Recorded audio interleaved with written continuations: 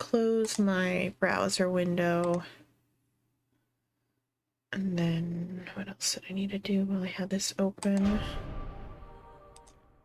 sure that's fully taken care of. Okay, all of that.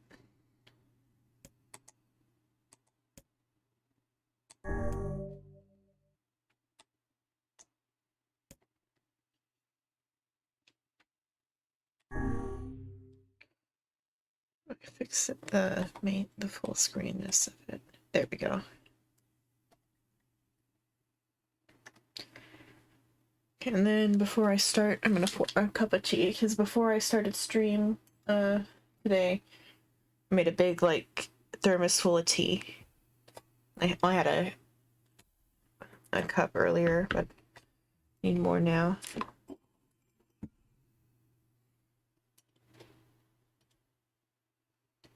Might go to bed. Sleep well. And okay, this thermos is not good for pouring. I haven't used this yet. Oh no.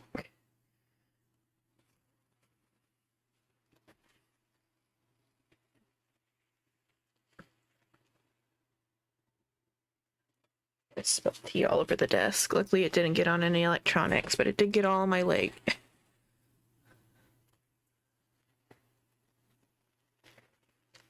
Yeah, they do, and I use very cheap bags of tea. It wasn't that hot.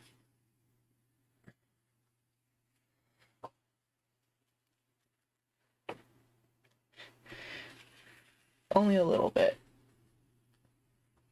I need to figure out how I'm gonna pour this.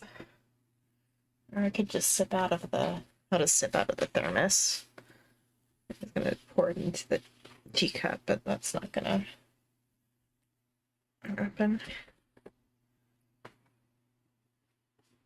Did I get everything? Yeah. It's just that the spout wasn't good for pouring. Okay, stay out of the teacup. It's fine.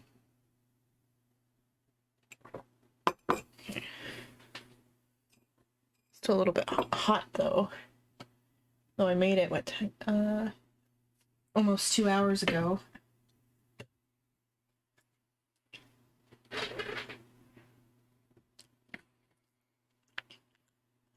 How is this? I do have to restart the game though, because the controller's not connected.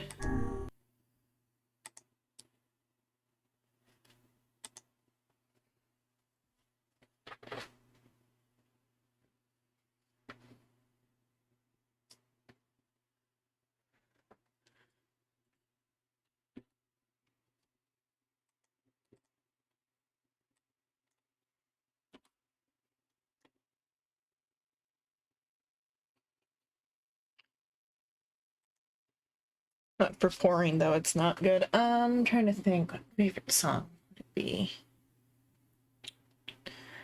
Not too much off the top of my head, but I like those songs I showed you that one time when you were streaming. And since we looked at that time, I like all those ones from that artist.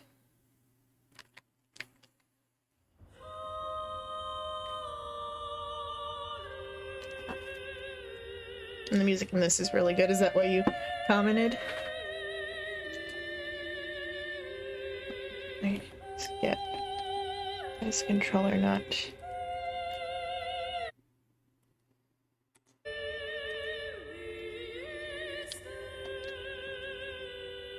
Yep, escape.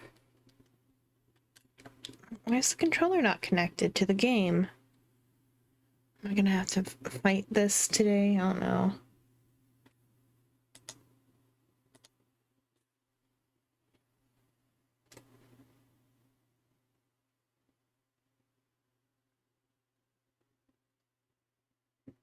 Well, Vocaloid in general I really like, but in particular that that artist that did the Vocaloid covers that I showed you, Mafu Mafu, the one that can do the girl voice despite being a guy.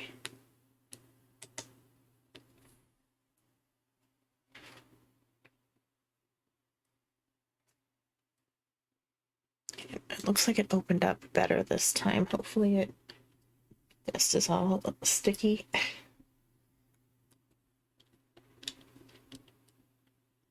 Hopefully it plays right, or the controller will connect this time. Any button is being pressed. I don't want to do the plug-in controller. Put it. Where did I put it? Right here. Yeah, that particular guy, I like his stuff, even though it's all cover songs. Well, he has some original.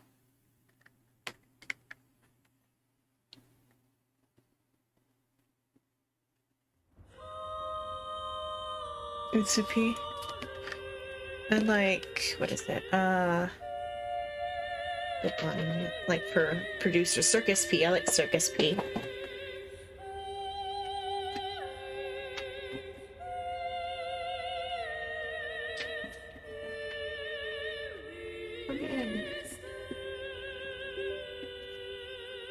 It's fine.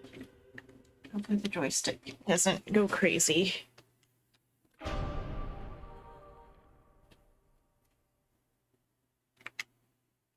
I won't know yet until we get into the game.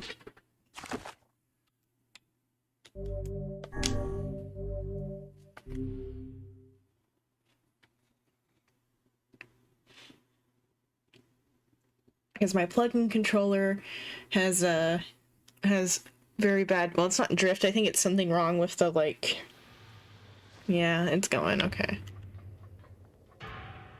I'm gonna have to plug it in a couple times until it stops, because I'm not touching it right now when it does that.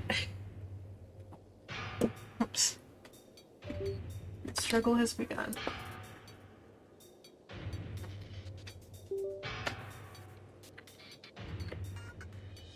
Okay, it only took 2 times this. I'm good, okay. Only took 2 tries this time. Happy about that.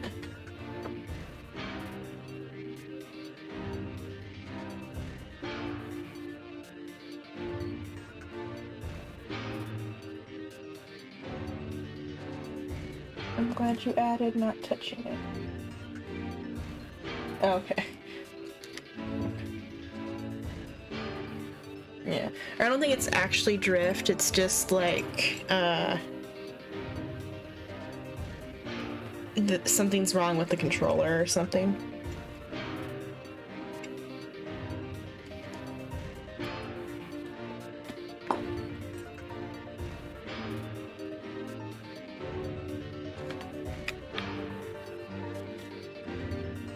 Okay.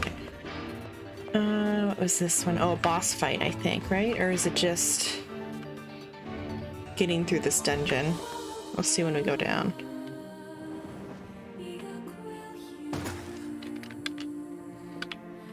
No, boss fight. Okay, I was just going through this one again then. Not particularly, it's the one I have right now. Because I don't know where the Logitech one is. This one's the one that has the problems is a Switch Pro controller plugin with Legend of Zelda print on it. So I bought it for my little sibling and they didn't like it, because they wanted a wireless controller. And I'm like, I'm not taking it back.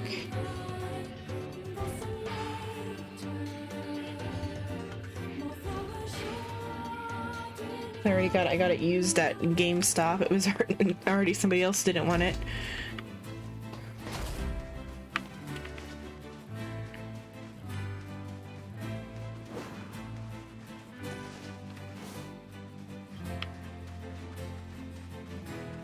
Well, because Grandma already bought them a wireless controller. That's part of why they didn't want it.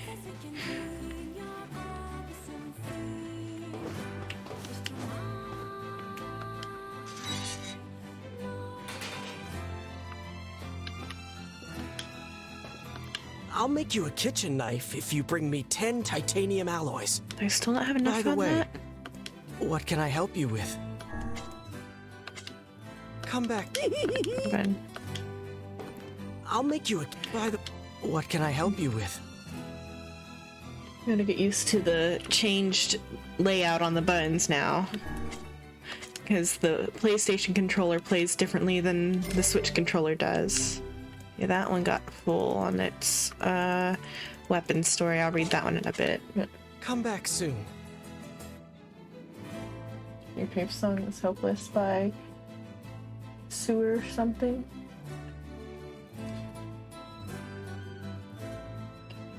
MMK type person. I don't know what MMK is off the top of my head.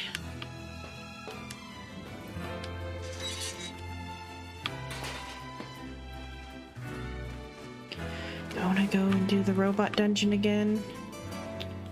What other side quests can I do? So I'll do as many as I feel comfortable doing. I don't want to mess with the fish.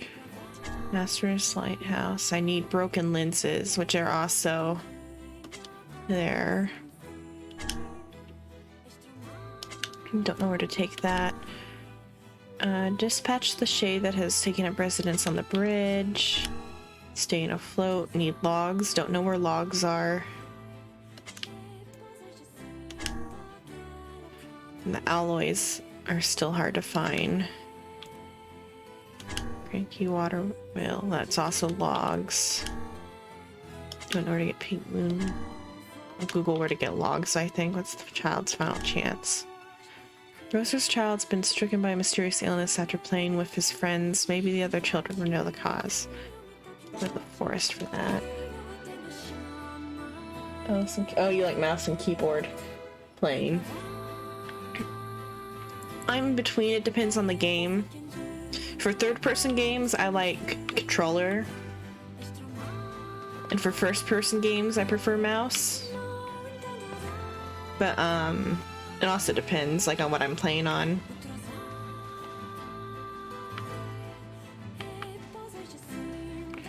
Let me think where I should go first. And then I should Google where to get logs.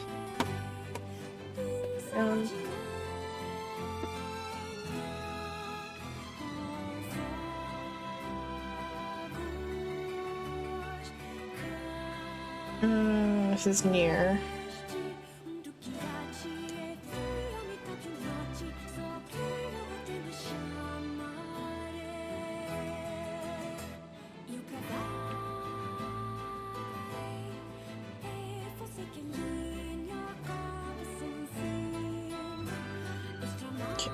Material shop NPC in NieR's village. Okay. I gotta go back to NieR's village then.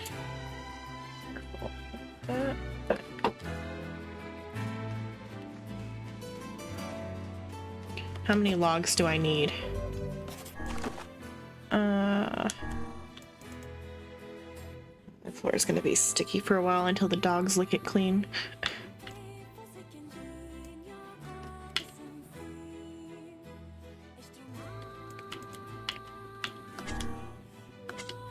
And sardines.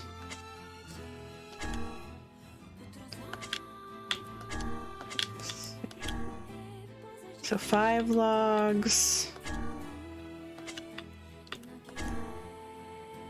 15 logs.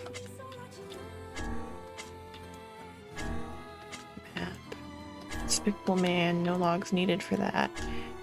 Titanium alloy. Okay. Logs first then. So 15 logs from NieR's village. And then I'll Google where to get the titanium alloy stuff. All the alloys and stuff. I should put my napkins down there because that's my footrest is like in it, I think.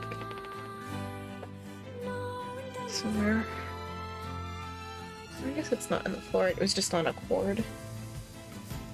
It's sticking down there.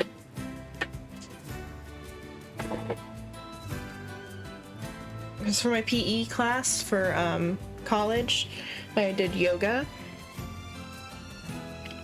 And so the yoga blocks that I had to buy for that class are now my feet rest at the computer desk. Because my gamer chair is a little bit too high up for my legs.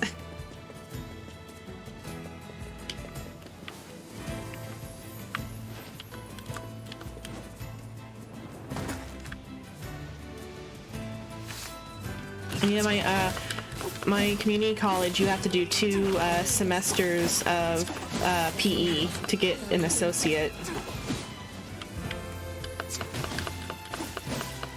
I did 1 semester of yoga and 1 semester of walking PE. But though the yoga was the semester right when COVID started, and so half of it was at home. Which was nice because it meant I didn't even have to actually do it. I just had to like take a picture of myself in a pose and send it.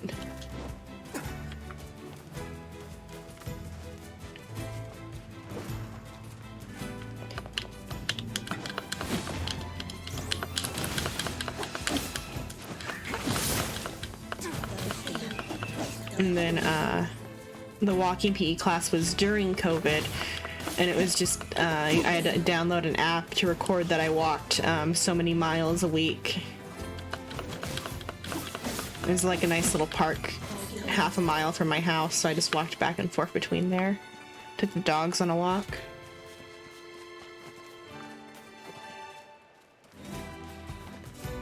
Never like pose on what? Like yoga poses?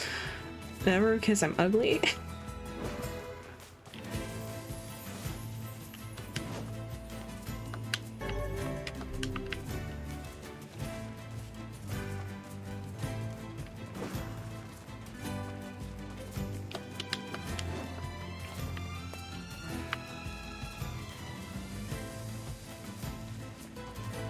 Also, Bikatsu, if you mean for the character model. Never seen a shade this large around here. Bikatsu doesn't have yoga poses. Koikatsu kinda has, because Koikatsu's like the upgraded version of Vikatsu that costs money.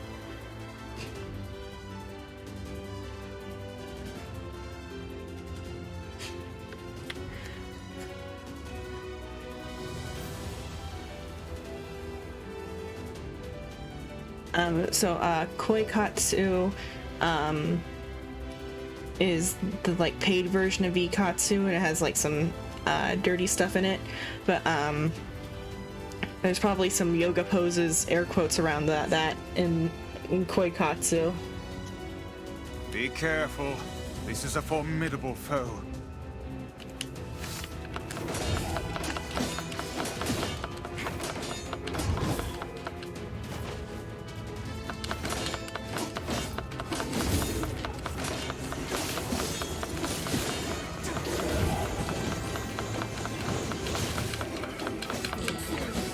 Also, this is like the internet. I don't even want to show my face, let alone my whole body, so.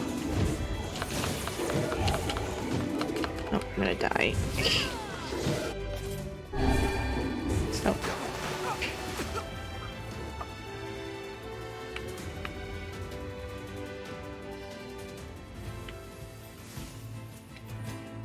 Everything in working order? Yeah, Vice.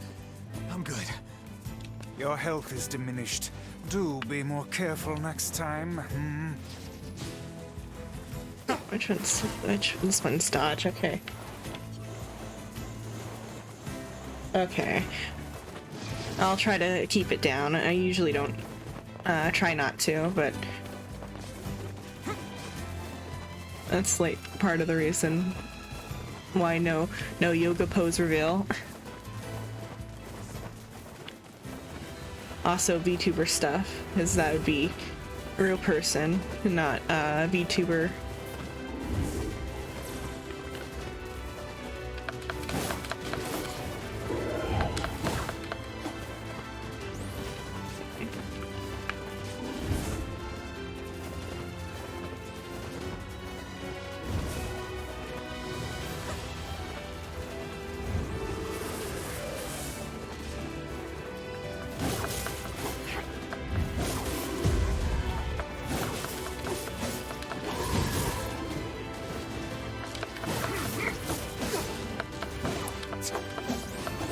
What?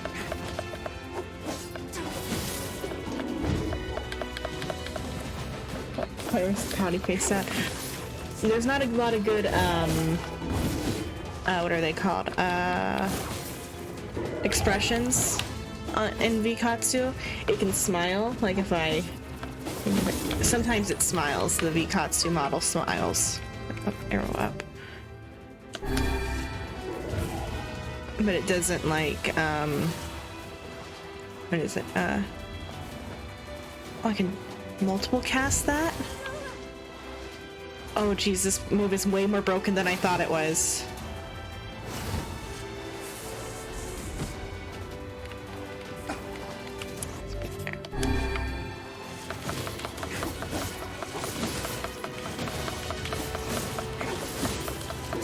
Yeah. Because once in a while it smiles with teeth though. Like there's like a two-piece smile that it sometimes does.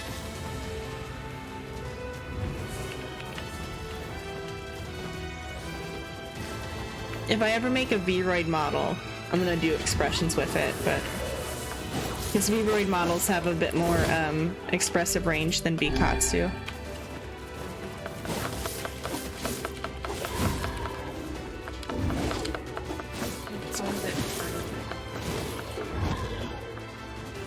Pause. One sec. Let me pause real quick. I gotta wait 1 second. Let me mute.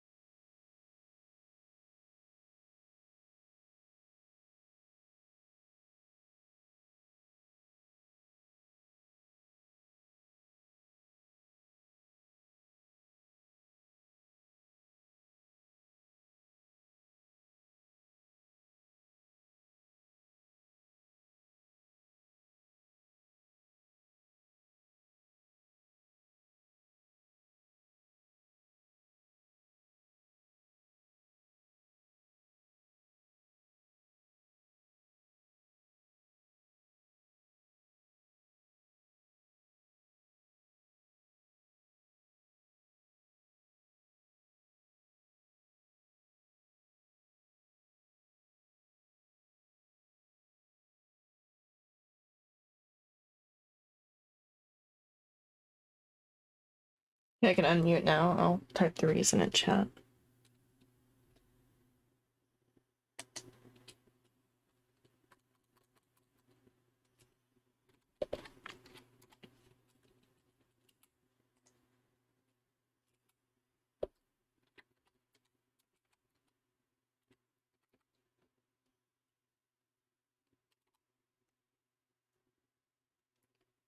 And the reason I haven't made the Vroid model yet is because it's just a little bit of a hassle to do the texturing on the outfit.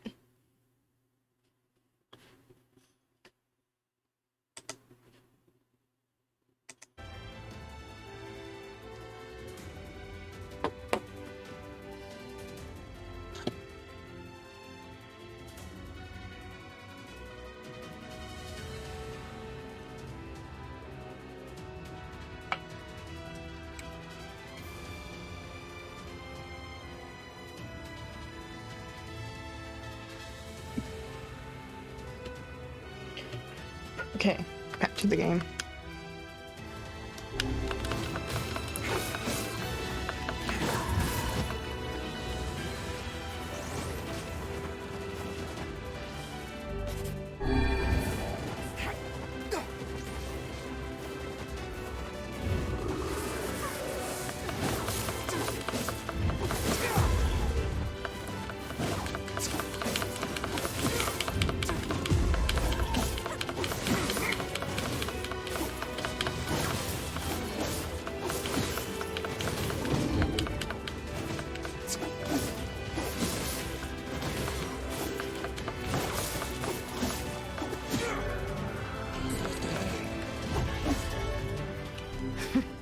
Stupid trash getting in our way.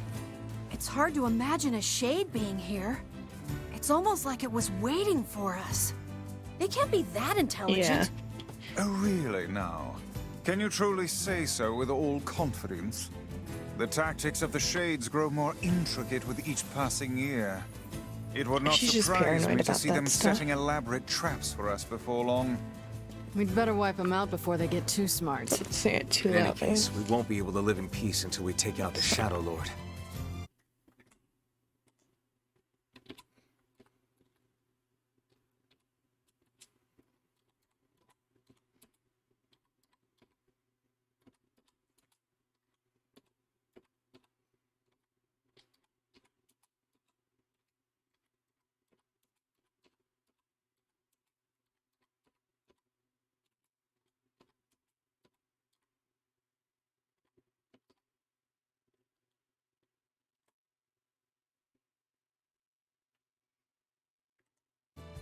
Okay.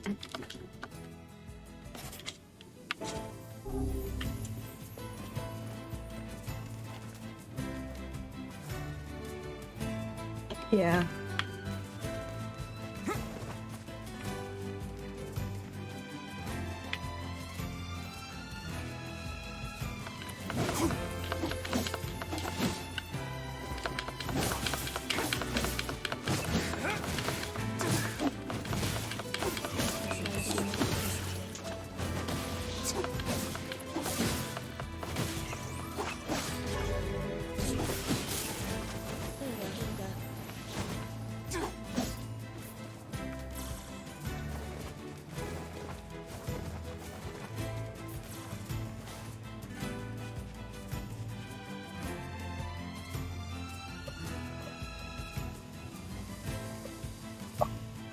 Yeah. One sec. No. Have a sip of my tea.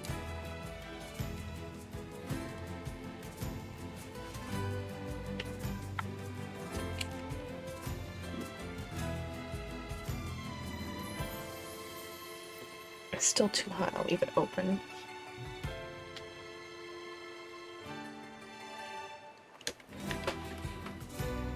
Burnt the tip of my tongue a little bit.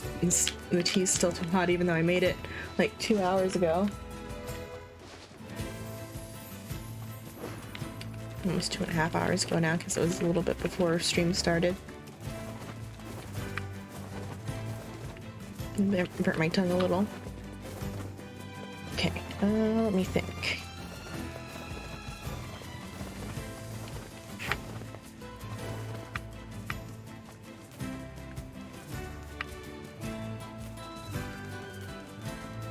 Oh, I needed to go get logs. I need 15 logs.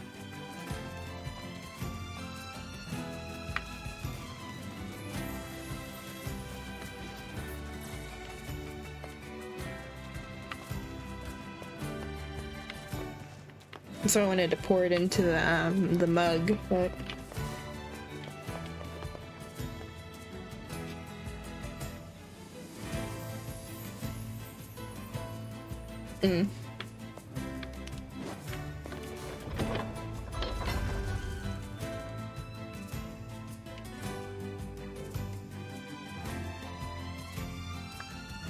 like you said, I was being relatively careful and not saying anything too much.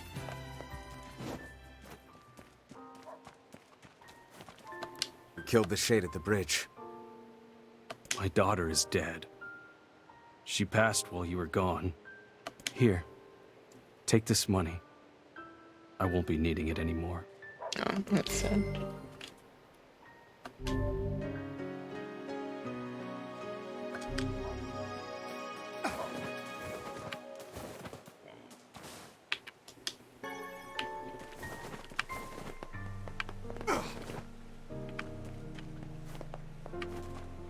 Let me think. Oh, what to talk about? Wait, what was the book I was gonna talk? Oh, I was gonna talk about Reiki-san briefly. The anime is okay, like I said in the DM message, or not DM, isn't the private message. Though I don't actually remember that much of the Reiki-san story, because it's just kind of like basic cultivator story stuff.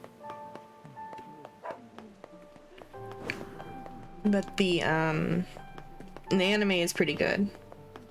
It's just one of the few ones that has a actual like animated adaptation. I do remember like the gimmick is that he's a defense type character. I worked it out. Here. Come again once you... That like all his skills are defense based or whatever. Thanks for coming. I've got some great materials for sale.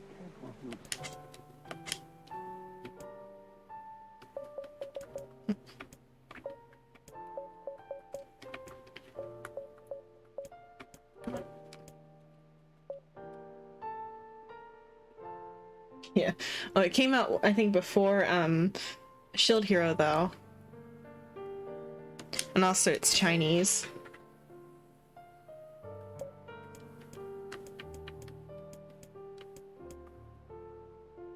And I don't need any of that. Go get him, champ. Kick it.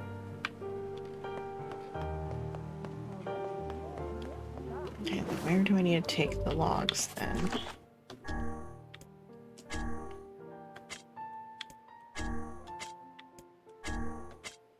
Staying afloat, so bring them back to the client.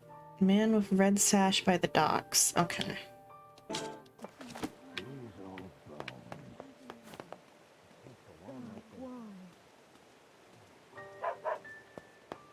Aware of the market, of that market. Which market?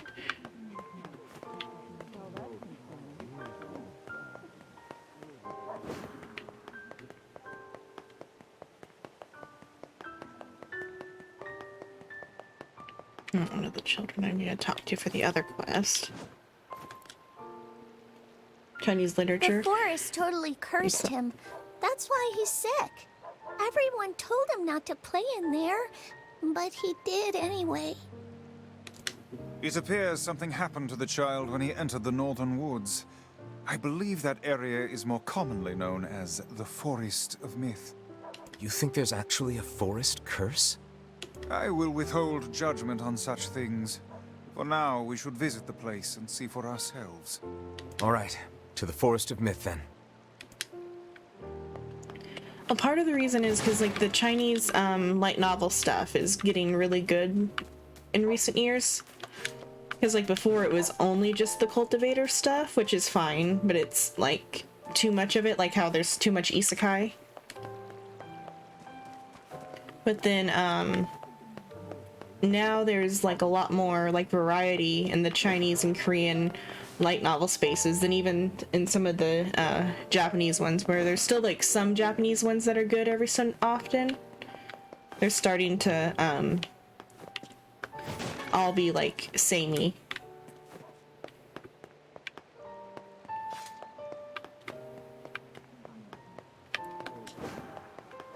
I think it started with me finding probably has it been Korean comics or Chinese comics first? Just like on the manga reading app or whatever.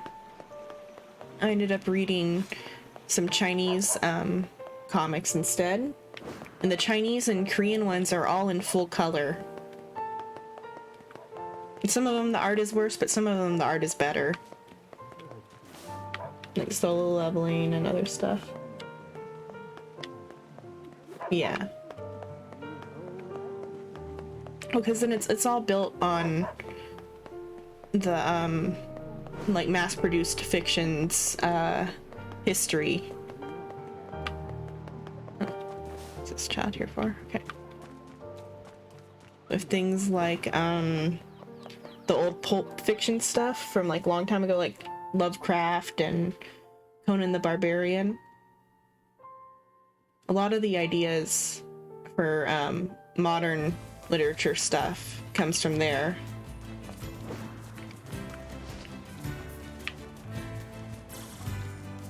Like, is Wizard of Oz based off of a book? I think it is. Wizard of Oz is an isekai.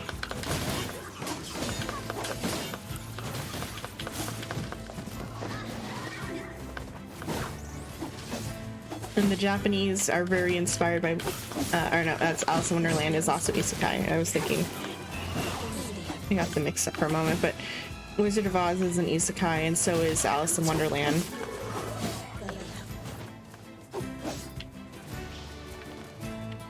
Alice in Wonderland then is what inspired a lot of Japanese stuff.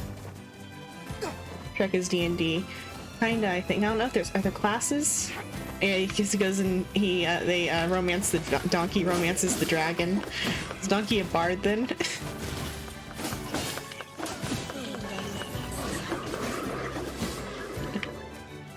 Ogre barbarian. And the adventure. The donkey bard even seduces the dragon, yeah.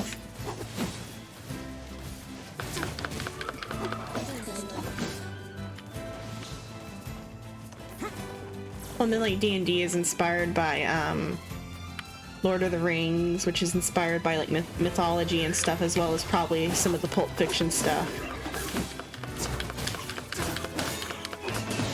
It's all like built on top of it, on top of all the ideas are built on top of each other.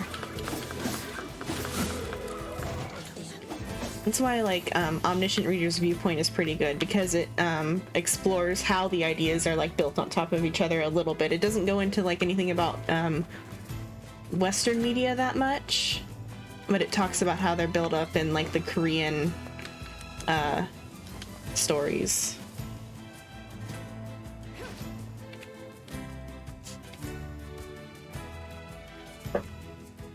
Because like Omniscient Reader's Viewpoint starts out with like the modern fusion fantasy apocalypse story, but then they explore other older Korean like what are they, tropes, not tropes but like genres and tropes.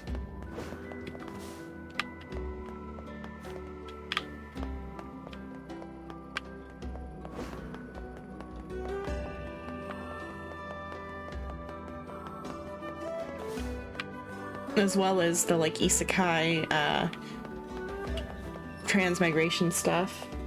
Big bio. Oh, okay.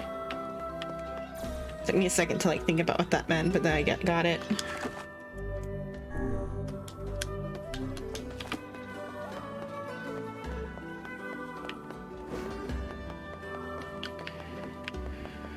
Okay. So this is the guy by the docks and you give this to? Much appreciated. Now I can get back to business. Here's some gold. I'll let you know as soon as I need my floor swept or a toilet cleaned.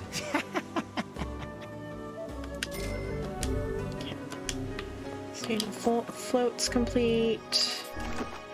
Then I need...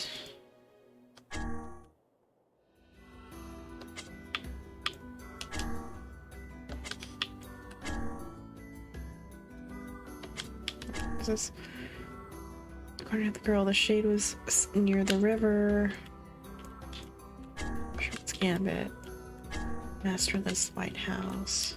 Got her cargo. I don't know. So old lady standing under a tree in seafront. I don't know where that tree is. Cranky water wheel. I need the iron ore. Where do I go to get iron ore now? How much of it do I need?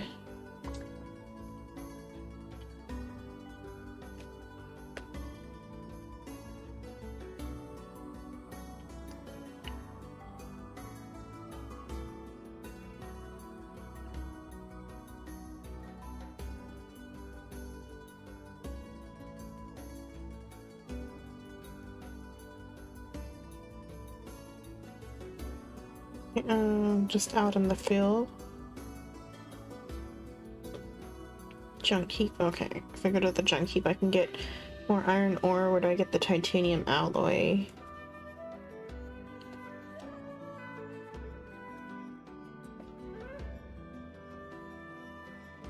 Robot enemies in junk heap. All robots in the junk heap can drop this material, but the larger robots in the B2 level the dungeon are much more likely to yield titanium alloy. It's a rare drop, so it'll show up as a yellow orb on the ground. Okay. That's migration. So yeah, Omniscient Reader's Viewpoint explores a whole lot of the different genres including transmigration, but in an interesting way, where like there are it's another term that ends up in like some of the Korean ones and is in a different one I mentioned, returnees, which are like people who've been isekai'd, but then they return back to like the place they came from, being like modern day whatever country, in this case Korea.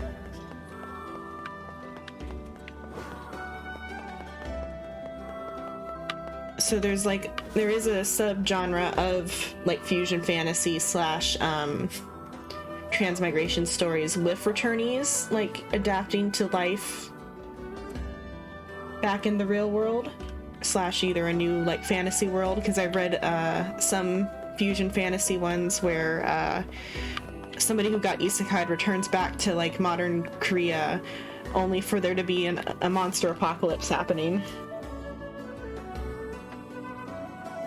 Sometimes they keep their progress, and sometimes they're reset depending on exactly how they're returned. Because some returnees return via time travel. Sometimes the world they've returned to doesn't have the magical infrastructure for them to properly be able to keep their powers. Or sometimes their levels don't follow them, like if there's a level system that's consistent between both places, like what is it, Soul Station's Necromancer has one where a guy got isekai'd like 5 years before the apocalypse came to Earth and dungeons started appearing, and he came back like after the apocalypse had already started, but his level was reset to 0, but he had like an understanding enough of the system to where he could like beat up high level people.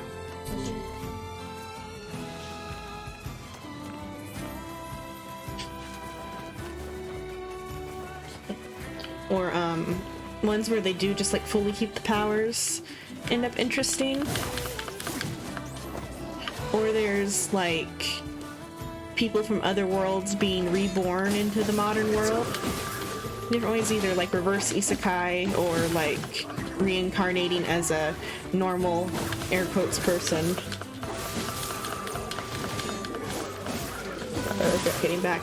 Some of them regret, some of them are happy because they missed like the things of modern life, and now they also get to be like god kings in real life, or in modern life, as well as being god kings in the fantasy world.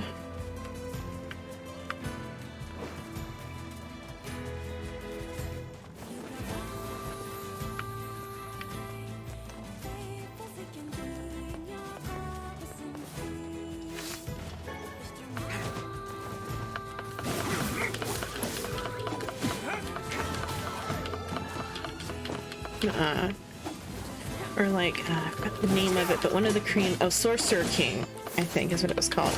It was a Korean one where there was like this sorcerer in a fantasy world. He lived his whole life, but then like his world ended for whatever reason, like some sort of god did something. And then now he's been reborn into Earth, and there's a monster apocalypse happening. And his memories come back when he like awakens his powers in the monster apocalypse. Some cool wall here in the Discord. I'll check it in a bit.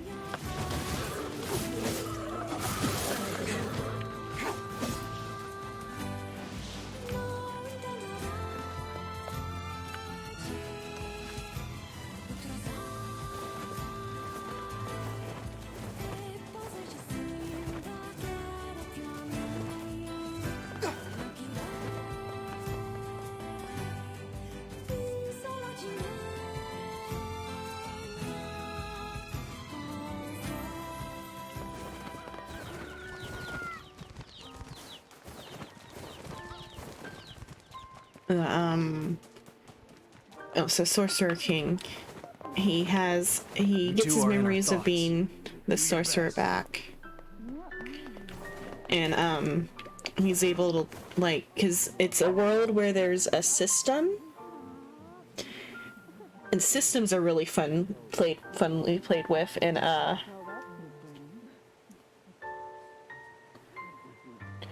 You're to return with something simple yet well received. Oh, the things that Rim made? Let me see.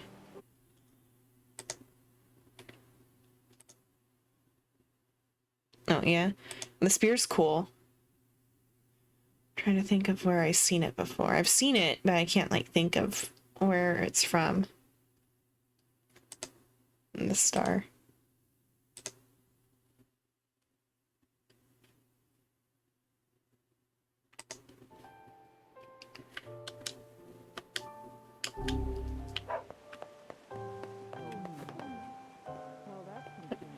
Night, Rim. Sleep well. Good luck with school or whatever.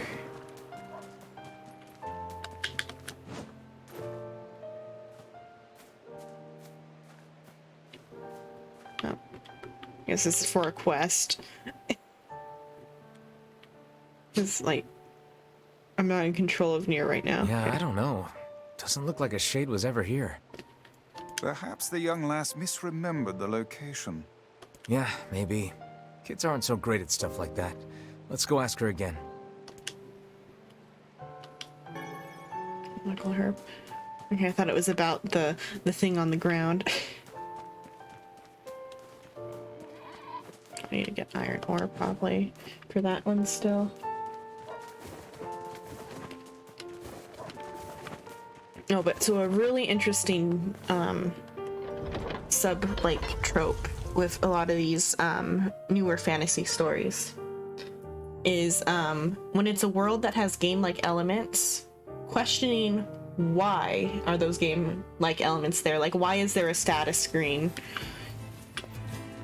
How does it know this stuff? Those are always fun.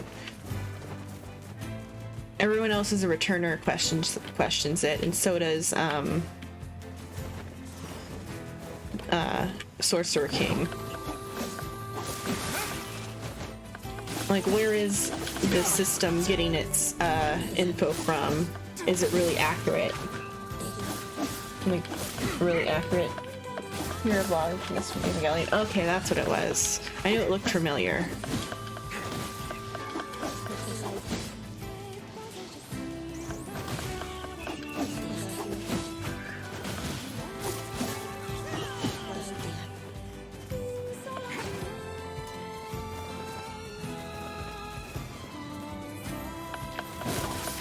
And like another interesting follow through with the like different ones with systems. I don't know if it's for related causes or if they're both like taking inspiration from the same thing. The oftentimes the system is pulling from something called the what is it called? The Ashkaic records, which is even a Japanese one that goes into that, which has it in the title. The Ashkaic records or whatever. There's an anime that has that for the title, even though they barely touch on it in that one. And it's more just about rude magic professor harasses students. Is what that one's more about, even though like the background plot's about like trying to solve the records.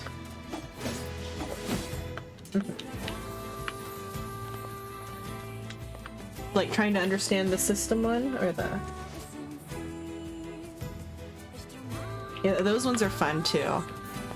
When it's like made by a previous transmigrator.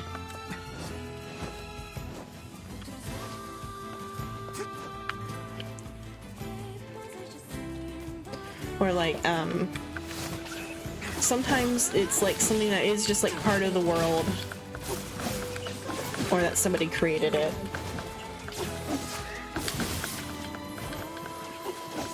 Trying to remember what it was when and everyone else is a returner, but I know it ends up being kind of interesting because they start like questioning, is it really even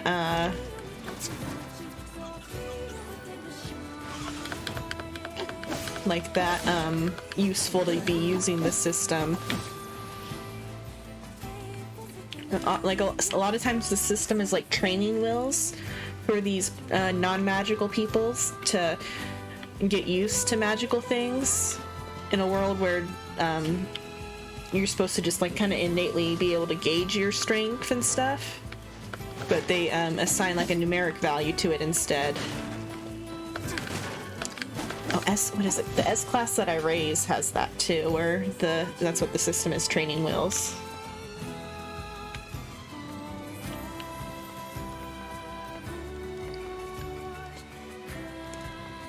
That all these people should be able to like instinctually know what their powers are and how to use them, but because they weren't born with it, they don't. It's like what S class that I raised is. S class that I raised is interesting. So they're all, I'd have to explain the class stuff. So sometimes in these ones where they have this like the game like system, particularly in the Korean ones, they don't use numbers to like represent how strong someone is, like no power levels. Instead, it's like the S through F, like the grading system. And it's more like a conceptual level rather than a like static level.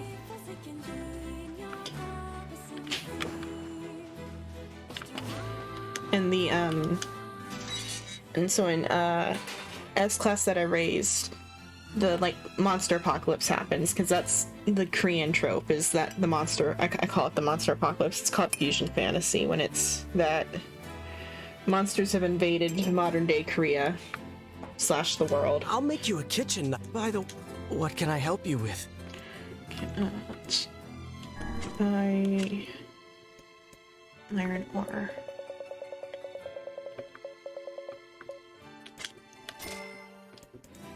And broken lenses.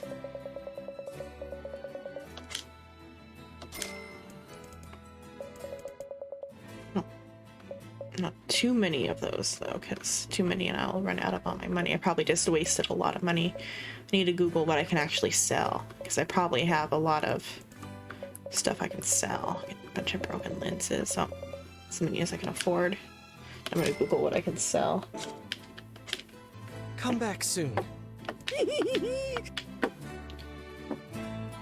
But so the system that ranks people like S rank to F rank or whatever, it exists as training wheels.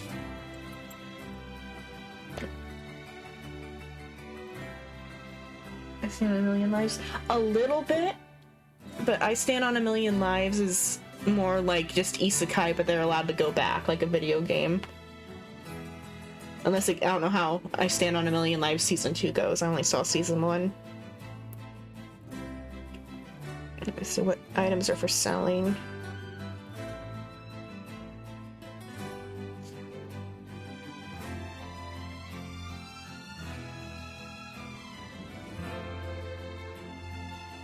Okay, all these books. Let's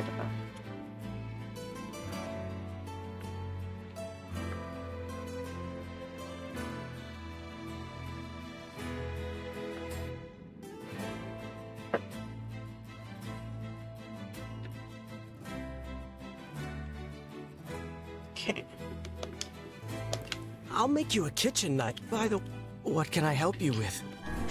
So sell. Coloring books, school books, dictionaries, spider drops, spore parts, leather boots, bat drops, and sea turtle eggs. So sea turtle eggs can sell.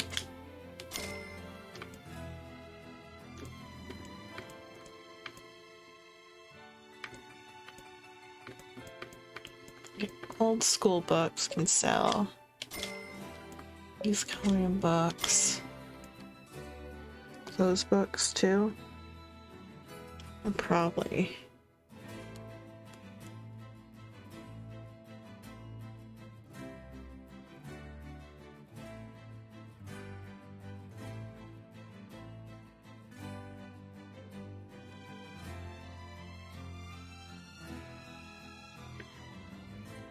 Oh, so you're supposed to farm money for,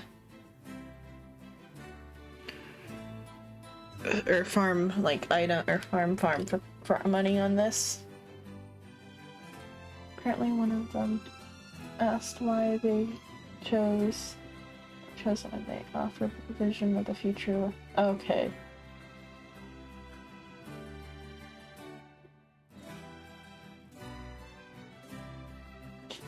or because NieR has more like grinding stuff in it, so I'm not like focusing on the story as much. Also, NieR has some of the same tropes that I like with light novels, where it's like a dissection of literature.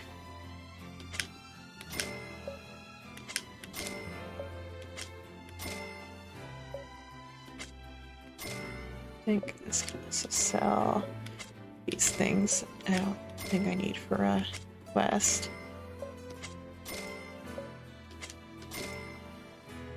Info guide. Broken earring. Twisted ring. Definitely don't want to sell the titanium alloy. Why did that even get put in that position? Oh, because we're going like that. Okay. Large gear, mysterious switch.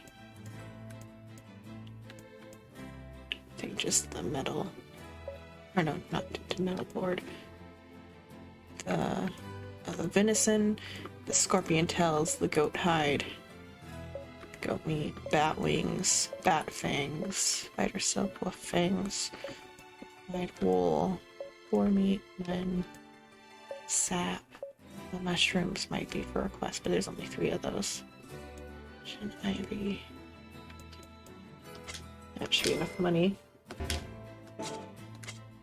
Come back. I'll make you a kitchen knife then, if you bring me 10 titanium alloys. Oh yeah, I do kind of remember the part where they were like flashing forward. Yeah. By the way, what can I help you with? So I bought all of that I needed. Okay. Come back. The titanium alloy from the dungeon now. I think so. Fusion fantasy stuff. Well, S classes that I raised. So the main character, he's raising his younger brother, who's like a couple years younger than him, but his parents are dead, or their parents are dead, and he's like taking care of the little brother when the apocalypse comes. His brother's like a savant. That's like, and there's something special about his brother. It's revealed later that the special thing about his brother was that he was S-class all along, but because their world didn't have mana yet, it wasn't as apparent how like great he was. And so there was just like something eerie about the little brother before that. And so the parents were kind of bad to them. Or not bad, but like neglectful. Because they felt like the little brother was an other type of thing, like not their kid, even though it was their kid. But the big brother, the main character, get off the ladder. The big brother took good care of his little brother. But then the apocalypse comes and the little brother awakens as an S-class awakened person, because awakening is a term in a fusion fantasy where when somebody okay, the cell that broken in tin is then his name. That's so sweet, yeah. Fusion fantasy has an idea called an awakened person. They're kind of like metahumans, but also like or like espers and stuff.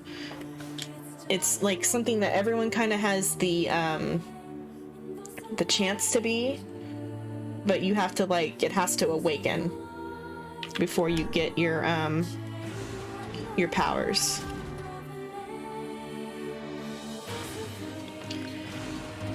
And so the little brother, what was his name? Because their family name was Yu. What was their... Because Eugene was the name of the big brother. Yu Young or something? Oh, I don't remember his name. Check. Oh, but so little brother is S-class. And because because he knows that he's gonna be like targeted by other S-class because he's the younger S-class. And like S-classes have like a natural instinct to want to suppress each other.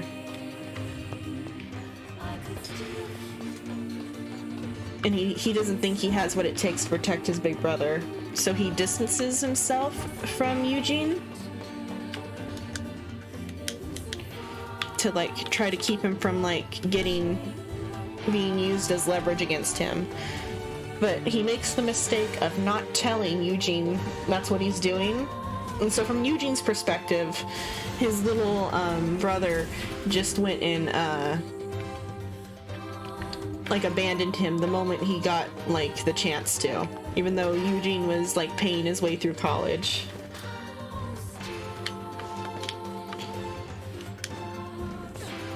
And so for like 10 years, I think, is it 5 years? At least 5 years, maybe 7 years. 7 years, so over a period of 7 years, their relationship is bad, and the Eugene's little brother, I'm gonna check his name in a sec, I think, because I don't want to make it sound like I'm talking about real life, in case she gets up to get water or something. Let me check what his name is real quick.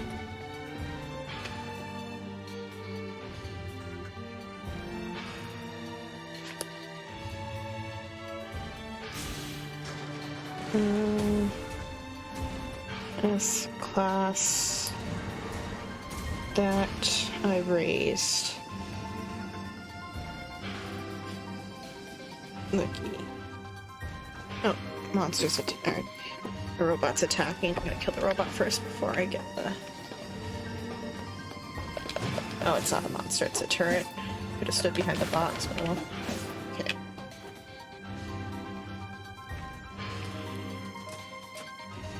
So what is Eugene's little brother called? Oh. Characters, groups, organizations.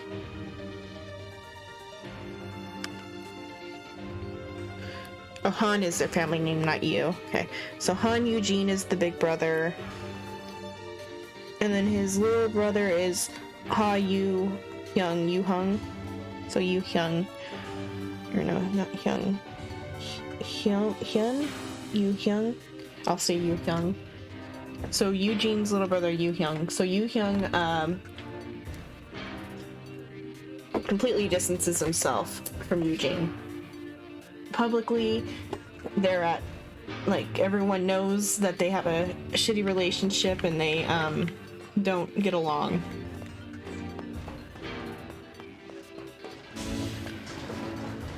And then like 2 years after the apocalypse, Eugene's have had enough of living in poverty and not being able to like do anything with his life. So he decides he wants to become an awakened. And at 2 years into the apocalypse, not many people understand the mechanism of which causes people to awaken, which is like experiencing like some sort of monster-related trauma. But they understand it a little bit in that there's people called awakening brokers who will take you illegally into a dungeon to like fight a monster to like get you to awaken. And so he went and had he tried to do that, but Yu Hung found out and did something to stop him from doing that. And then, but the awakening brokers already took all of Yu Hung's money. Or not Yu Hung, Eugene's money. Yu Hung's brother. All of Eugene's money. And so his situation's even less good at that point. And then when he finally does awaken, he awakens as an F class. His main like class, because there's like this one has or not titles. So it's kind of like a class, but I forgot what the term they use for it is. There are ways to rank up, but they're not via leveling up. They're like just like increasing your own like abilities, like the old-fashioned way of like training them. Not in like a level sense though. But like you're like pretty locked into your initial like class assessment. One Piece logic probably, I think. Watch my health.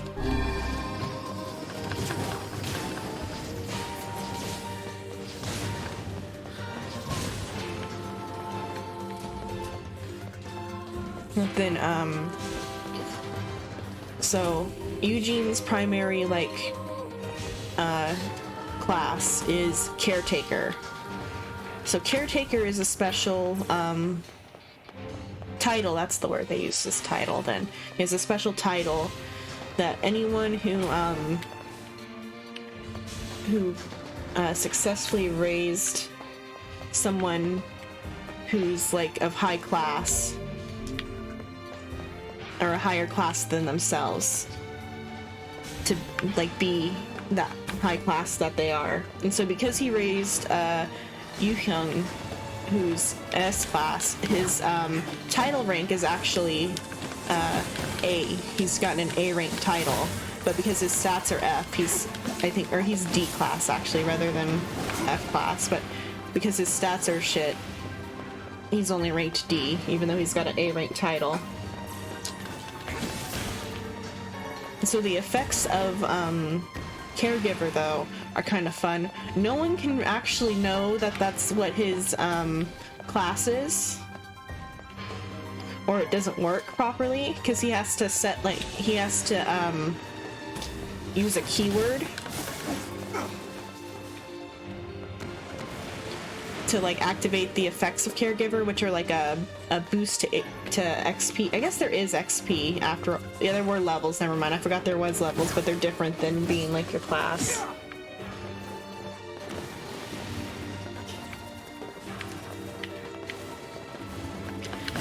Thank you for the compliment.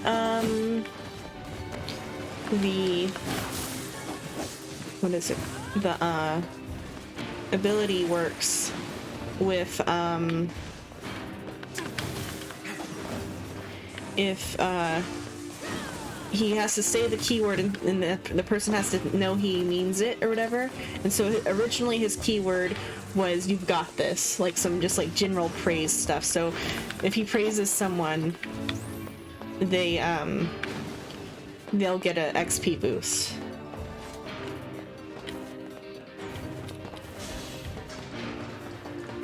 And they'll be like affected by the keyword. But then there's a sub effect that he really doesn't want people to know about because he's even kind of like disgusted with it. If somebody who's been affected by the keyword dies, upon their death, he gets their stats ×2. I think, or maybe not ×2 until later. Just he gets their stats for like 30 minutes, for like, or to an hour, maybe an hour. Might have been an hour. For like 1 hour, he has their stats after their death. It's like last repayment is what it's called or something. And but then he's also made aware of that somebody he cares about died and that they're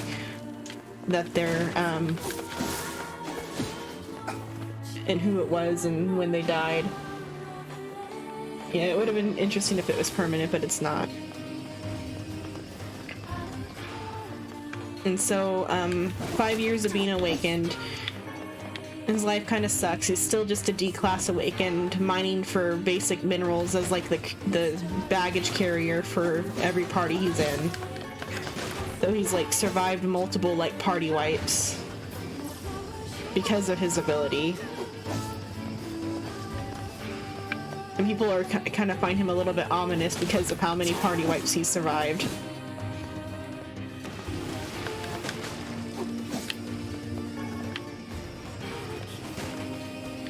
So he's in another dungeon and yet another party wipe happens. But this time his little brother Yu-Hyung comes and to save him because he's been like low-key stalking Eugene the entire time, like for like the last 5 years, and anytime he's about to do something dangerous, he steps in to keep it from being like life-endingly dangerous. And the but one of the ways he's done that in the past was there was a time where there was some sort of like accident where Eugene's like legs broke, and Yu Hung didn't like pay for him to get the treatment that would have kept him from having a limp, because he thought if he had a limp he would chill out and stop going into dungeons, but that didn't stop him.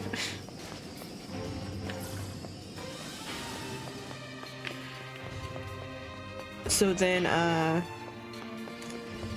but so in this particular dungeon that like the story starts in, it's something that even S-class Yu Hung cannot defeat, because it's a SS rank monster. And so, but Eugene thinks, oh well, this is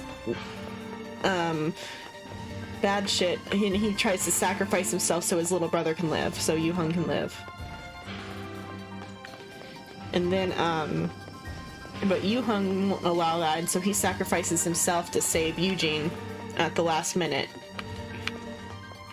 And so now it is ×2, or even at this level I think it's even more times, depending on like certain circumstances after it gets upgraded.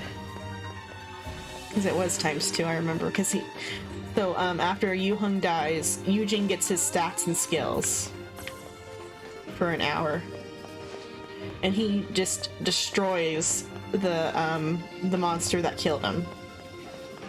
And because he's the first person to solo a SS rank monster, he gets a special reward, which is like a wishing star. And his first wish was to bring Yu Hung back to life, but that wasn't an option that it could like provide. So instead he wishes to turn time back to before like things were or it was before he awakened, so 2 years after the apocalypse began. Because like in Yu Hung's dying moments, oh, and when somebody dies under the effects of caregiver, in order for him to be able to use the skills, he's given like snippets of the person's memories, as well as any memories relating to himself. And so when his brother died and he got the power up, he was able to see the truth about like why his brother was ghosting him.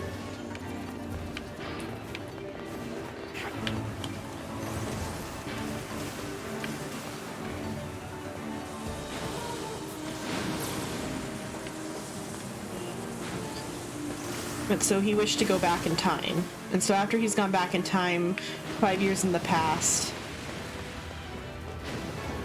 yeah, he wakes up on a couch in Yu Hung's office, because Yu Hung being an S class and one of the like 3 S classes in all of Korea,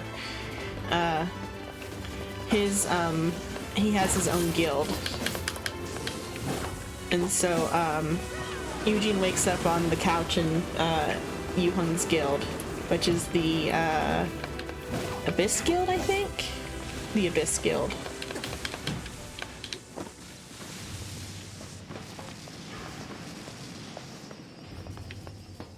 And he immediately like hugs Yu Hung and is like, sorry, I'm not gonna do whatever I did again. But then he's like, stop trying to get out of trouble, because the reason he's in the office is because 5 years prior, they're at the time when he was trying to like get in contact with the awakening broker, and Yu Hung had just caught him like in the act of like trying to go to an awakening broker. So he's a little bit suspicious of Eugene's like sudden like ooey gooey lovey-doveyness, thinking that maybe he's up to no good, but he still accepts the hug, and they like have a little bit of a reconciling. And while they're reconciling, Eugene says "I love you" to his brother, to Yuhung, and that causes him to have his awakening once again. I don't know. I'm trying to think if they ever actually talk about it, because he kind of doesn't tell anybody about the regression or the time travel. I don't know if they ever actually... I didn't get far enough to know if they ever actually get to the time travel, like, discussion. And they have a bit of a reconcile about the... They talk, or they have a heart-to-heart about the 2 years that Yuhung can remember. Eventually, they probably talk about the time travel, because anybody who was still alive when the time travel happened has a chance of remembering future events. But in a kind of messed up way, where it's like their future self and their past selves have to like fight for dominance over their body.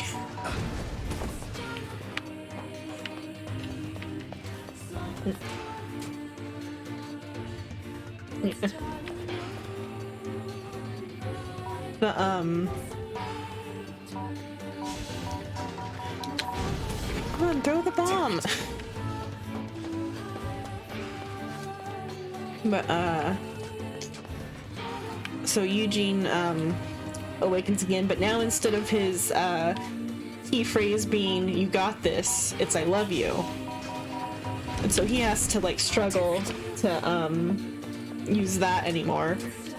He has to work it into conversations. And the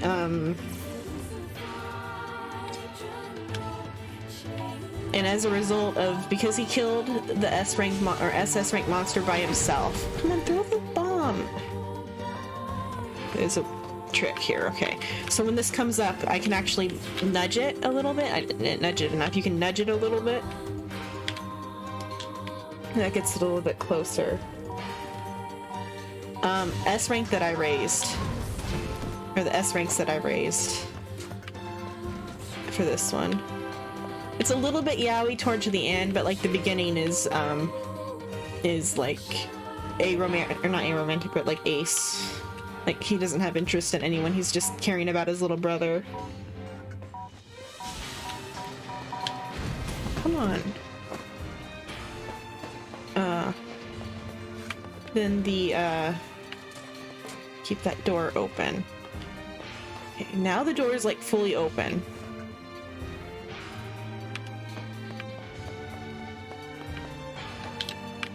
And it closes too quickly.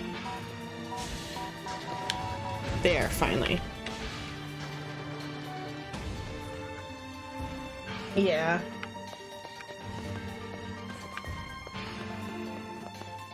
Which pathway do I need to go now?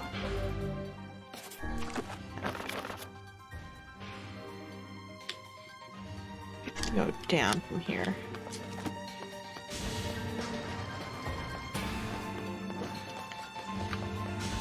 And then, Eugene, what does he do after that? Oh, so, because he killed the SS rank monster, he got a new title, which is specific for killing that particular monster. And it gives him, it might have been even a triple S rank monster. I forget what the specifics are, but he's got like max, and there's X rank, but I think, but he's got like 3 S rank poison nullification, fear nullification, and curse nullification because of the monster that he killed when he had Yuhung's stats times 2.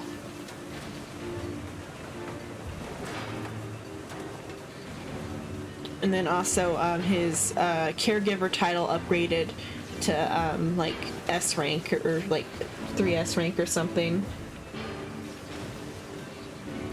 And so now instead of just like a slight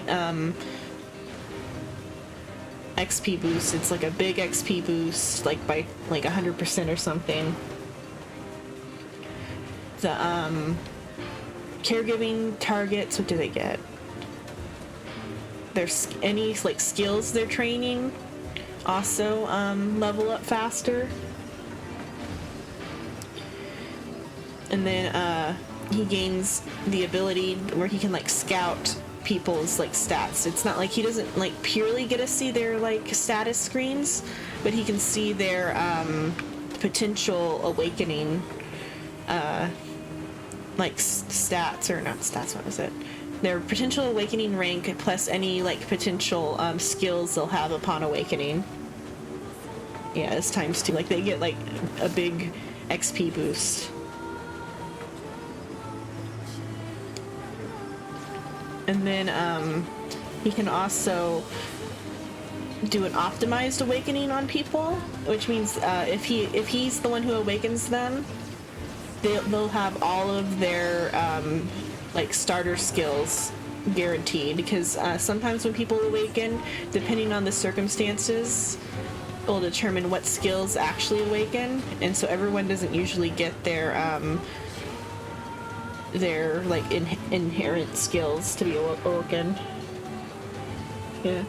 And then another thing with the brokers is that 2 years after the apocalypse they became obsolete because the government opened up awakening centers where they do like simulated monster fights to stimulate people into awakening without the danger. And so it was even worse that he like awakened when he did in the original timeline.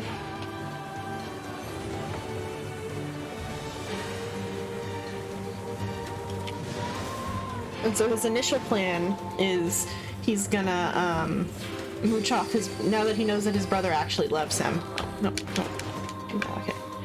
Now that he knows his brother actually loved him.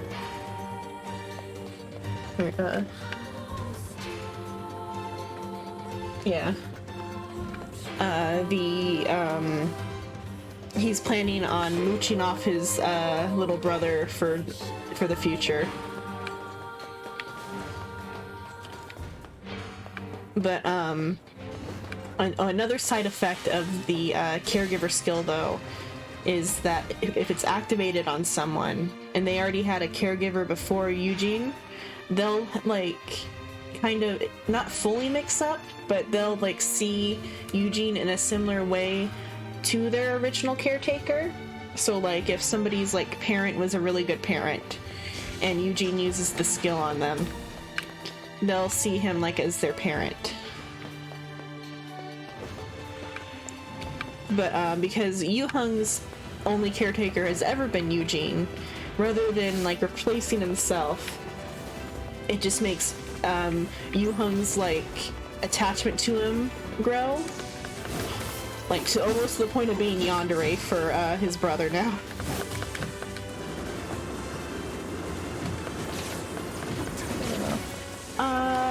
He can't really talk about it, so where I'm at, nobody even knows that's what's happening, because if he tells anyone about it, the effects stop activating. And he finds out a little bit later that there's an apocalypse, or a worse apocalypse coming than just monsters invading, or that like the monsters are a side effect of something worse. Oh, it's not even with the brother. There's another S rank who's like the strongest S rank in the world. And Eugene is the best freaking power enhancer in the world.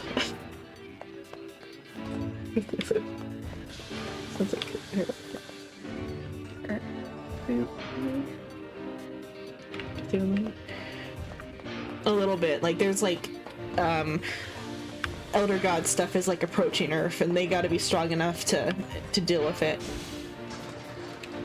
No, I went out the wrong door. Oh, that will reload the giant robot though, and that's what I need to fight to get what I need anyway. So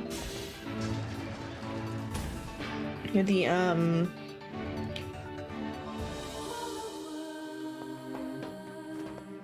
because he also finds out that he can use the power on monsters. And so it turns out that Yu Hung actually has like a monster he's trying to raise. It's like a baby fire cat monster. And he manages to use the power on it. And it becomes like more tame than it already was, because it was already like technically tamed. But because it's like conditions went right. Yeah. The conditions went right initially to raise the baby monster. It wasn't going to ever grow without a parent, but because of Eugene's class, it can grow now. And so he uses it as like his like get rich quick scheme is he's gonna raise a bunch of S-class monsters pets for like the rich people of the world and sell them like at high prices. So they kind of go public with that as like a way to also keep him safe from, so like he and his brother can be on good terms publicly without being in danger. Because if he has all the other like strong people invest in his product of selling the monsters, no one's gonna want him to come to harm. While also he uses the keyword on all of the like strong people around him, and so they're even more protective of him. But somebody tries to kidnap him, and they tried to torture him with a monster that's like related to the monster that he killed in the Dead timeline. And that causes, because he killed that monster, that causes the that type of monster to be afraid of him. And so he was like easily able to tame it because it was afraid of him, and all he had to do was like be nice to it. And he tamed it and like sicked it on his captors. But it was a weak enough monster to where the captors were able to kill it. But because of it, the monster type, when he got the power up from it dying, rather than lasting like, and also because his class leveled up too, instead of lasting only an hour, I think that's how he like presents it to people, because he can't call it caregiver.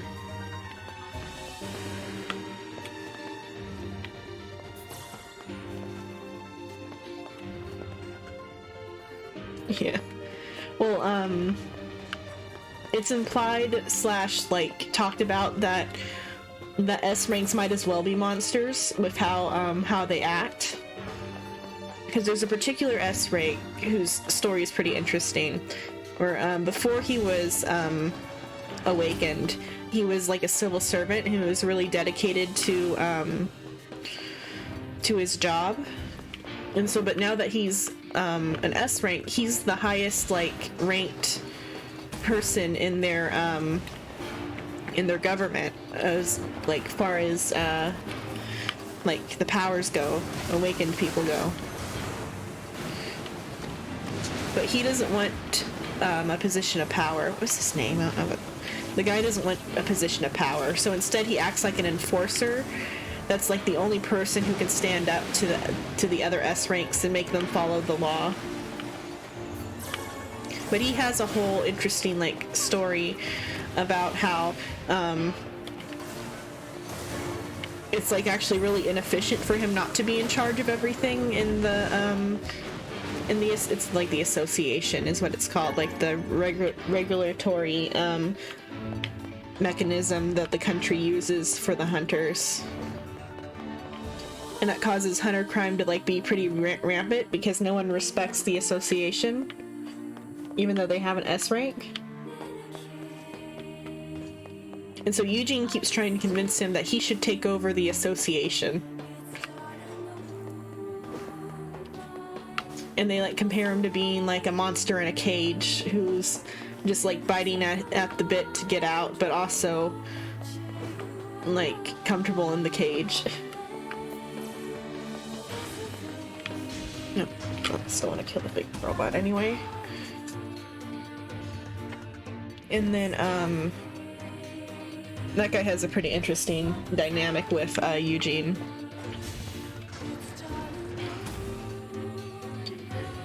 And then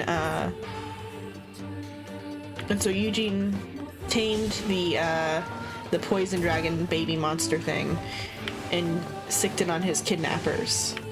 And the kidnappers killed it. And so he ended up with like ×4 its stats. Maybe.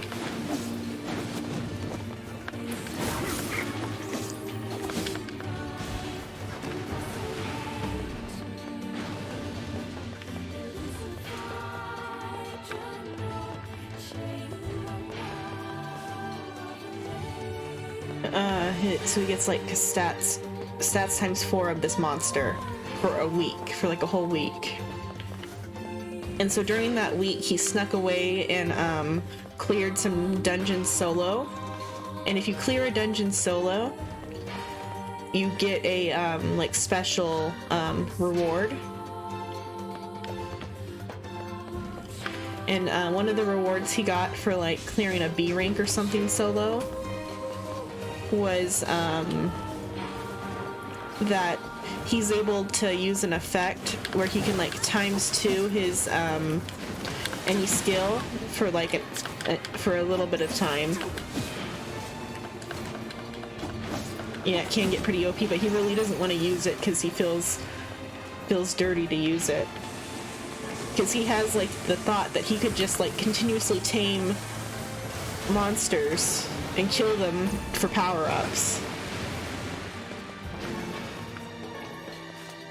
But he'd feel not right doing that because he still has to like create a bond with them.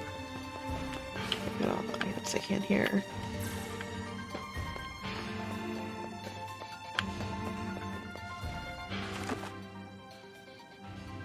Oh, but so he can like multiply the effective skills.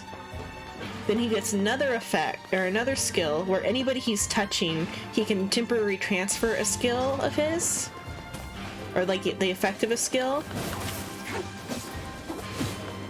Oh, I remember what the 2x skill it was. It wasn't any skill, it's any attack skill, and not just a single one at a time. That's what it was. So any attack skills are ×2 if he had any attack skills, which he doesn't. So it's a useless skill for him, but he can transfer the skill if he's making like contact with someone.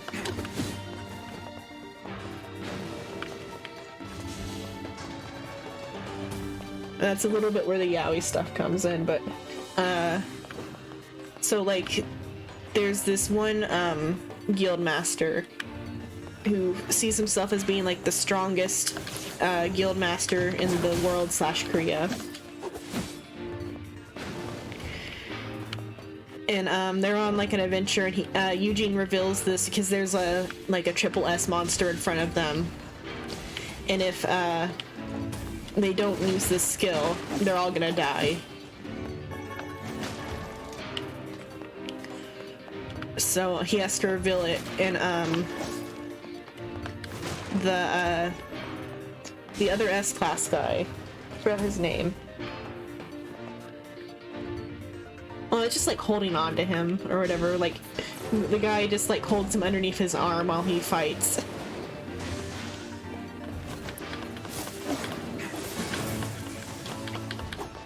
But he becomes pretty obsessed with how powerful he felt with 2x attack.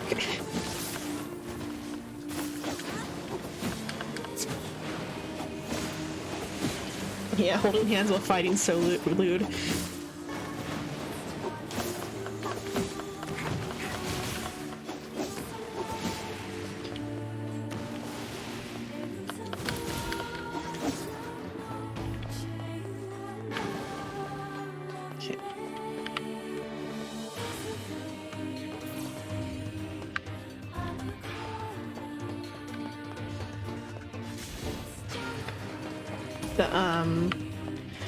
So upon like the first time he powers someone up this way, the like main love interest probably the guy who seems like he's gonna be the main love interest, or Noah. Because there's another guy who would be a sweeter love interest, Noah, but he gets so abused by the story, and it's not Noah who's the main love interest. It's I always forget his name, but it's the other guild leader guy. Hi, Suin.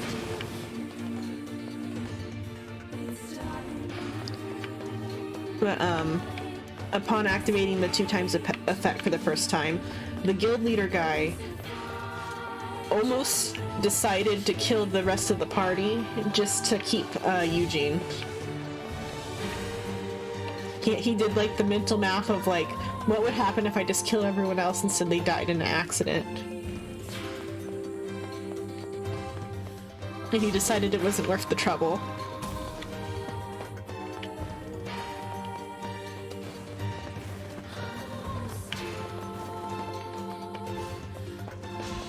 But after that point, he starts referring to Eugene as like his object. And that's like the yaoi part there, is that he's like super duper possessive of Eugene.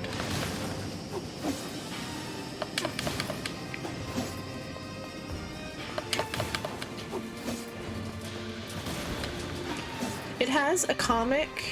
S-Class that I raised has a comic, but it's not very far along. And it's nowhere near the part I was just describing. Why did I grab the bomb? Do I even need a bomb? I'm just gonna hurt myself a bit. Okay. I don't know which meme that is off the top of my head, but it is a little bit like the idea of alphas and stuff. Even though that's a whole other yaoi trope that I won't get into, because that's the real lewd yaoi stuff. The alpha or the Omegaverse shit.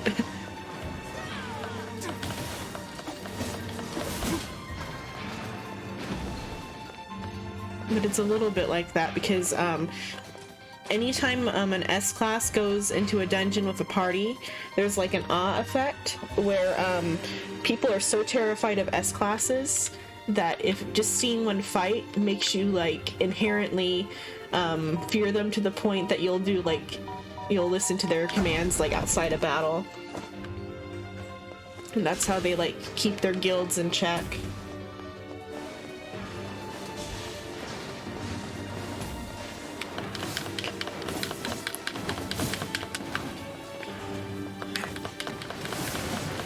Unless you're into yaoi, I would suggest not googling Omegaverse at all.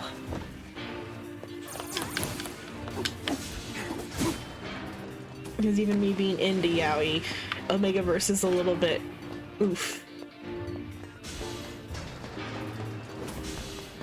It's a what would it be? It's a setting for yaoi.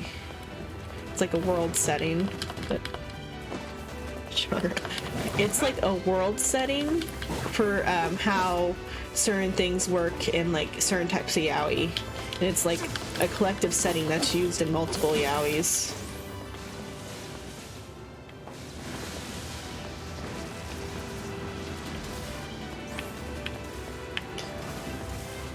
It goes into like S-Class that I raised doesn't have any Omegaverse stuff, but on the topic of Omegaverse, Omegaverse goes into like impreg stuff. And that's like the oof parts about it. It's like about the process in which impreg happens.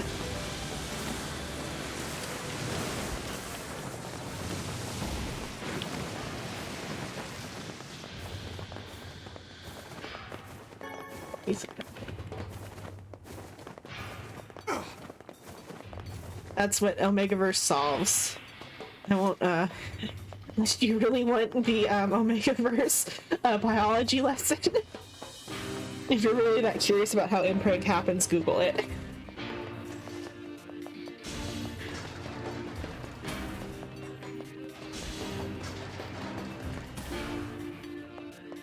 Though it goes into the dark shit.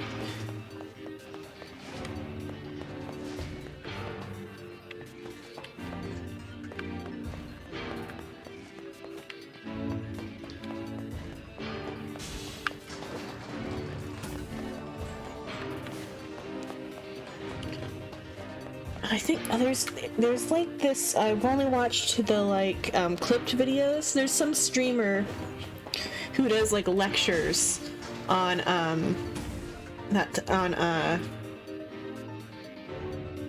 like kind of similar to like the type of talking I'm doing now.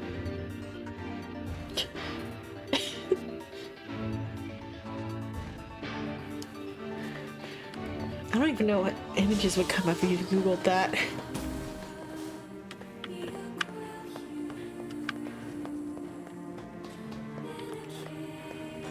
Go back through this way to reactivate that to get more titanium alloy. Something sensei, I think, or senpai? I don't know. It's some guy, he does like anime lectures. Most of them are about like the difference between cat girls and furries and stuff, but he did a yaoi lecture that talked about it.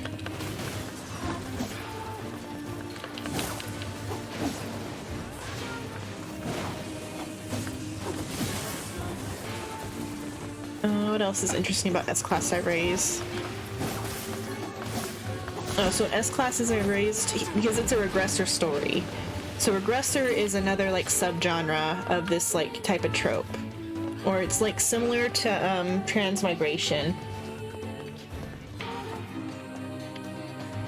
It's similar to transmigration, except there are some stories where it's like regressor and transmigration. So like even though it's not technically that, anything where it's like somebody getting sucked into a novel is a little bit of a regression story.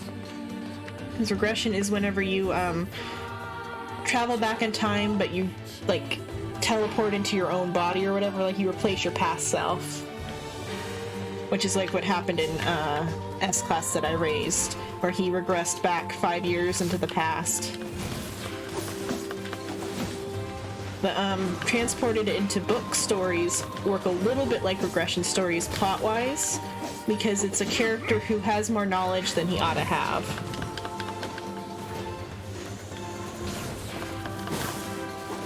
Or has knowledge of the future.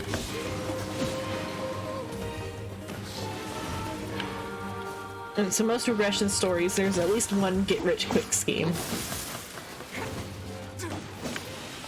And so, part of the initial get-rich-quick scheme that Eugene uses in S-Class that I raised is he remembers some details of, like, all the famous, awakened people that had awakened, that will awaken in the future and be strong and be S-Class. So he uses that information to scout people.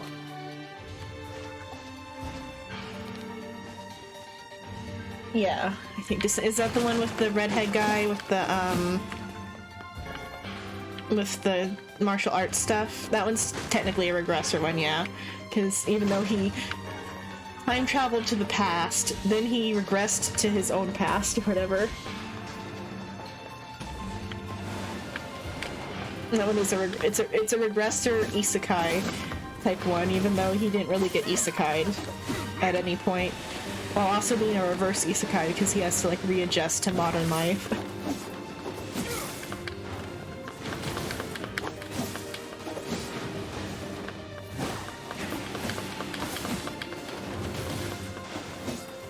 The part where he's readjusting to modern life is so cute in Descent of the Demon Lord. Or Demonic Master, I think is the actual one, is in the actual part of the title though. He wasn't really a demon lord, he was just a demonic cultivator.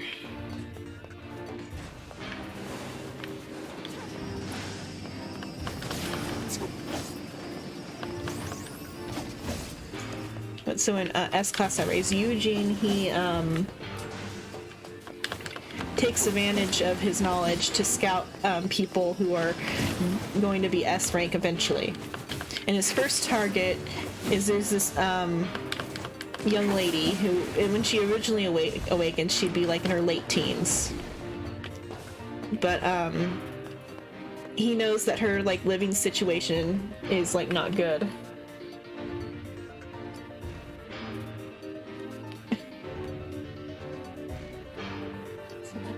From which part? From S ranks that I raised, or the demonic master one? I've seen some clips for Kiss Him Not Me, but I don't remember what it's about. Is the main girl in that a Fujoshi, or am I thinking a different thing? Where it's like she's like trying to ship the guys in her life or whatever. That's what I think that's about, but I don't know if that's what it's actually about.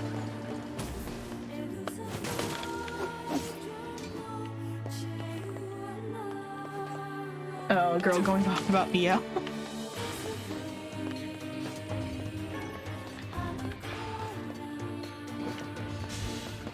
Oh, what's really interesting are the ones where it's not actually BL, but there's like subtle BL undertones where it's like functionally the story is the same as a BL story, but they never like actually do anything with it. Those I actually kind of find nice.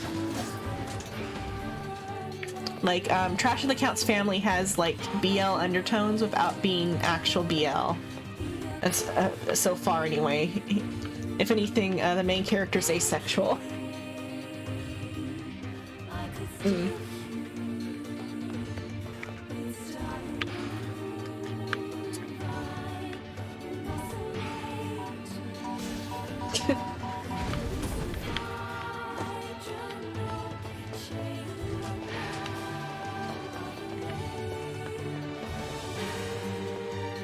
That's just like the cutesy type of stuff, though. Yeah.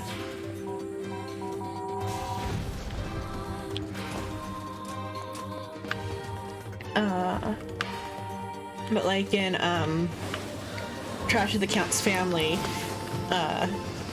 nothing like super BL happens, but there's more vibes in Omniscient Reader's Viewpoint though than Trash.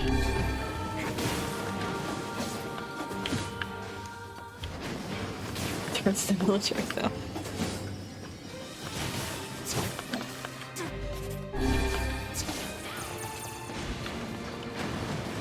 Thinking about military stuff, that brings up something interesting about Korean light novels. So in Korea, the military service is mandatory for all men over a certain age.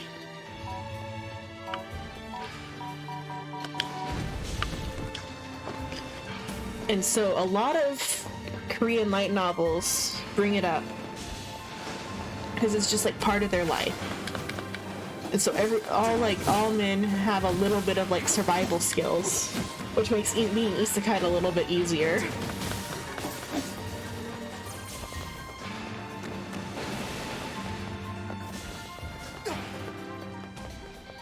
But the most interesting way I ever saw the military used was in the one that I recommended to Suin and Suin brought back up just now, was The Descent of the Demonic Master. Or it actually showed his time in the military after being regressed back to reality. After like pretty much being reverse isekai'd. And how he thrived in the military, but he didn't want to stay there forever. It was just him getting his military service out of the way.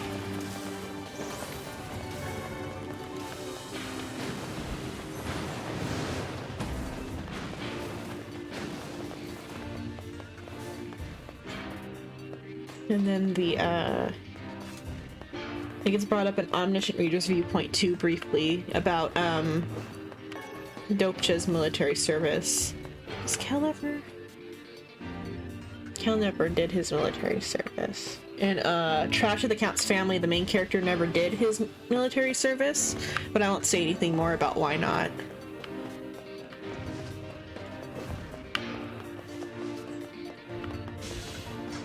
I mean, I did spoil that for Suin, but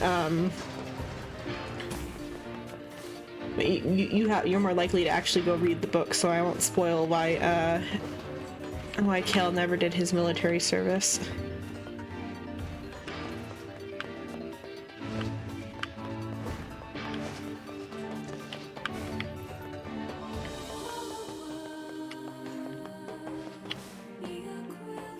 I kind of want to talk about Trash. I won't talk about the like spoiler part of Trash of the Count's Family, but I want to talk about Trash of the Count's Family again. I'll do a quick.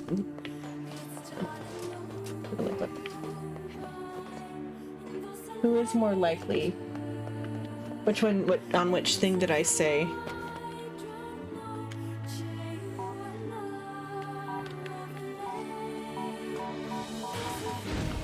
Why do I need the bomb? What was I after the bomb? Oh.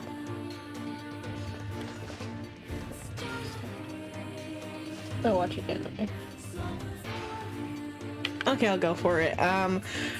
So what's great about Trash of the Count's Family is that it's, even though it's a transmigration story, the main character's past is never like fully gone into. Like he hints at it in such a nice little ways. Like it starts out, he calls himself, so like the plot of Trash of the Count's Family. From the main character's perspective at the beginning of the book, he claims that where's the wood thing that I'm even doing? Okay, probably not there. And maybe this door? No. I have to go through a different way.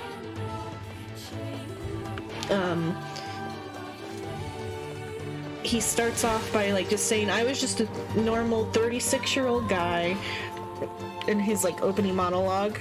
So he's like, I'm just a 36-year-old guy, got nothing to live for in Korea, might as well enjoy life here in the fantasy world. Because he wakes up transmigrated into the body of the first minor villain in a book he was reading before he went to bed.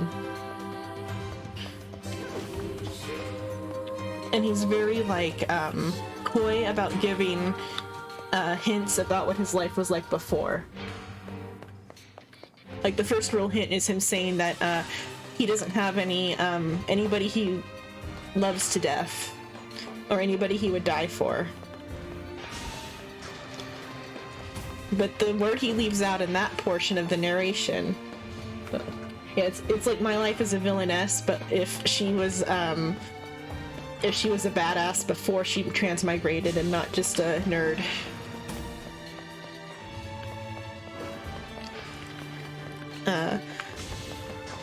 The part he leaves out in his like monologue about how depressing his life is that he instead of saying he doesn't love anybody to death, he should have said he no longer has anyone left he loves to death.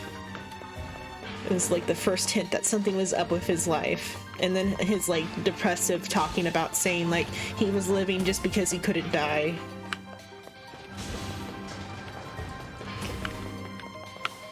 And that's like the first, and that's in like the first chapter. But like for a long time, that's about all we get about his like life in Korea. And then the other like unusual detail is that he says, I somehow remember every single word of the book. And he like comments like saying, I'm just like that, I only remember things that I want to remember. But the major detail he's leaving out in like, for like how many chapters? Like 500 chapters? Is it 500? Maybe 300 chapters. For 300 chapters is that he's from a fusion fantasy world. His world already went through the like monster apocalypse when he was 20. And so for 16 years, he's lived in a fusion fantasy world, and he's gone from like bottom of the barrel, no power, everyone looks down on him guy, to being the team leader of like, I brought up an association earlier. He was like kind of the team leader of like an association team that was in charge of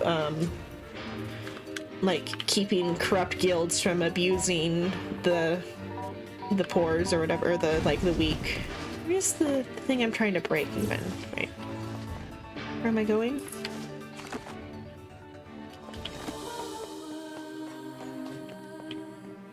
And so he was like a total badass in his in the real world.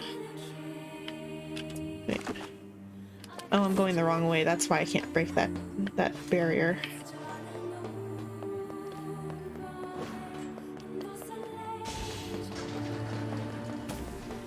wrong one again. And then his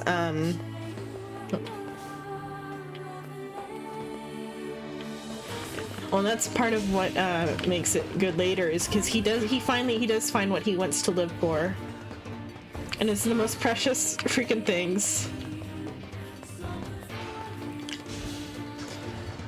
The main thing he wants to live for are his adopted children, but his adopted children aren't human. The first two he adopts are oh, it's this door. I went out the wrong door, dang it. So this fantasy world has beast people. And so the first two kids he adopts are two beast people children. They're cats. But also, so like the guy he's like swapped bodies with was 18 at the time, and he was just because the title's Trash of the Count's Family. So before he transmigrated, his name was Kim Ruk-Soo. The person he's swapped bodies with is Kel Hinitus. Kel is 18 at the time when the swap happens, as far as Kim Ruk-Soo knows at that point in time. That's like way deep stuff though on that.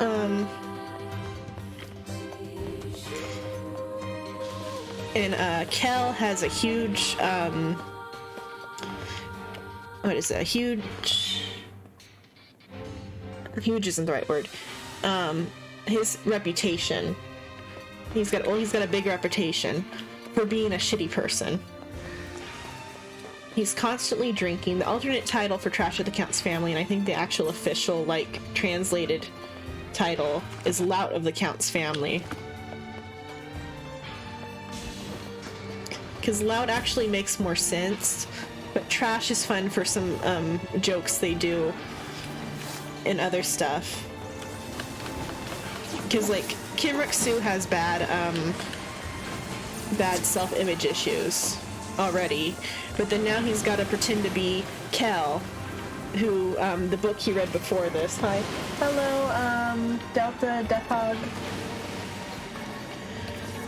So the book he read before being transmigrated into the world of the book, Birth of the Hero, talks about how trashy Kel is too, and that he picked a fight with the main character while he was drunk. So original Kel is just like, he bar hops all night long, even though he's 18. He throws wine bottles at people, constantly picks fights, and like breaks noble etiquette.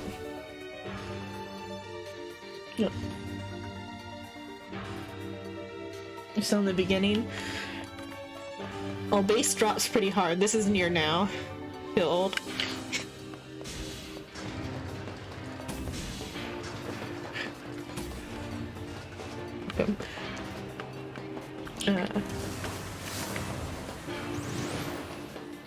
And then all the like servants in the Hinitus Manor are like a little bit afraid. Well, not all of them, because Ron's not afraid. Ron doesn't fear nothing.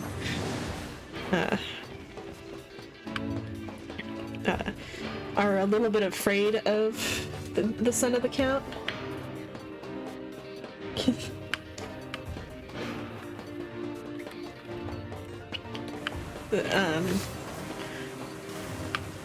So everyone like in the manor is afraid of him. They're afraid he's gonna throw wine glasses or bottles at him.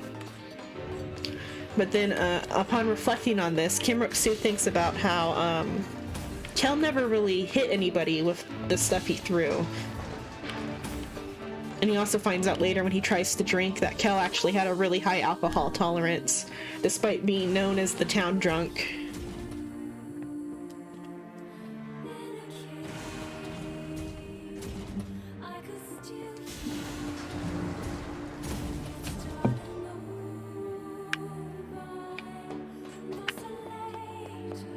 And so the original story of the book that Cal read, or he immediately accepts that he is Cal Hennitus, and that is his name now. He stops referring to himself as Kim Ruk-Su and only refers to himself that way if it's really, really present, or really,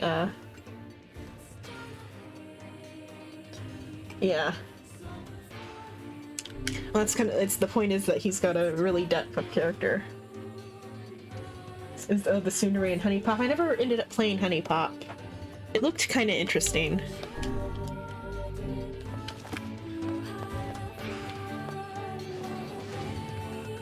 I think I was a little too young when it came out. That was why I think I never played it. Did I break that? No. I didn't check if I had enough junk. I forgot the reason I was even in this dungeon. Wait, what was I grinding for? Wait, no, it'd be under quest. Okay, I have enough for that.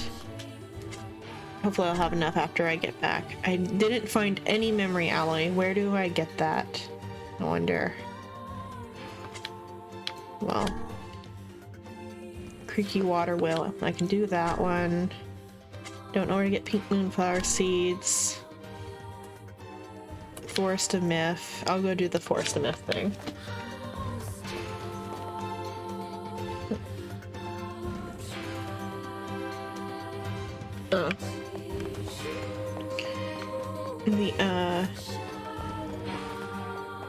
Both original Cal and new Cal, who's Kim Ruk-Su, would be a little bit tsundere, except because they're the main character, or because he's the main character, you get to see his point of view on everything, so he doesn't come off as tsundere as if he was a separate character. Though if anything, he'd be maybe like Kundere, an original Cal the tsundere, because even though his actions are described as being a little bit like emotional, or he's a very emotional person, the book makes a point of saying he definitely does not show it on his face, even though the comic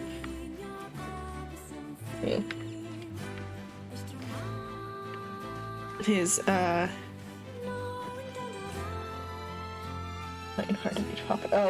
Honey Pop character. For original Kel, it would have been like the opposite, where he was lying to be unpopular, because his motivations are revealed way later, that it's because his stepmom and stepbrother were being treated poorly by his like extended family, and they were trying to like push him to make a fuss and like be mean to the stepbrother too. The like extended family was making a big fuss about how he's the rightful heir of the county, and that he needs to like show the stepbrother who's who.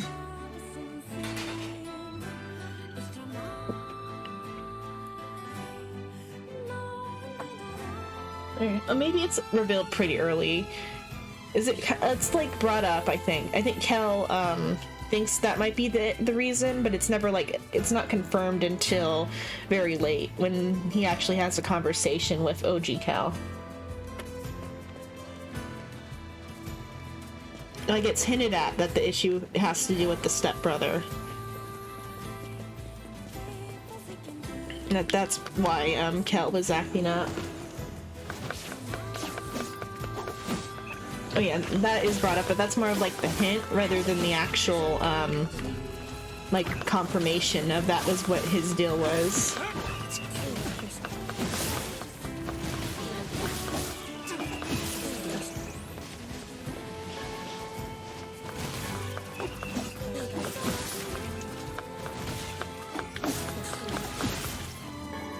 I mean, it's a very short scene with him and we don't get that much, but it's very much implied that he's, well, even through him not getting very drunk, like, and just like blushing easily on the drinks, was the implications that he wasn't actually drunk. But the short conversation with him, he's like a very like even kill type of guy, and he's not explosively angry. Like how all the rumors say. Yeah.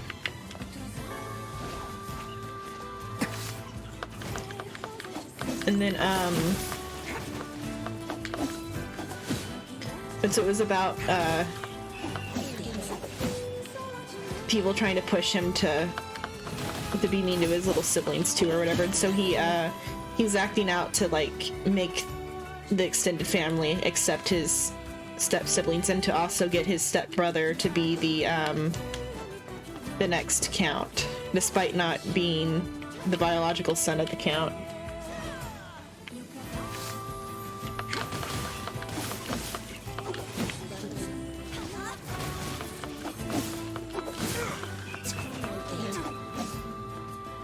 But so in the original story, that Kimroku read, the only time Kel appears is that, when, the main character comes out of the forest or whatever, after his village is, like, destroyed by the villains. He, runs into Kel at some point and, like, tries to be like, hey, I need to report to the Count that the village is destroyed. But, because, Kel's, mom died on the way back from that village, or she didn't die on the way back, but she died because of complications related to a carriage crash that happened going between the village. From what the original Kel knew at that point at 18.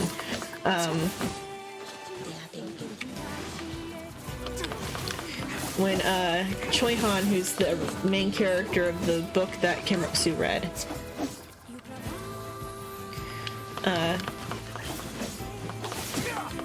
asked to, like, get proper procedures done for the village, and he brings up the village name. Original Kel has, like, because he's actually a little bit drunk that night. I think he's, like, drinking away the pain because he was in a slight altercation a couple nights before where he got a scar on his side. Because the scar is important because Kimroku, who's now in Kel's body, notices the distinct lack of a scar on his side. And that's how he knows that that he hasn't ran into Choi Han yet.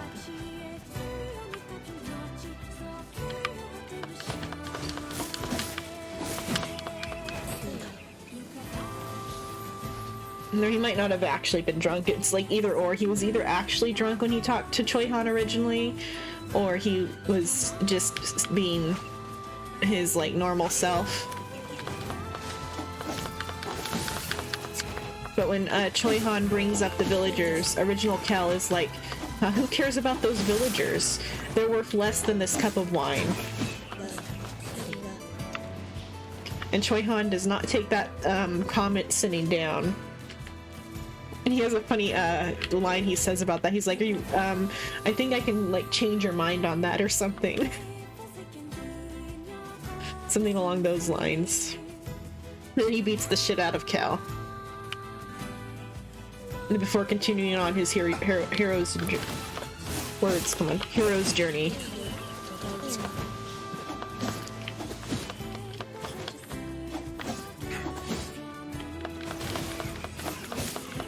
Yeah. So either he was, like, extra wasted that day, or he was just thinking that he wouldn't get touched because he's the son of the Count. No one fucks with him, no matter how much shit he spouts off.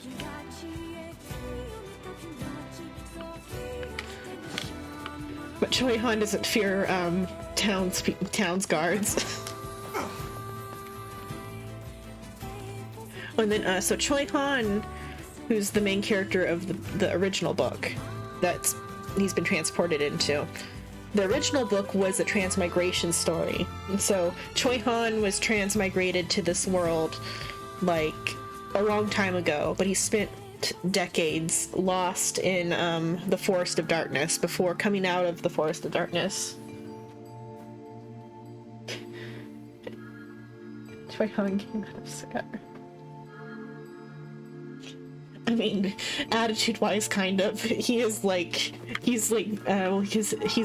to as like very protagonist-like. He's like supposed to be a generic light novel protagonist who doesn't take shit from no one. Fearing no guards, yeah. Fearing nothing. I mean, original Choi-Han in the book does kill a dragon. Oh, that makes me feel sad. I shouldn't even have thought about that, no. He did slay a dragon. Though he didn't become a dragonborn over it, he just became depressed. You look like something's on your mind. Well, a week ago, I had a sudden brainstorm that the real money is in the fortune-telling business, so I'm trying to set up shop. Fortune-telling? You know it. And once I get my special gazing stone, people will be flocking in from miles around. But what? the stone was supposed to be delivered, but it hasn't come. No stone means no customers, and no customers means I'm eating dirt tonight. Again. Well, it also makes me think of Trash of the Count's family, but... Can't you just get another stone? Eating dirt. Well, they're pretty rare.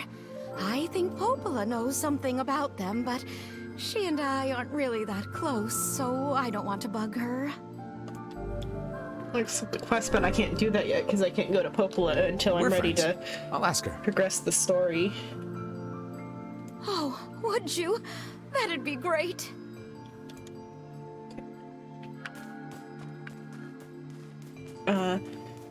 Then Kel, or not Kel, I was talking about Choi-Han. Choi-Han did originally slay a dragon, but it's sad. He wasn't happy about it. It was a sad dragon.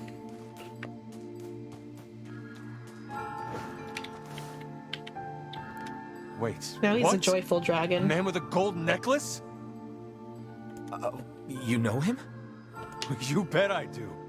Goddamn bastard ran off with my wife. Wait a minute. I thought he had a girlfriend. If you find him, bring him back here so I can murder the bastard. Sure, I'll consider that. Listen, do you know where he went? Yeah, an out of its misery type of thing. But though, Kim Ruk-soo fixes that timeline and the dragon's one of the adopted kids. Yeah, this is the site, or it's not the red bag one, it's the other one where the girl was looking for her man, the one that like disappeared long term. Red bag guy is dead. Last I heard, someone saw him in Seafront. Goddamn bastard. I can't even bear to look at my wife anymore. Guess it's back to Seafront for us.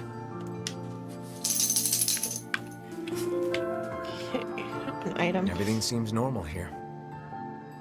We appear to have hit a dead end. Say, what is that on the ground? The dog woke up. Just some funny-looking berries. Ah, poisonous ones, I'd wager. Well, I'm sure not gonna eat them and find out. Hey, what quest is that? Oh, for the kids who are seeing shades in the forest.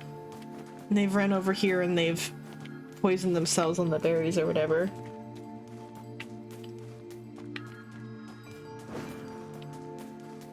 That's for that one quest. There's another shiny here.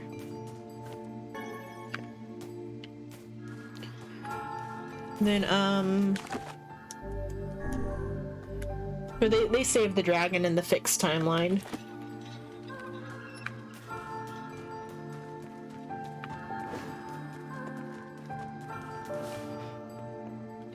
You guys solved the mystery yet? No, we got nothing. Too bad. Hey, what's with those berries? What, these? We picked them up over by that huge tree. I thought maybe... Gimme. I'm starving. Hi, Nay.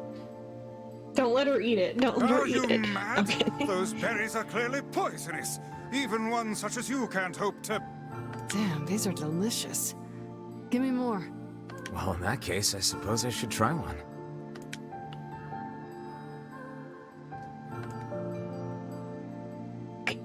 Oh no. Hopefully it doesn't have the same consequence. Okay, no, not the same consequences as eating a fish. Vice was right about those berries. Feels like somebody stabbed me in the gut. Hey, what's wrong? Oh no, don't tell me you ate one of those berries. Oh, it's the same guy whose wife is cheating on him. Love of trees, those things are deadly. Quick, take this antidote before you perish.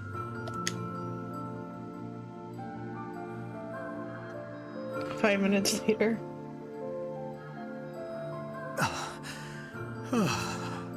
Thought I was a goner there. Are you an idiot? Didn't you see the lumps? The unusual colors? Only a child would attempt to eat something like that. A child? Oh crap, I bet that kid ate one of these berries. Yes, quite possibly. And if the poison is this painful for you, I can only imagine what it would do to a small child.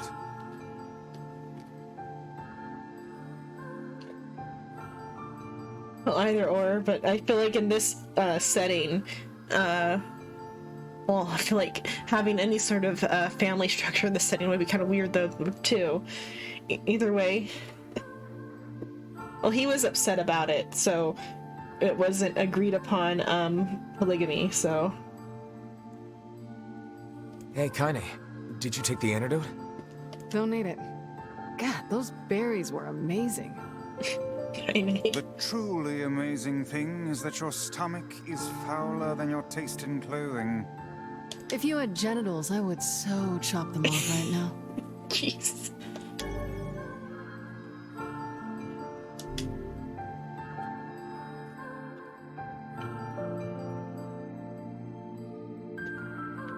Ugh, this poison sucks. Still can't feel my arms and legs. I feel great. Man, you must have a cast iron stomach, Kaine. The hussy's internal organs are as filthy as her mouth. Why do you have to be such a shithead all the time, Buck? That interaction's cute. Let me think. So, Kel, it happens. Oh, so Choi Han goes and does hero stuff in the original story, but Kel, upon waking up or Kim Rok-soo upon waking up as Kel, because he's an adaptable person, and also his world outlook is kind of not good.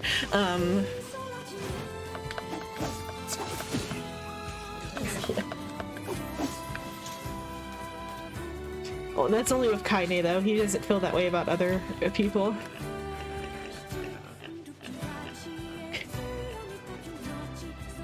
So that's just their cute dynamic, is how he treats Kaine. They're tsundere for each other. Well, they're both tsunderes is pretty much it, because they're both tsunderes in different ways.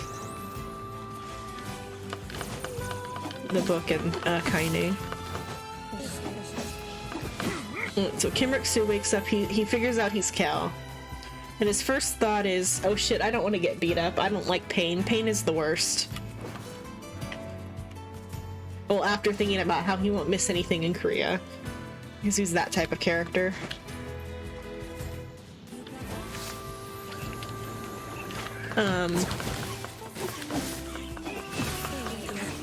Then, so he starts like formulating his plan on how he's gonna avoid getting hurt.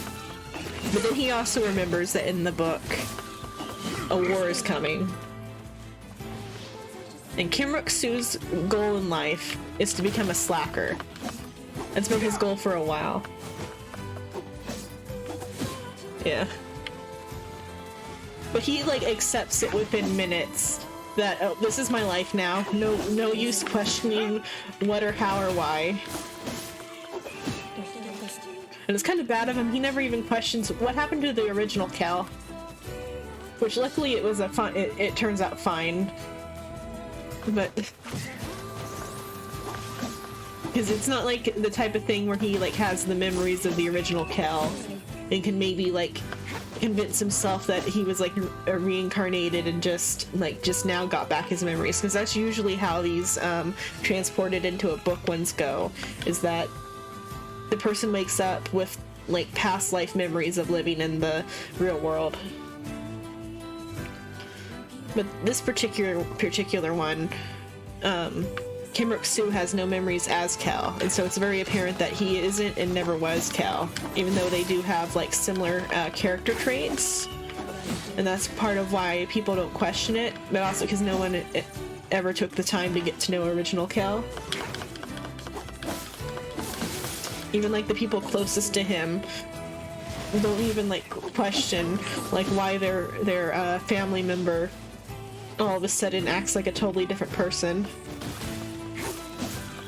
But part of that though is because the only person who kind of cared, his like personal butler, Ron, overhears him talking to another character for a scheme where he says he can't be trash forever, and he thinks that that's what's going on with Kel, is that he's decided to stop pretending to be trash rather than being possessed, his body being possessed by a whole like other person.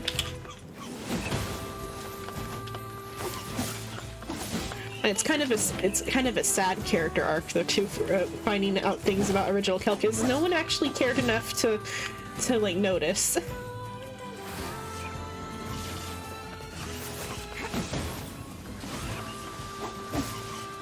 The only person who ever questions is Choi Han, because he's like, why does Kel know things about Korea?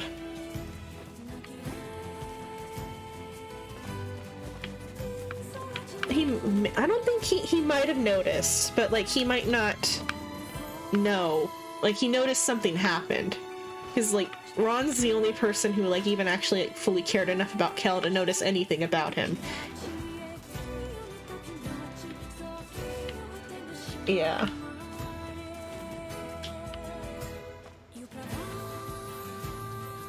Because in the original The Birth of the Hero story that Kim Ruk-soo read, the original timeline, Ron and his son Bakras,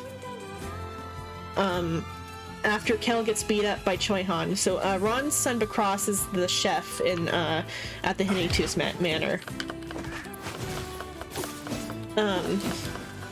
and kind of grew up alongside Kel a little bit, though they never like fully got along. Well, it's never like brought up. He never. There's never a conversation where he talks about original Kel, but based off of like how he, the little bit of information given is that he's been at the Hinitus Manor since he was like a young man / like preteen, and is known Kel for a long time, but only seems to now be like taking an interest in him because they show him taking an interest in Kim Ruk-soo.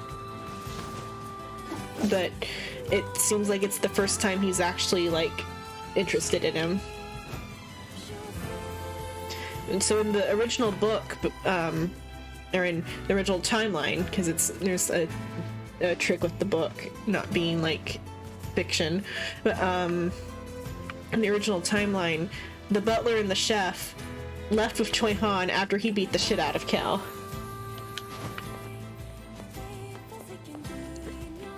And so this gives Kim Ruk-soo a little bit of a complex about thinking that Ron and Bakras don't care about him, like at all, particularly Ron, because he thinks that anytime like Ron is kind to him, he like has a little like inner monologue of like, oh, that's just fake kindness, he's just doing his job. There's nothing like special about how he's like treating me or whatever. But part of that has to do with Kim Ruk-soo's like depression.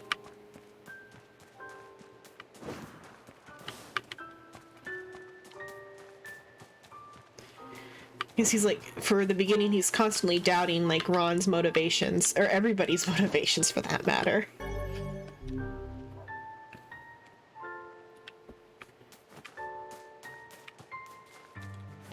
Can I do this one? I need one. I can't do that one. So he's so the butler and the chef left original Kel originally. That just adds more to the depression of his story.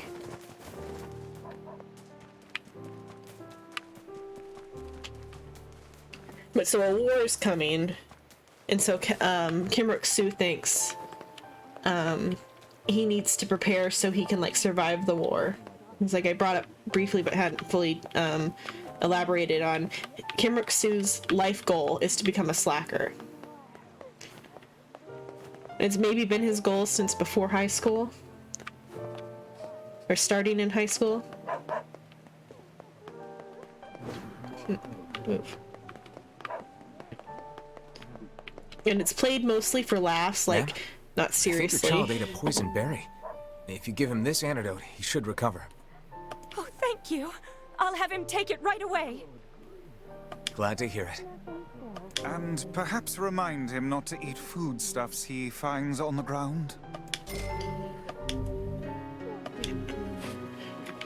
There. This child, what do I need to do with this child? Let's see. We This is went over probably to a where you shade. saw the monster, Or no, but it's we not. couldn't find anything. Are you sure you saw it by the river? Oh, I remember now. I saw it in the square in front of the library. Okay, let's go check it out. Yeah, after I do the seafront stuff that I can do. And then, so I'll call him Kel for now, and if I'm referring to the original Kel, he's original Kel. Because Kim Ruk-soo completely calls himself Kel way too quickly. Like, usually in these types of things, there's a transition period where they have a mission, or like a journey of gradually calling themselves the new name.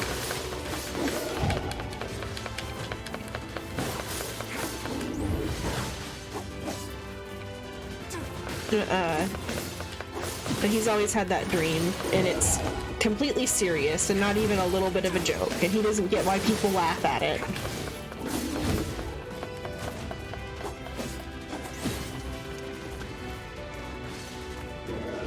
Or I'm just completely in love with it. I'm not really in hate of it, because I'm not like hating on the way it's progressing. Those comments are because of how well his character is written. Because they're like real good character flaws for him to have. He's a flawed, broken character, and it makes him better than if he was just perfect. Because he's also perfect, but...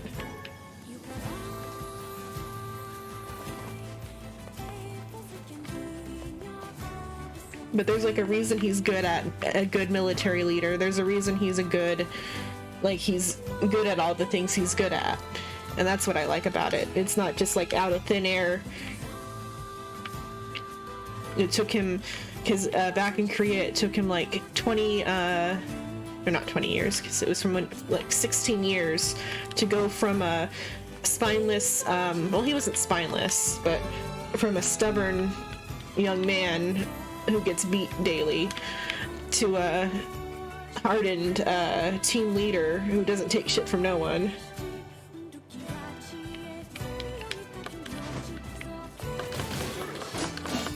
Well, but though as a team leader, though, he's a bit broken and doesn't want to like make connections with his team members, because he comments about how if they have a family, he doesn't get attached because he doesn't want to take them away, or he doesn't want to, or not attached. What is it? If the people on his team have family members, he tries his hardest to make sure he brings them back to their family, and that he puts their like lives over the lives of people who don't have families.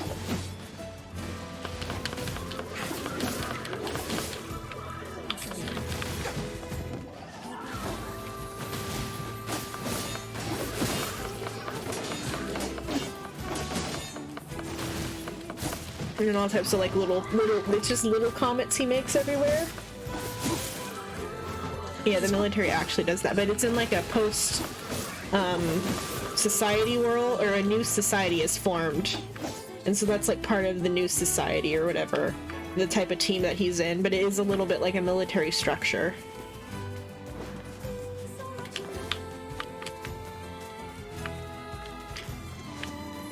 Or he prioritizes his teammates that have families, but also he tries not to like form a connection with anybody because he doesn't want to be hurt again if somebody does die.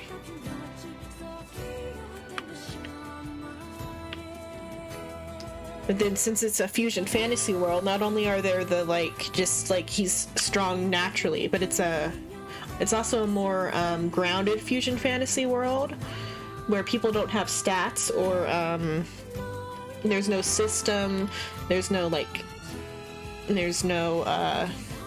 status screen. People just kind of innately know what their power is and what it's called.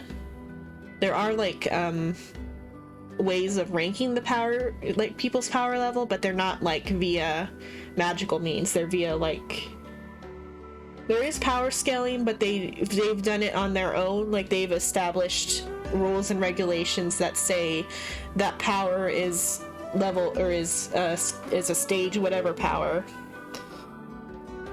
The same way they've ranked monsters, but in the future, because he's from like towards the end of the apocalypse times, after things have already like settled back down, and so their like society's rebuilt itself around that these monsters are around, and they have classifications for how strong each monster is. And so Kimruk-Su's primary power is called Record,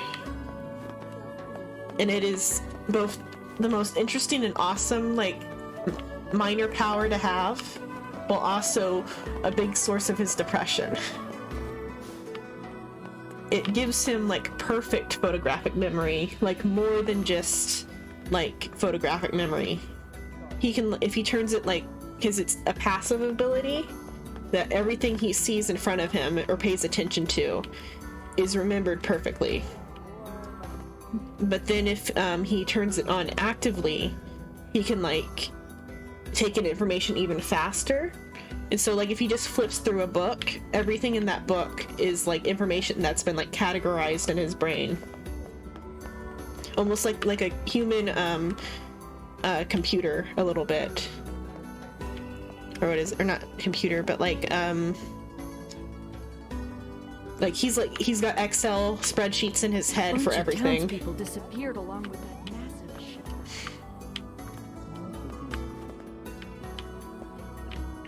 But this is his like primary usefulness on the team, is that he's like background support. He's in charge of like recording the information as well as like giving the information out. Yeah.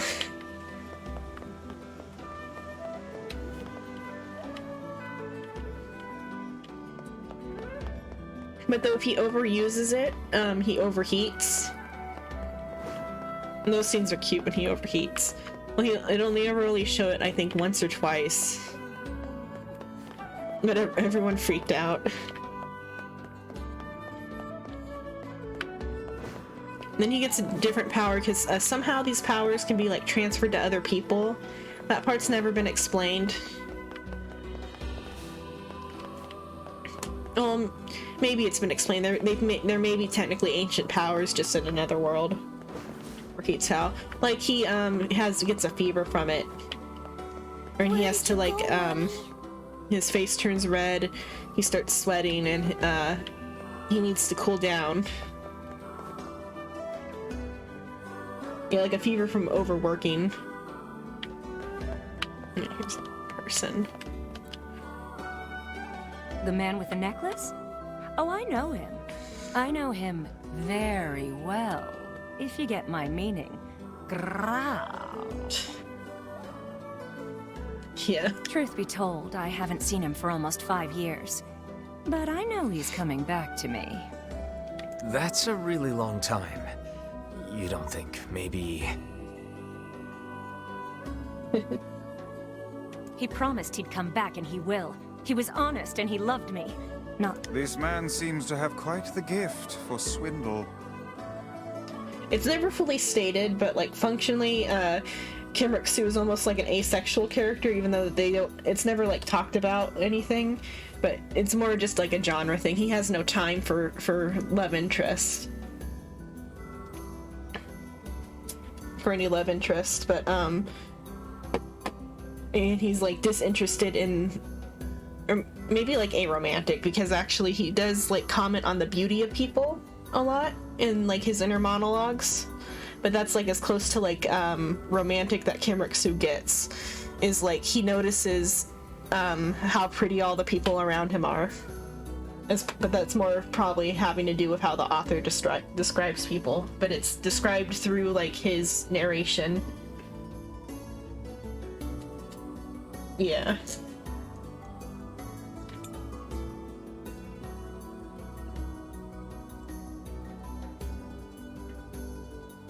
But though him being aromantic's probably the only thing, or asexual is probably the only thing keeping it from devolving into a yaoi. Because it's like full of pretty boys, but also pretty girls. Oh, soon in the web novel, or not web novel, what is it? The web comic. The like prettiest girl is gonna appear, like the girl who's described as being like the hottest in like the entire book, like 2 or 3 chapters. She's a well beast person.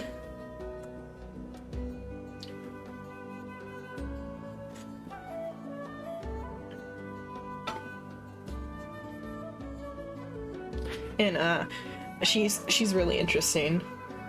Sure seems like it. Of all like the women in it, well, all the women are described as being pretty. Like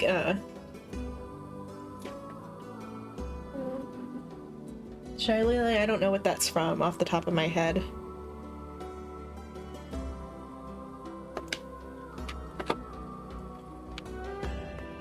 And then the although her brother's gonna appear first, and he's also described as being very pretty. He should appear next chapter, if it ever comes out. Oh, an Orca VTuber? Yeah, probably a character like that. But though tough because the Wells are a warrior tribe.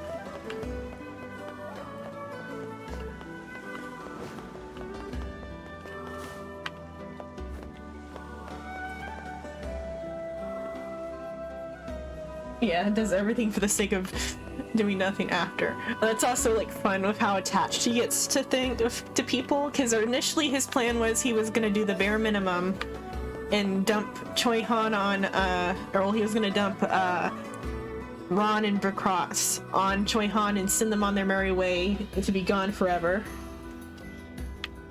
And then he's like, then I'll retire, but then he remembers, oh wait, if I don't go and do this, the stepbrother is gonna get caught in a terrorist attack, so I gotta go fix the terrorist attack and keep that from happening. Then he's like, oh, if I don't go do this, a war will happen, and I can't have a slacker life with the war happening.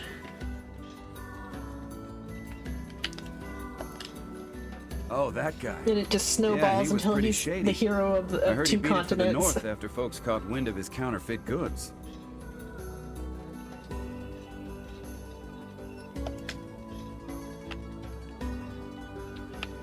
Never found that one. Should I try fishing? I don't think I'm ready to try fishing. I'm probably gonna have to go back to the robot dungeon. Where else?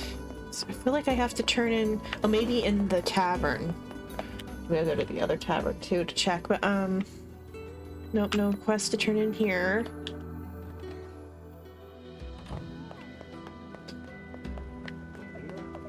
One I can't turn in, I'll check the here. Oh. And then his other power, which he got after his previous team leader died, and like his like role model in life, who he's like kind of modeled himself after. Lee Soo-hook. After Lee Soo-hook died, he gave Kim Rik-soo one of his powers, and it was a power called Instant. An instant is really awesome. For like, what is it? 5 seconds, because that's as much as his body can like withstand. He can defy the laws of physics and move as fast as he can think. And so it's like functionally the same as like an instant movement technique / like speed and like speed equals power type of thing. and it's like really useful for fighting the monsters. Though he should have given Lee Soo-hook had more useful powers. He should have given him Slash, which can cut through anything. Or like Slash is like the concept of slashing something, and it made Lee Soo-hook's attacks extra strong. But Slash and Instant together are OP. But Instant though, because Kim Ruk-soo, even though he's built up muscle by time he's like fully using it, like full time, it's still very damaging to his body, and just using it for 5 seconds opens up a bunch of like wind pressure cuts all over his body. And so he's covered in scars, which he's very embarrassed, or he's not really embarrassed about them. What would the word be? He's afraid he's gonna scare people. Because he has a bit of a complex about that, where he thinks he looks scary because his eyes are sharp. And so he's afraid he's gonna scare people away. If they see all the nasty scars, they're gonna think he's a mean person or something. And so whenever he's not fighting, he wore long sleeve shirts and like turtlenecks to keep himself from like the scars from showing. Yeah. But he doesn't want to make himself seem even more scary, so he tries his best to hide the scars. And that has a fun interaction with the record ability, because so even though he's always wearing warm clothes, he's always hot because of record. And so he has like a cute little habit of, if he's like super interested in something, he starts to unbind his shirt collar.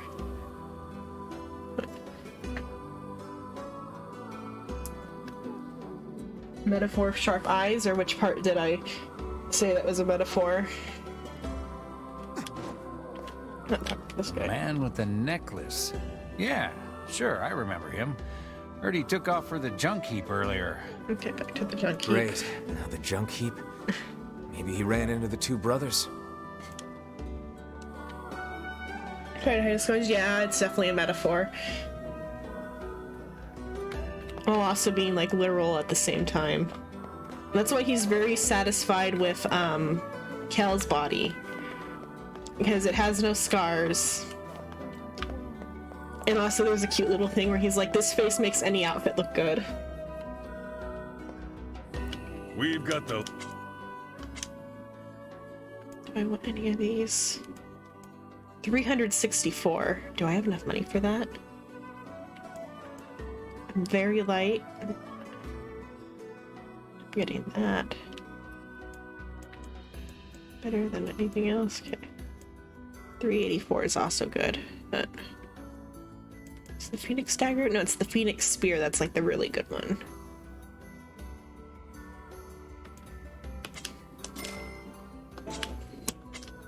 Dang. Change the spear.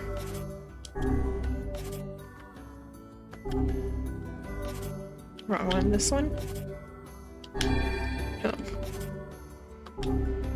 What? There we go.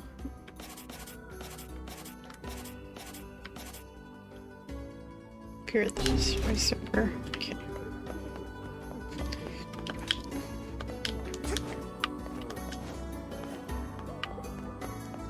But like, he's earned all his like achievements like over time in the past, even though, and then the story is like actually starting like in the middle of his like life story. He's already had like a full life before the story starts. And that's why he's so tired and just wants to retire. And like all of his like major like long-term goals are retirement.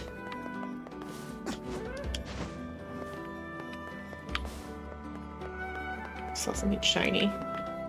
Oh, it was just an actual like shining thing.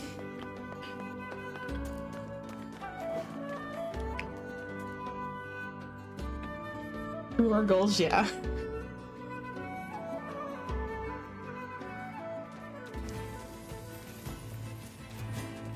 And then, like, So he's Kel now. He realizes he's Kel. He's got to make his plans of what he's gonna do.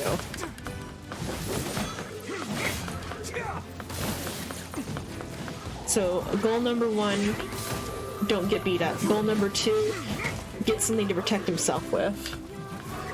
Because Kel, original Kel, had no martial arts training at that point. He maybe got some later because he like says he was a soldier later when they have the actual conversation with him.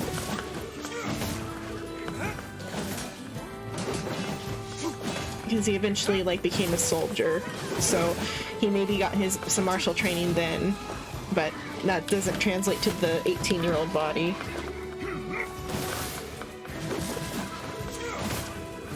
Yeah.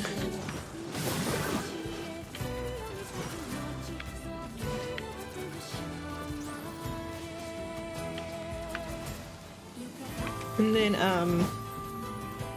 his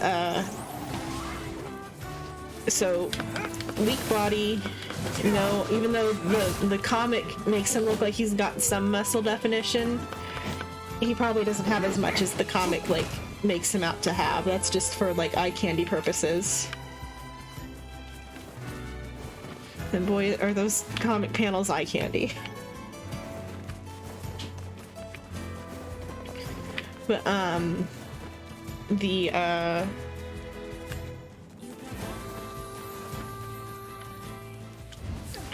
so no muscle definition, and so he's like, I gotta find a way to protect myself, because he's gone from being jacked to being scrawny. So even if he knows how to move properly, he's not gonna be able to protect himself.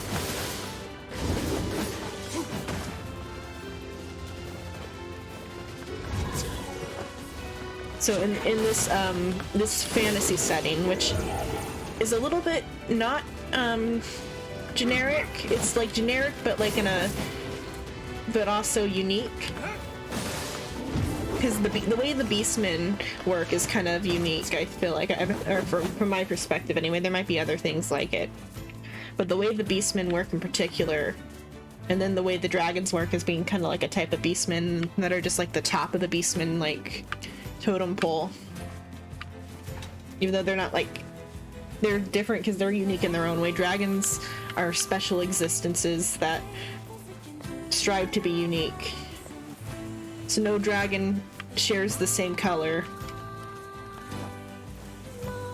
and and they're above everything else except for the gods.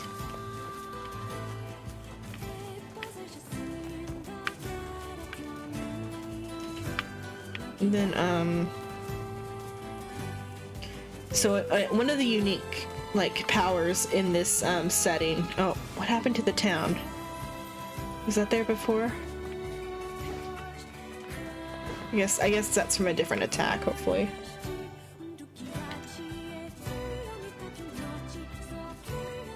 Yeah, it's very like close to a D&D type setting also, with the way the dragons work. Or the dragons are like a mix of dragonborn and dragons in well, I guess dragons in D&D can polymorph, so they're not like dragonborn at all. Never mind. Because I forgot dragons are people in D&D too, so nothing like dragonborn actually. But they polymorph into like human shape usually, except for the baby dragon. He doesn't polymorph because he's only 4. He's the best boy. Let's play together when you get back.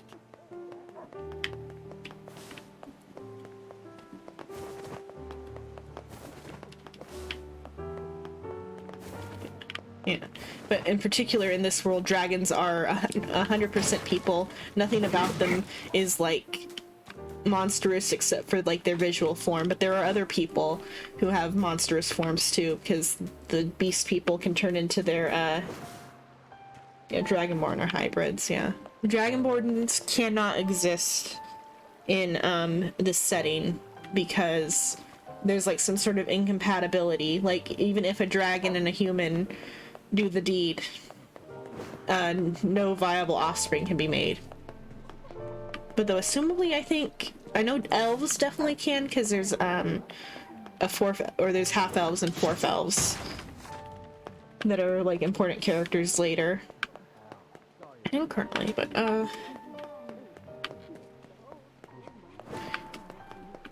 and then beast people can maybe crossbreed with humans. Though I'm trying to think if there's any like actual oh yeah, they definitely can, because I forgot about the character that's about to show up in the comic. He's a half-breed of a beast person and a human. Oh, the water wheel. I'll try to get to the water wheel. See if I can do that quest.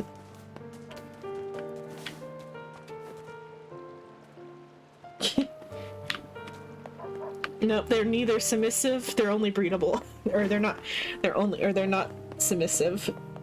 Well, usually Locke's kind of submissive, but Locke is not breedable because he's a minor. But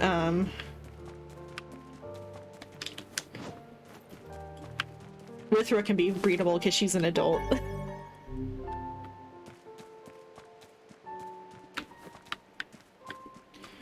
Because well, then they also have longer lifespans than humans. The beast people do, but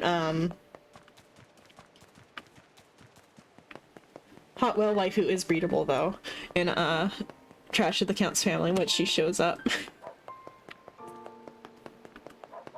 Though she certainly isn't submissive.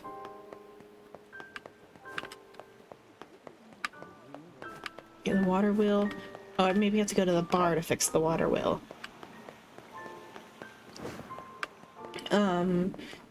Then who else? So what else is a super? The dragons can polymorph, and they can take kind of whatever humanoid form they want. Particularly, there's a gold dragon later, who polymorphs into an elf. And he's like canonically the hottest character of all of them.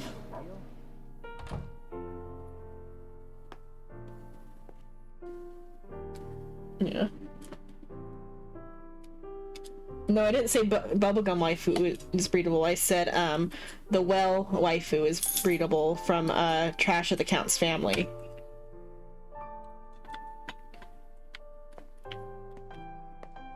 No, they're not in here right now. Well waifu is breedable.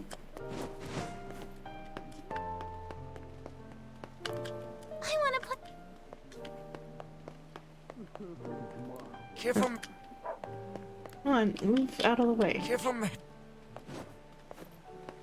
The so he gets transmigrate powers. So the unique things about the world is what I was talking about beast people. There's a type of power in this world called an ancient power, and they're powers that come from nature. Originally, That man simply hops from one woman to the next, does he not? He's been cheating this whole time? That's just terrible. Doubtless he will end up suffering at the hands of one of his paramours sooner or later. I don't think he means any harm. This kind of thing just happens with attractive guys. That's awful! What if a man did that to you, Kaine? He'd wake up a little less man than he used to be. Change my mind. Cheating is always wrong.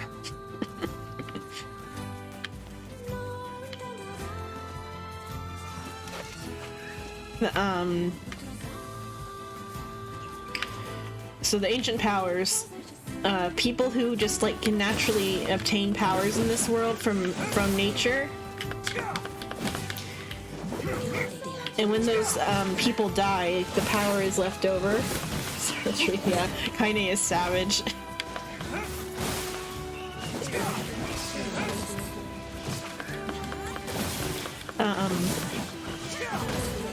So the power gets left behind when the person dies.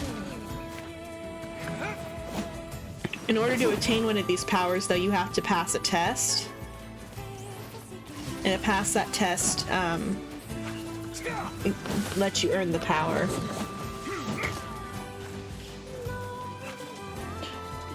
You found her response coming, yeah. Well, it was obvious she was gonna respond, and she also already brought it up. Oh, I get it now. Why? What? Because she had that earlier conversation with Weiss for the same quest, because I know I'm doing multiple quests at once, so I didn't connect it until just now that her earlier comment about doing the same to Weiss was related to the same quest, because I felt like it was part of... Well, no, it's not actually. I don't think. Never mind, it wasn't. It could have been, but I feel like the earlier response was related to the berry quest. So they're not actually related, never mind. Because I felt like they were for a second, because it was the same response.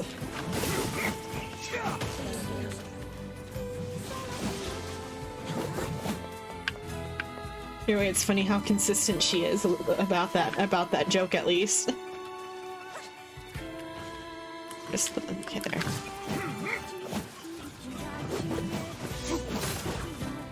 So I don't think Kaine's joking. Then... So the ancient powers, they have elemental affinities with them and stuff. And so because Kimrik Su has read the book,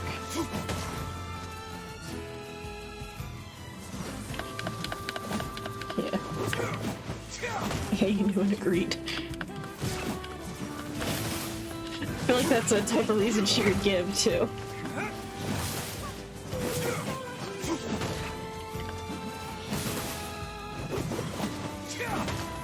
Yeah.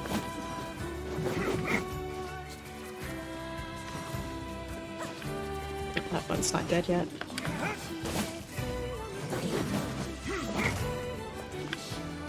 The, ancient powers have elemental affinities with them. And they, whenever someone gets it, it sits on, it's like, there's it's a concept that I think exists in other light novels, but it's a big focus particularly for Trash of the Count's family. The idea of a plate, so like the phrase, like, I've got a lot on my plate, but in like as a magical a metaphysical concept. So metaphysically, everyone has a plate, and it's the place where their like power sits. I must say, I'm rather surprised you didn't bother to learn how to swim these past 5 years. I can't swim. My weapon's just heavy. Whatever you say, Bernard.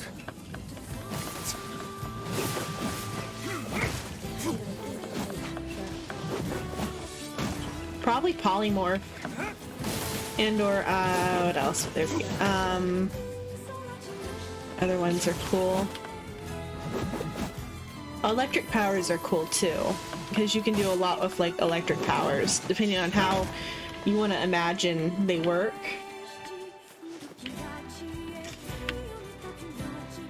Because if you can, it depends on like what the electric power actually is. If it's like manipulating electrons, you could do a hell of a lot with that. Yeah, like what Hay does, yeah. That's kind of why I was thinking about it. Because Hay's power is awesome. And he doesn't even have to pay the cost for it because it's a prepaid plan.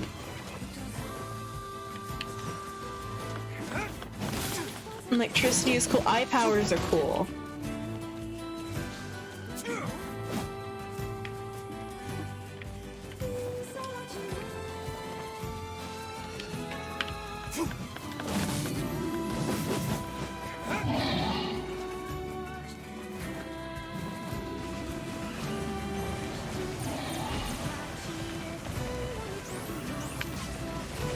Oh, your headphones are on the floor now.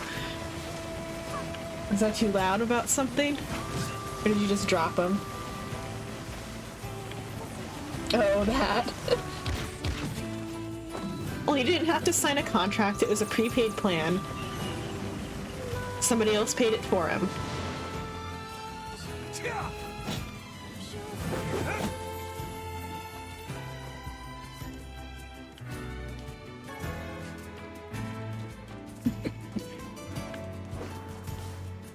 I almost said that earlier when we were chatting, but I said on the joke.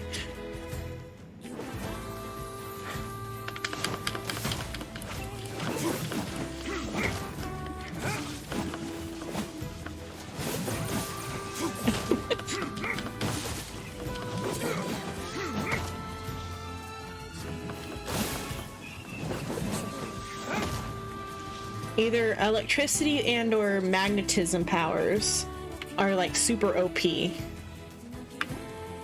Because like with magnetism powers, you can be like, how powerful is it? And then depending on how powerful would be how useful it is. Yeah, Magneto or Hay, yeah. Because like with magnetism powers, you could like bring what is like magnetic sand? What is it? Like ferrofluid. Ferrofluid and magnetic powers are like super cool. I really like ferrofluid. I like the idea of ferrofluid as a weapon.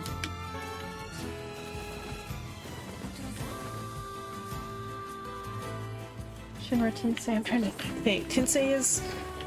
I might have seen that one, I don't know it off the top of my head though.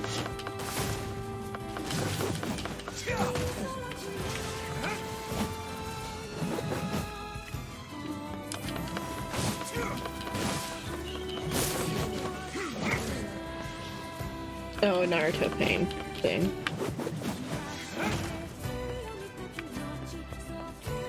Does he have a magnetic move? Well, ferrofluid as a weapon, or even like blood as a weapon. Like blood powers are cool, but like blood as a weapon powers are even cooler. And like magnetism could be an explanation for blood as a weapon.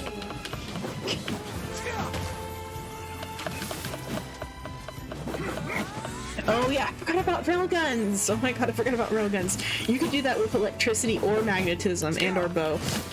But I feel like in certain worlds, if you have electricity, you also have magnetism. And you could use either or to generate it. I forgot about railguns. I forgot that that's how her like power works, is that it is electric. Or electromagnetic.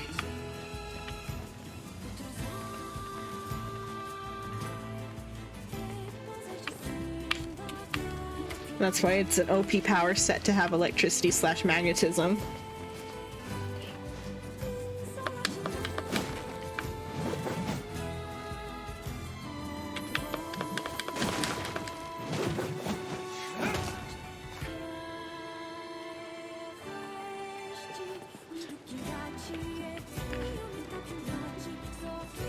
Well, probably like just specifically electron manipulation or whatever.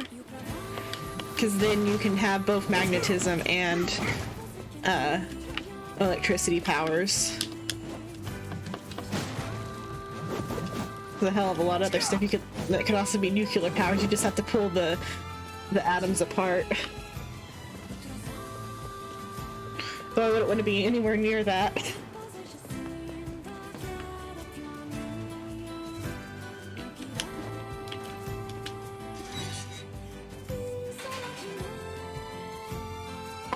So maybe magnetism over electricity.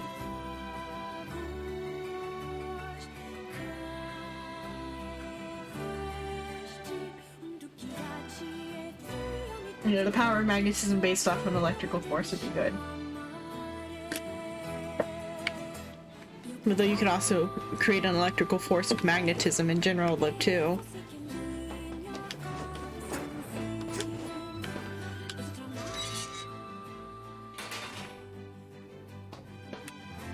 Welcome, welcome, welcome! Hey, got a question for you. Did a guy with a gold necklace come around here maybe 5 years ago or so?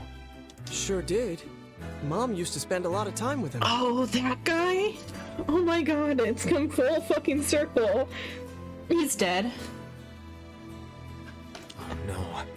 Don't tell me he's the guy we found with their mom in the junk heap. Sorry, what?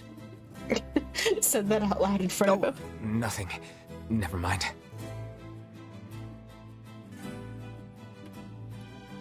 What I would do with it? Well, it depends on like what setting you're in. If it was just like modern day normal setting, maybe like just charge batteries,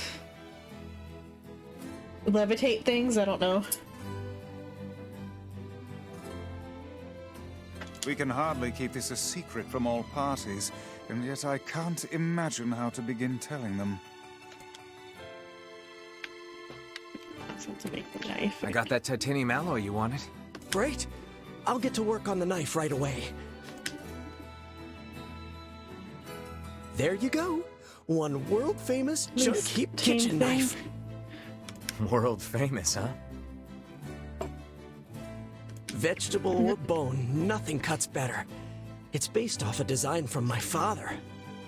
Your father thing that you could do with electromagnetic powers. He did pretty much all the cooking. All Mom could do was bake bread.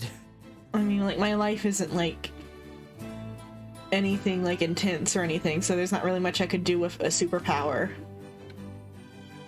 I sure miss those days. Maybe putting it to use for some sort of money thing, like I wonder if you could do data recovery with that, like if you'd, but you'd probably just end up breaking hard drives, so I don't even know where to begin. Or you could probably like metal plate coat things with it. You get the convert to pay you for clean electricity. I wouldn't want to be a living battery though.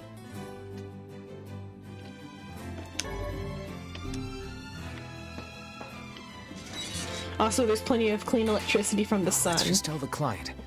Gideon doesn't need to know.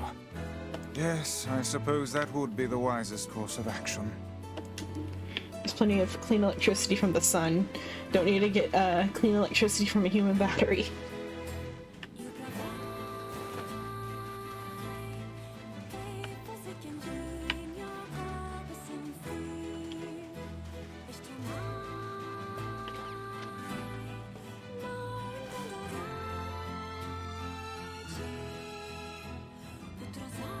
I guess, and then I would just like do like 3D printer stuff, but as a person. Although that would be like a lot of work to like do anything non-destructive with it,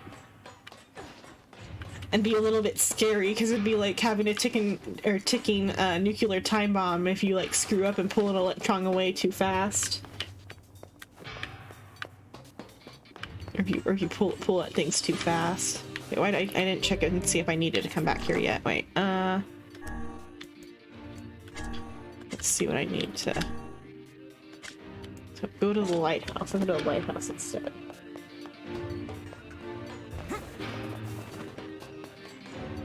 Oh, so ancient powers. They're nothing as grand as electron manipulation. That would be too OP. The first one that's introduced in the story is called, well, its name makes it sound like it's more OP than it actually is, but it does end up being more OP. I try to shuffle all the time. Yeah. And it could also cause problems if you pull them all the way too fast or whatever.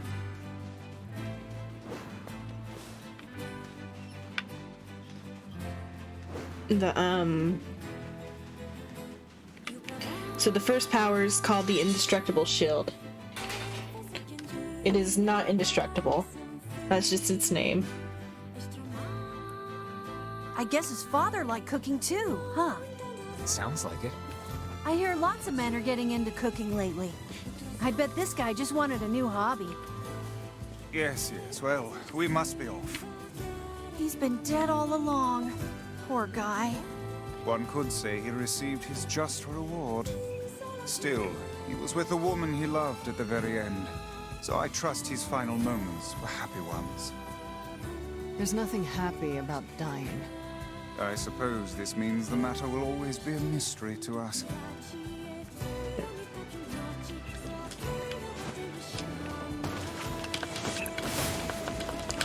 So the Indestructible Shield, it's described kind of inconsistently. So it might just have the ability to become transparent. It's an incorporeal shield that you can, or that the user can conjure out of thin air. And it's like a big metal shield.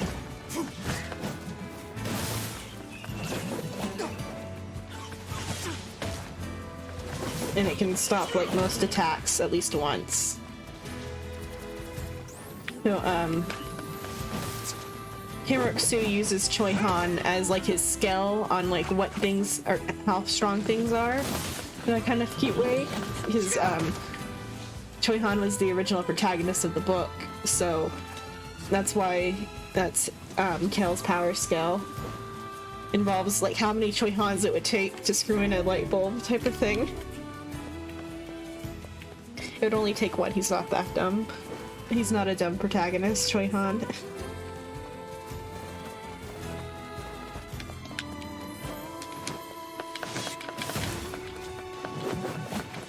The indestructible shield's elemental like affinity is wood, and so it can do other stuff besides conjure the shield. It can also make trees grow and like give the user the control over those trees that have grown. But that's like the stage 2 power of it after it like evolves or whatever.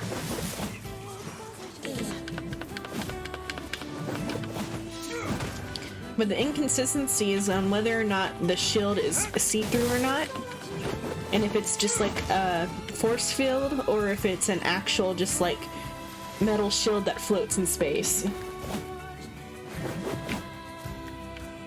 Because like Kel's enveloped things in it before, like a circular shield, but it's described as being like a metal shield.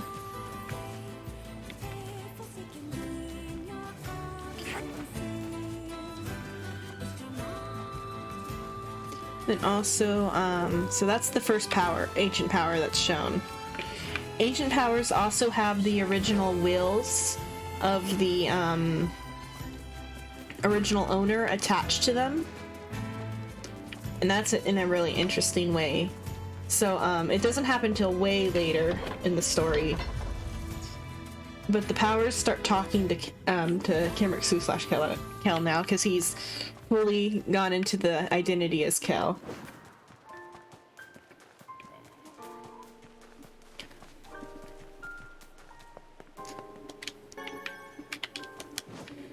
And the powers talk to him, and they all have their own like little unique personalities. And the indestructible shield, her personality is glutton. Yeah, dog. I gotta let a dog outside 1 sec. Oh, or somebody else is letting him out.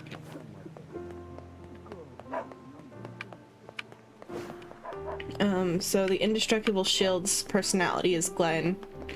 That has to do with how the powers got. Hey, I tracked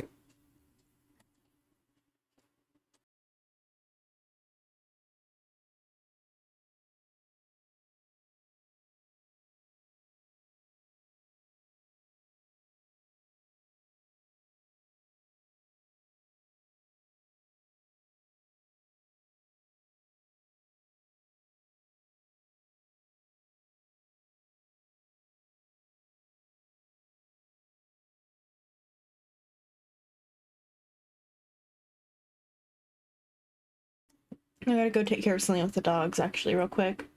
1 sec.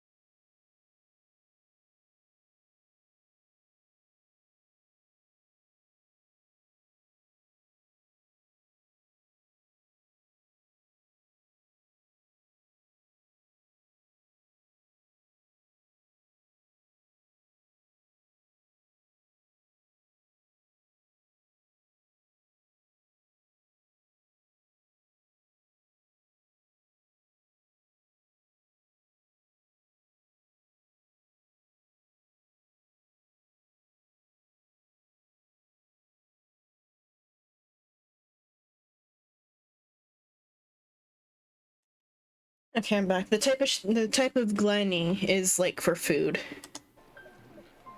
because that brings us to Act 1 of Trash of the Count's Family. Getting the indestructible shield, because that's Kel's like first plan, along with avoiding being beat up by Choi Han. Sorry, need to breathe.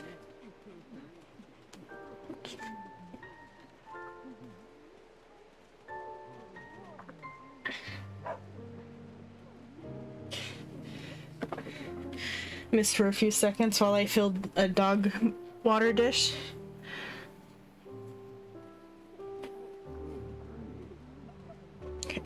You did? Where is he? I'm sorry to tell you this, but he's dead. We found his body 5 years ago in the junk heap. I had a feeling that might be the case. It's the only thing that could explain him not contacting me for so long. Thanks.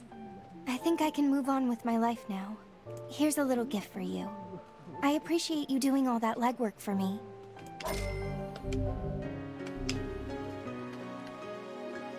Yeah. So the Glen is for food, because Kel's first plan. Well, first he wakes up as Kel, and the butler informs him that his parents want to have breakfast with him.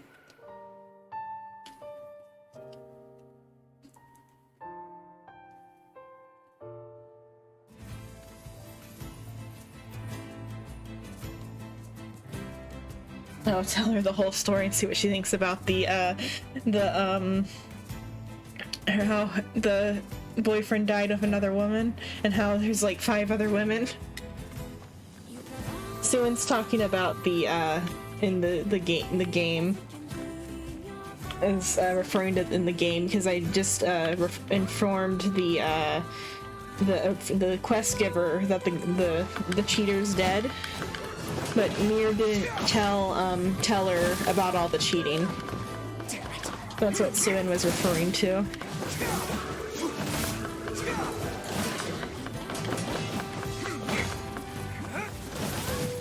So the indestructible shield stage of the story. So the family wants to eat with Kel, because it's very rare that he wakes up early in the morning. Ron comments that that it was strange how easily he was able to wake Kel up, showing that originally Kim Ruk-soo was a light sleeper. Even though he still didn't hear Ron come into the room, he never hears Ron come into the room.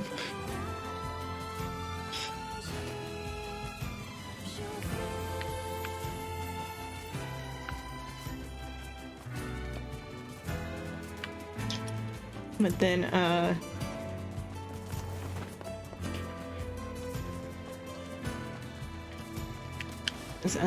so the family wants to eat with Kel, and he's gotten he's made his decision that he's not going to say anything to anybody. He's just going to pretend like everything is normal. Though he is a little concerned that his cover is going to be blown immediately, because he's having breakfast with the family. But though he also kind of lets that go pretty quickly though too.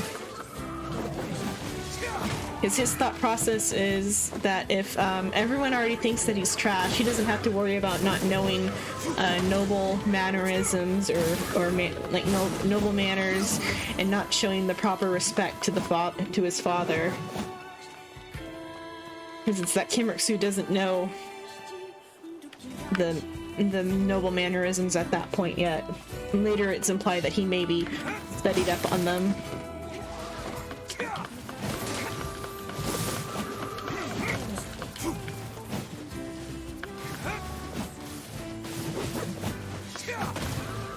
Convenient, yeah. Sad convenient though, because that means immediately when he was still processing the situation, he had a lengthy breakfast with the family, and the only thing they thought was odd was that he was too happy. Or not happy, but like too much of a good mood. which is extra sad because Kim Rik-soo is just kind of not like pretending to be angry like Kel would have originally done.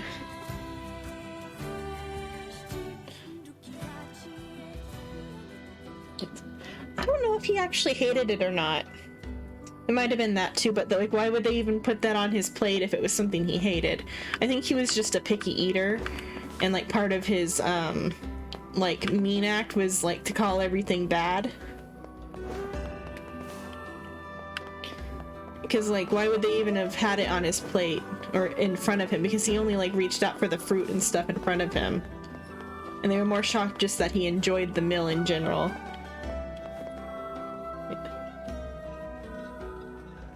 Maybe. But I think though the butler changes his mind when he hears the comment about him wanting to stop being trash. Because at least in part 1, the butler has yet to like confront him over it. And I feel like if a character actually knew, they might have confronted him by now, because when Choi Han figures it out, he confronts him and is like kind of upset about like it being kept from him. Yeah.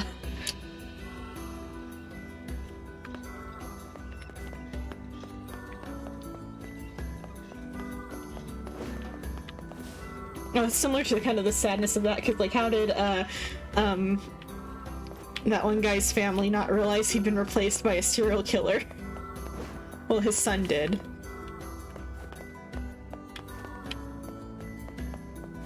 Okay, where else do I need to turn these things in? So, incomplete quest. The lighthouse.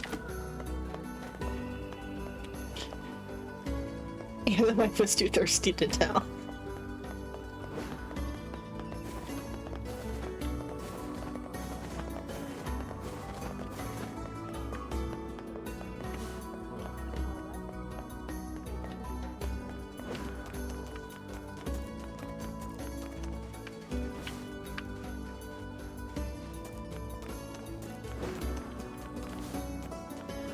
Yeah.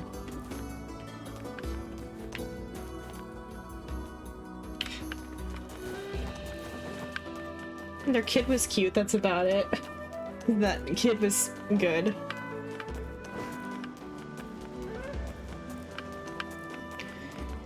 So in, try. Where's this talking I've got part? your gear. Thanks a bunch. Here's your payment. The old lady's gone now, but we need to keep this lighthouse going.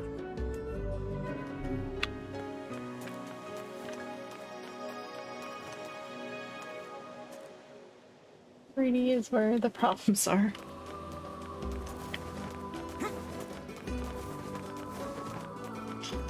Yeah, there's collision errors if you switch a game to 3D.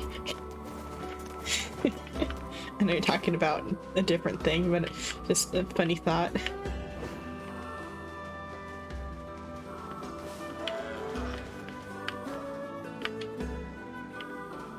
See, like, his foot went through the well, or the tail. That 3D truly is where the problems are.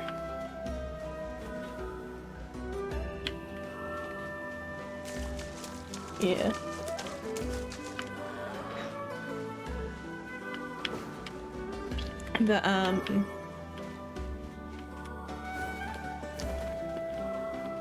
So he sits down for breakfast with the family, and what's unusual is he seems to be in a good mood to them because he's happily eating the food. Oh, clicked away on accident.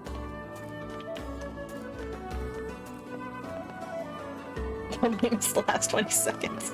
Oh, because of an ad? I need to set like a reminder for myself to play like scheduled ones better or something, but maybe eventually.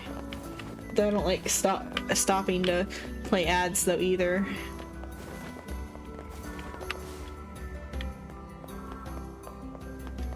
I don't think I said much. I was just beginning to start talking about the breakfast with Kel's family. A bunch of townspeople Yeah. Ads between matches. If I ever play one of those, I might do that. I don't know where to go for scattered cargo. Life in the sands. Damage map.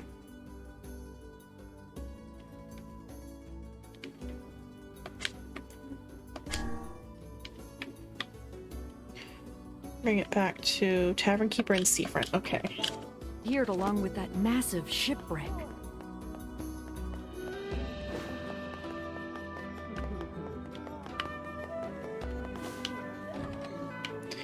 So I gotta give the town or the tavern owner. Damn it all! Come on, aim. Okay. Here's the knife you wanted. Thank you. How's Gideon getting along, by the way? Oh, that's funny. So, the barkeeper has the same voice as Gideon's dead brother. Because it's Sam from Critical Role is this character, and then he was also the dead blacksmith brother. That he's like bringing up the brothers funny. What do you mean? Well, you know, he doesn't have a father and all. I was just wondering if he was doing all right. The lad travels a hard and lonely road. I think it sounds like Sam to me anyway. I don't know for sure. It's not 100%. That's good to hear. Is something going on here? No. Anyway, here's your reward. It's probably his dad or something. The tavern keeper's probably his dad or something. That's my current guess. Okay. Now what else do I need to do?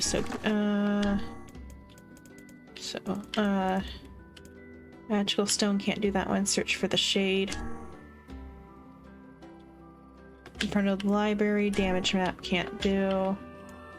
Life in the sands, I should Google that. Key water will. Young woman with the dog in the shopping district needs help. Okay, gonna take that to the strange. Okay, bring them back to the strange thing store. I gotta go. So I better Google where to get the pink moon flowers then. As long as I do that, then I can decide if I want to move along the story or not.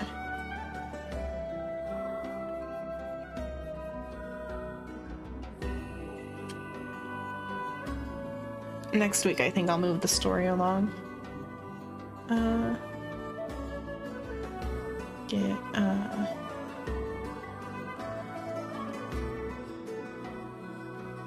Where to get pink moonflower? Seeds, pink moonflower seeds. Let's see. Oh, you have to breed those, so can't do that.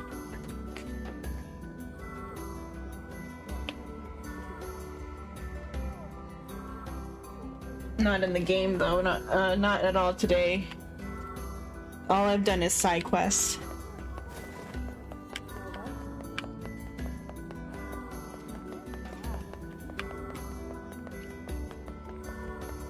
Because I'm purposely avoiding Popola. Oh, the Ellen story, yeah. Entire time. So Kel's breakfast with his family. He's very happy with the meal. Another like hint about him like having it's the first time his like weirdness about food comes up. Because it relates to some other trauma he has. Because he has some thoughts about though about how great it is to eat good food.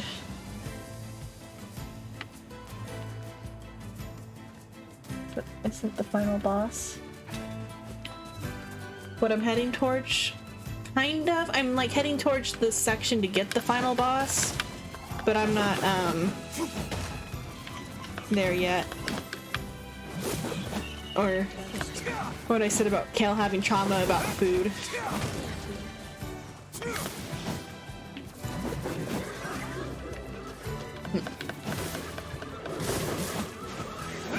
always make you miss room food.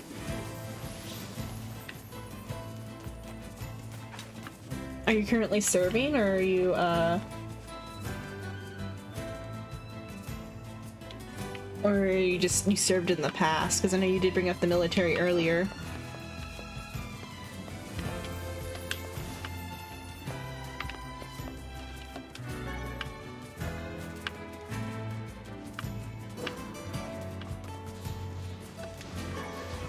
Served in the past, okay. You know, part of Kel's like weirdness about food does have to do with the apocalypse, but even it goes back to even like further before the apocalypse. It's like because he had a tough childhood. Or well, Kimrick Sue's not Kel's. Kel, OG Kel was neglected a little bit, like ignored by the father.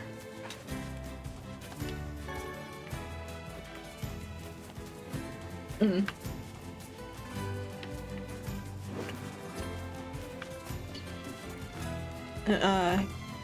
But Kimrick Sue had a tough childhood. That's part of his issues with food. Not issues, but just his, like, he's like a little bit odd when it comes to talking about food. Whenever, like, in the book.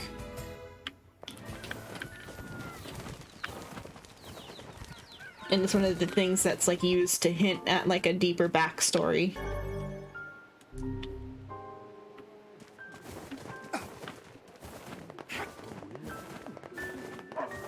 You two are in our thoughts. Do your best.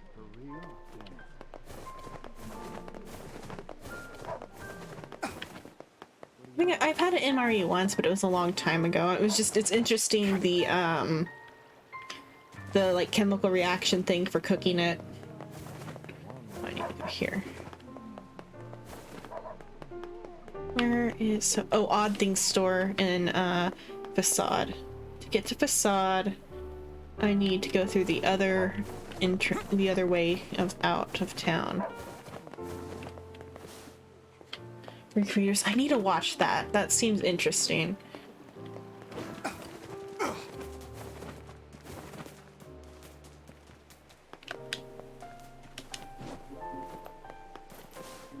Probably not. Yeah. Korean stuff in particular has a really interesting fixation on food. Like Japanese stuff has it too. Because like the Japanese ones have it, but the Korean ones have it more.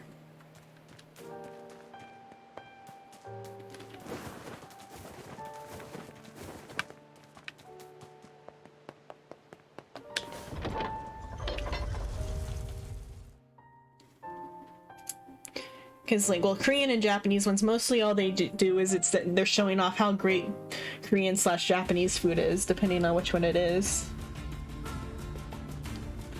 The perspective that Recreators is in. I might eventually check out the anime. I've been like on the fence about the anime a little bit. Oh, I'm bored here now. Facade's this way.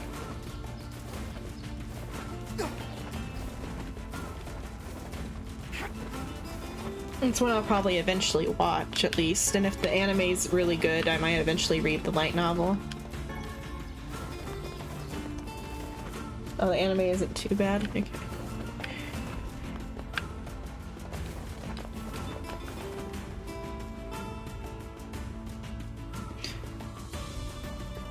If the anime hooks me enough when I eventually do watch it to want to know how the story continues, then I would end up checking out the light novel.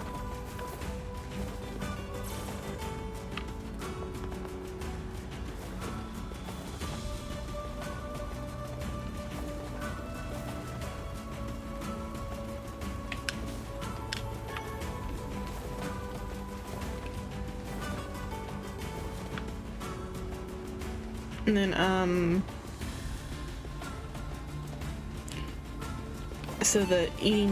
so breakfast with the family, which is, he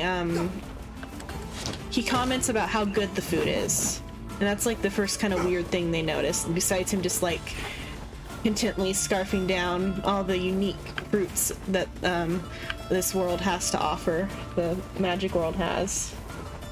Because there's some like non-earth fruits.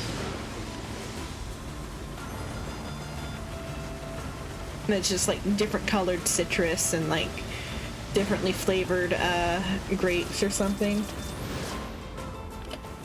It's not like impossible fruits, just like differently bred fruits or something.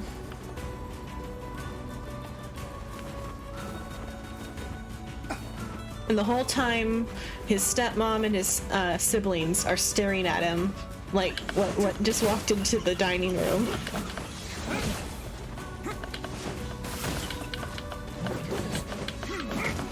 But no, none of them like fully suspect that it's like possession or anything. Because even though, despite being a fantasy world, that still would be kind of a weird thing to think if somebody all of a sudden had a good mood shift. Yeah, the book attacks by flashing people.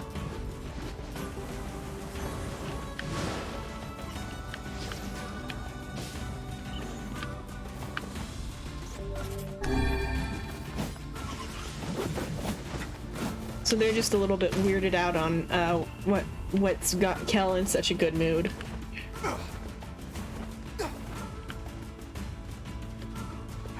And then when the dad does finally try to talk to him, he just asks for his allowance.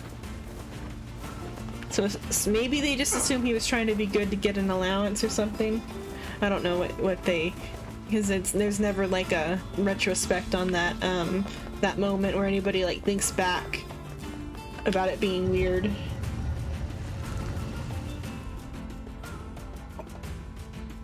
Which, oh, I was talking about trash right there. Oh, like that.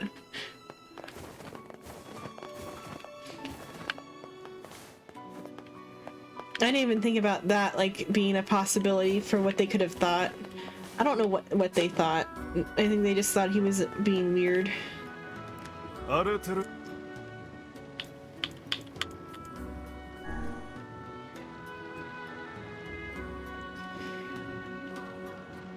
And then, so he gets his allowance, and then a kind of odd scene happens where he's like, okay, I'm gonna go to my, to the study, because I'm a noble. Nobles have studies. Because he wants to make his plan, because he's a very visual person, and so what he's going to go do is he wants to write his plan down on a piece of paper and then memorize it and then destroy the paper so it becomes like a proper record.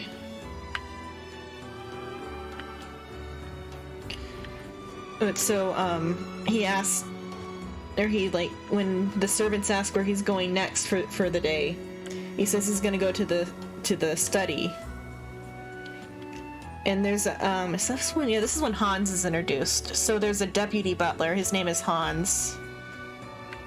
He's like completely under the dad though. Like the dad has Hans like make reports about Kel's like activities. Whereas like Ron's loyalty falls to Kel. Comic relief. Yeah, Hans is great.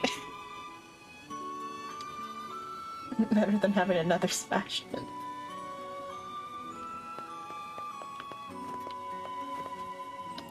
Here we go. Is this enough? Oh yes, the iron ore and logs. I will begin construction at once. But it may take some time, is that alright? I will deliver the finished goods directly to the job site. Please tell the client to be patient. Sure, I'll let her know.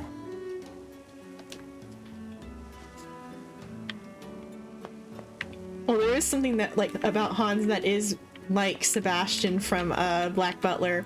Hans really likes cats.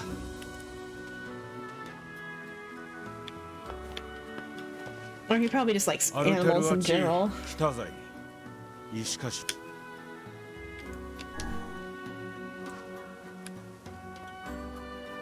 But Hans is the goofy butler who just like doesn't get what's going on.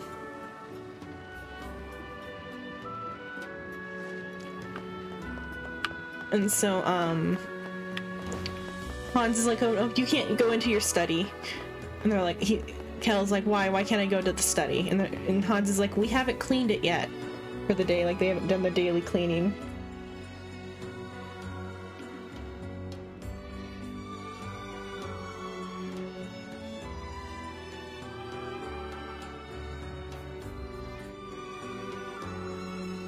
Oh, I changed my tone when I read to make it like apparent that I was reading something, rather to like be more clear with the like enunciation rather than just like speaking.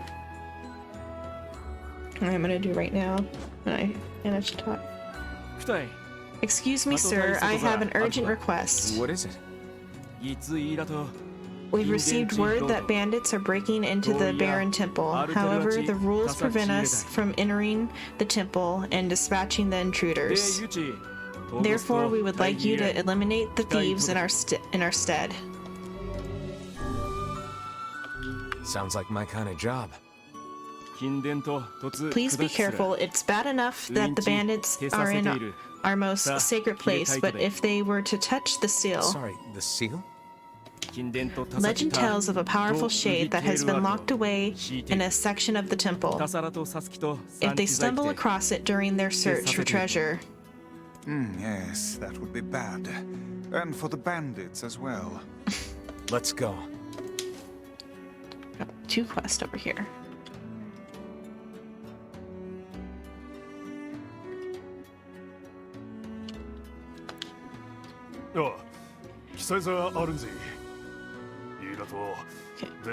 We have a problem. A great number of people have gone missing in the sandstorm lately. That's not good.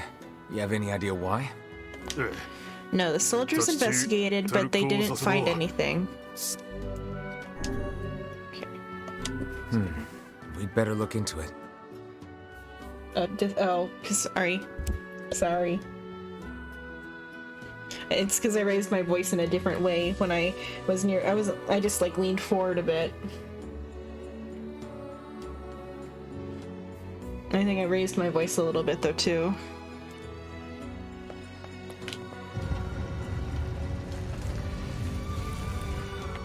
I'll move it back a bit because it's in a different place every day. The microphone is. What a headache. What is? We've not the time to worry about random bandits. Look, the temple is really important to the masked people. Then perhaps they should go inside and protect it themselves. Quit being difficult, Vice. You know there are rules about that. And thus, my headache. Stop bitching and get moving.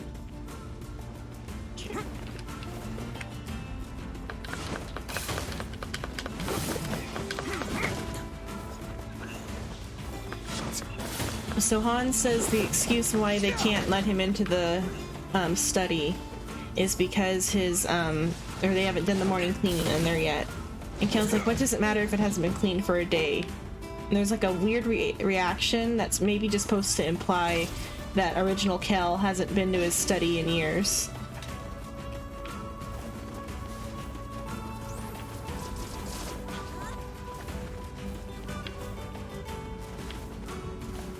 Yeah.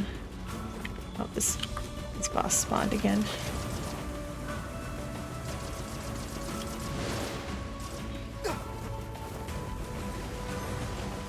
Not really a boss, but this thing spawned again.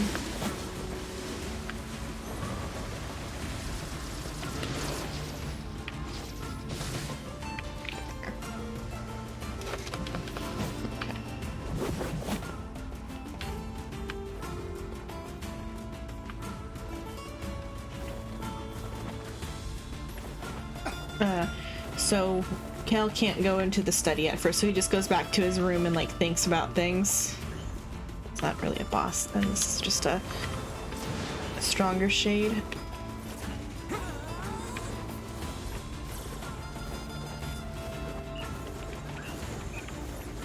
Yeah. Well, there's like some very minorly implied neglect happening that maybe like the servants aren't fully taking care of their job when it comes to Kel. Could be what that scene is implying. It's never fully like explained what was up with that one scene in particular. And it's bugged me.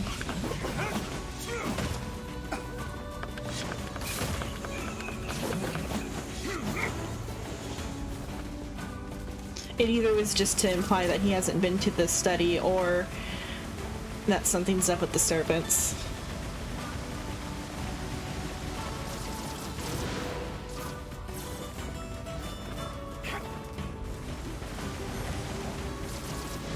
And so he goes back to his room and like just thinks about things, and then he goes to the study or something. I forget. I think there's some sort of in-between scene, but I don't remember off the top of my head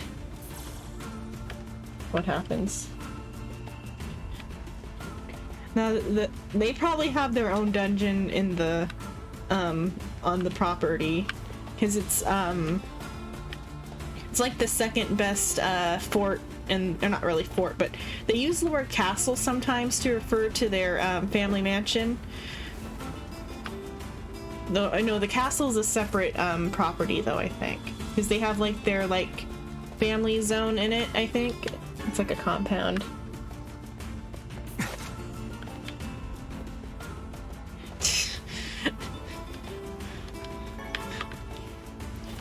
Han's up to some weird stuff. Who knows?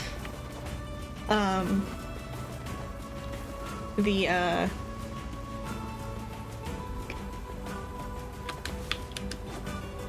they could have been using it as like a secret break room or something, because they know he's never gonna go back into the study.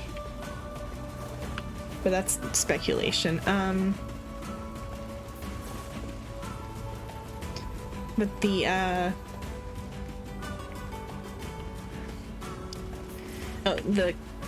there's like there's a castle, and then there's also like the manor. So I think it's either like a compound, and the like main office in the castle is separate from the office in the manor, because there's a thing where Kel has a nightmare type of thing that's brought on by a magical artifact. Yeah. Kel has a nightmare that's brought on by a magical artifact that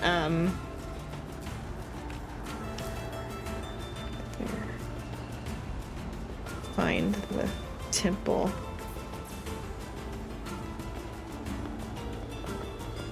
I wish I could figure out where to get the map for this zone, because I don't have it.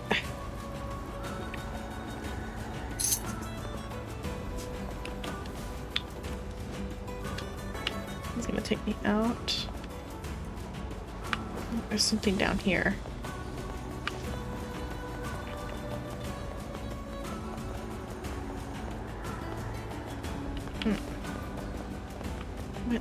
Oh, Emil scared me for a second. What's the point of this zone, I wonder? Well,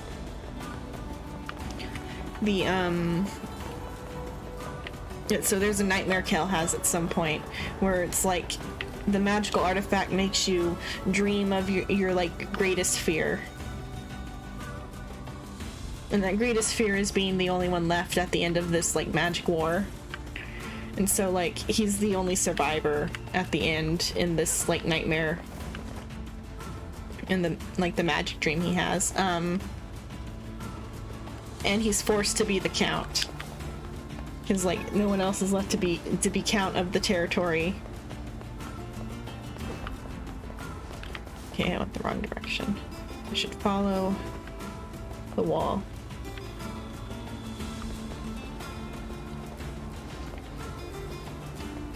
Like it's another hint at like his trauma about being like the sole survivor of incidences in the past. Yeah. Because well, at first he's like, my greatest nightmare can't only be being the count. But in that little bit where they do have that nightmare, there's a lot of like little lore bits about how the manor is structured, and that there's a residence in the castle itself, as well as the like separate family residence, and that the actual count, Dareth is his name, does all his work in the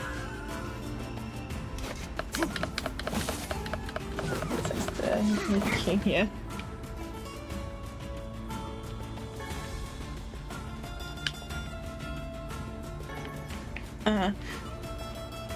Darif does all his work from the home office rather than doing it in the castle office.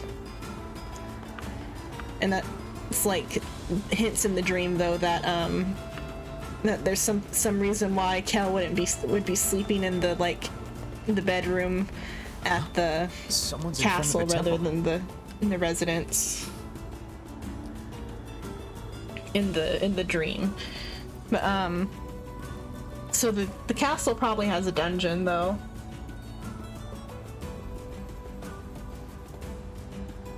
Do you have a screen a little above you? Or it does look like I'm looking up, huh? It's not above me, it's down and to the right, but maybe because of how I move my head when I turn away from the camera. I don't know.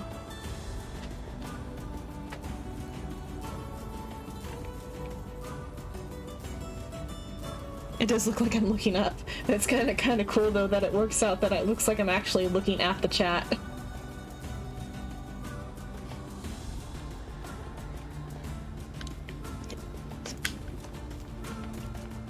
Help! Help! You must be one of the bandits. What happened? There's a huge shade inside. We were just looking for Trish. Anyway, it's huge. I made it out, but my fellow friends are still in there. It seems the worst-case scenario has come to pass. Screw these guys. They made their bed, let them shit in it.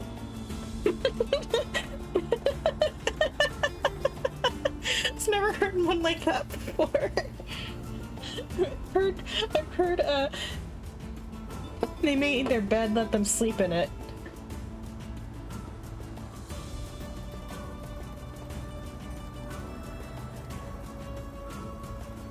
Tea's still really hot. And not enough to burn me now anymore, though.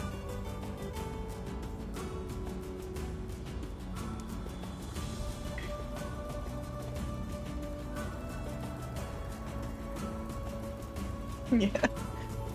That's such a good one, though. They made their bed, let them shit in it. That's so good. If that shade is as big as they claim, it's too dangerous to let it live. NieR is great. Let's go in and take care of it.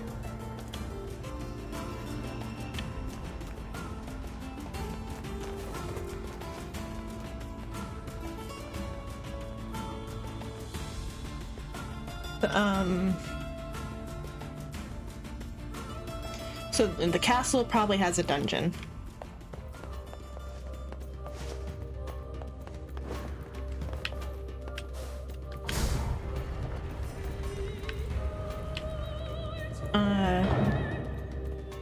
But it's near canon. Cause like the royal castle has a dungeon. That's guaranteed.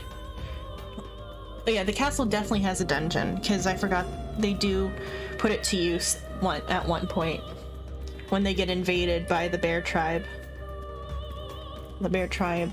It was bears, fire, what was it? Bears, fire, dwarves, and wyverns invaded the Hinichu's territory at one point.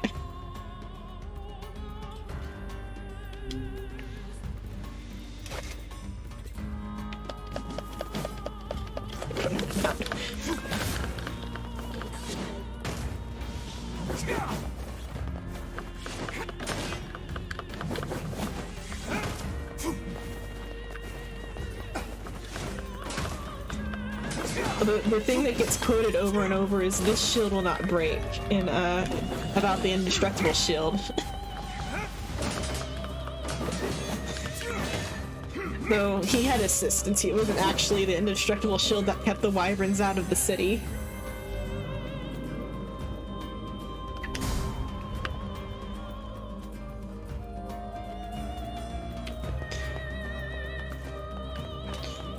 But for public relations' sake, it was the indestructible shield that did it. Because once he gets the baby dragon puts a shield over the indestructible shield. And that's what creates the illusion that it never breaks. Yeah. Stationary owl. Oh, I can't sit still. Okay, I had to think what does no stationary owl means. It means I can't stop moving. If I stop moving, the room resets.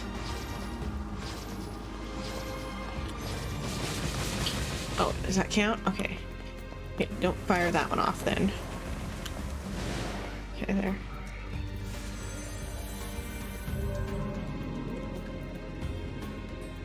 Charge your Busta. Oh, okay.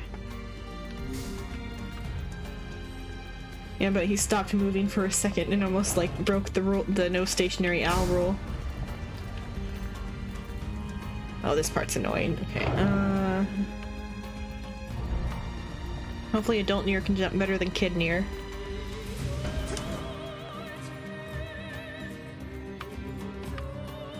Oh yeah, because I don't usually. Oh, I forgot not to press B. I have to press A to jump.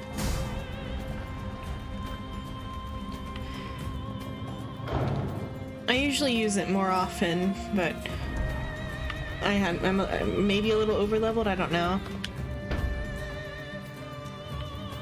I haven't needed to use the magic that much, and I forget to use the magic quite a bit. Okay, let's jump there.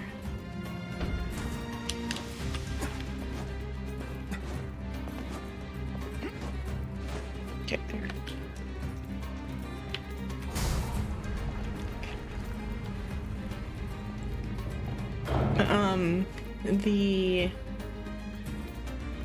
So he goes into the study. He writes down all his study. He writes down all of his like current plan down in Korean. Racing wolf, so no running. It also means no dodging. What? Okay, does that count as running? Oh, I know. All right. Magic abilities. Okay, to keep myself from running, then I need to defend. Oh, wrong button.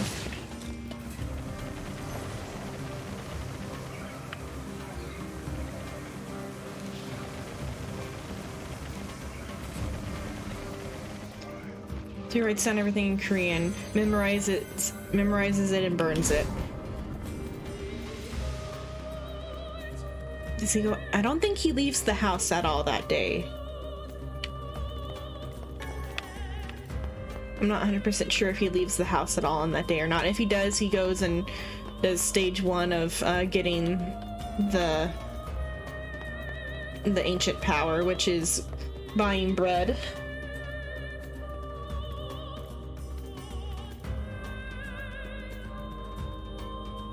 Memory has conditioned.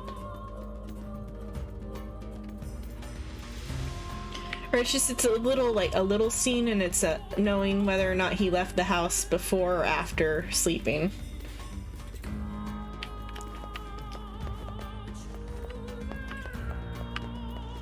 Because I've read fan fiction for this series, and so having to separate the fan fiction out from the actual book.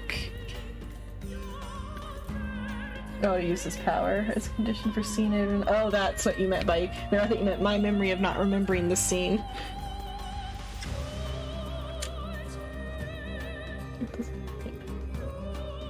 Oh, use his power. There is a condition of seeing it. Oh.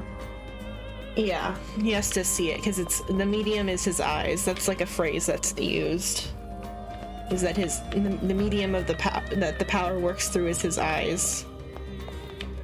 But though I think some auditory stuff is definitely there, because he has like flashbacks.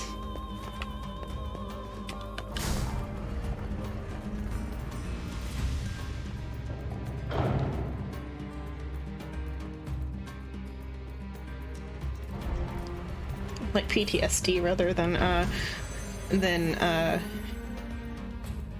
deja vu. Though probably some deja vu too, because Choi Han resembles, though that's never fully stated. That's speculation. Speculation would be both for the PTSD thing and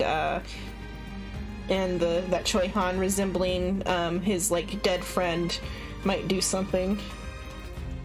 But though it's like implied PTSD, but never like fully stated. Because he had at least 1 or 2 actual like flashbacks where he like fully like zoned out.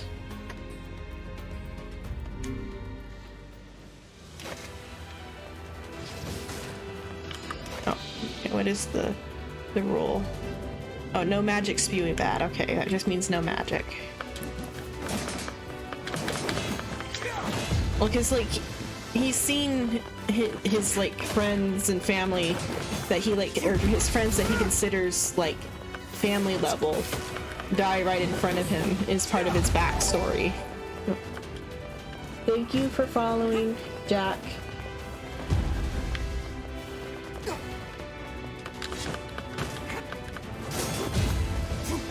Among a bunch of other things that he's experienced.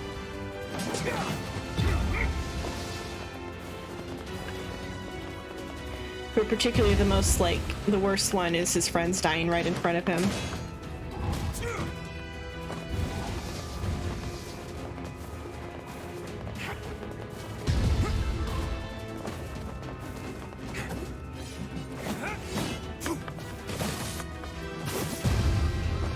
Because so that, and that also ends up as like one of the downsides of the record power is that he can't forget, and that's a line he says for sure.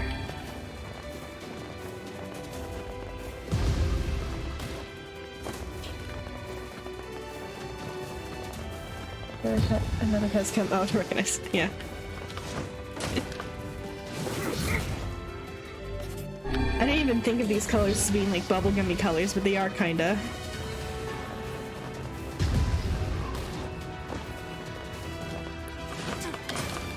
These are based off of, like I said before, the colors of Xenon light bulbs.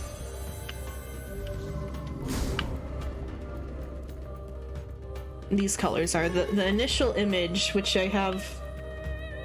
It's in my icon, I think. It's in my my profile image, the thing that's behind the character.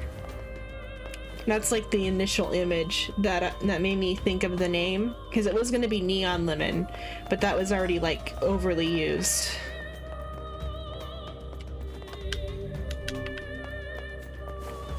Because I drew a picture of a lemon with the Procreate app has this like light brush that's really fun.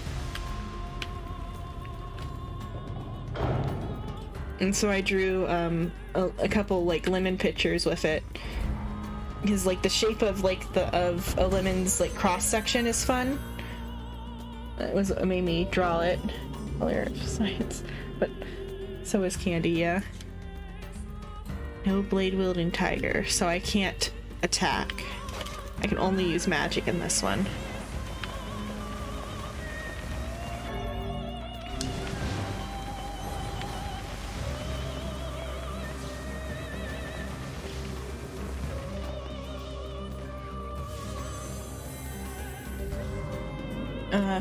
So the next day though, he does go out of the house. Does he have breakfast with the family again though is a question. I think that day he eats it in his room, but unclear. Breakfast is like hand waved. No, he definitely did go eat with the family because he asked for more money. So he asked for more money that day. If he asked for more money that day, that means he did leave the house after making his plan. So then the day he left the house to go make or after making the plan, then he would have gone out and bought some bread. Yeah, he bought bread, and he in the slums so the capital city of the Hinitus territory is Rain City. Sometimes it's called Western City. I don't know if it like when the name change happened, but it's usually referred to as Rain City. But I think the comic might be what referred to it as Western City. I don't know where Western City came from. It is also like the most like far west city in the the kingdom they're in, the kingdom of Rowan. No guarding then, okay. Get rid of garden. I can't possibly lose this.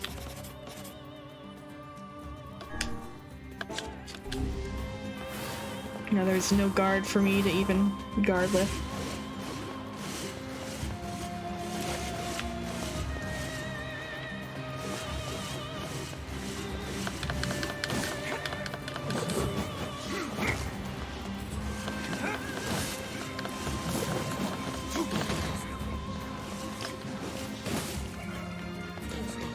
To the west northern border of the Rowan Kingdom is the Forest of Darkness, which the Hinitu's territory borders and guards the walls of. That's a Rain City. In Rain City's slums slash like the shanty town in Ease. There's a tree called the Man-Eating Tree. And the Man-Eating Tree is a white, it's like a skinny dead tree. It's like, well, it's not white yet, it's black at that point. So it's like a skinny dead tree. And if somebody hangs themselves on it, the body dries up overnight. And so there's stories about it eating people.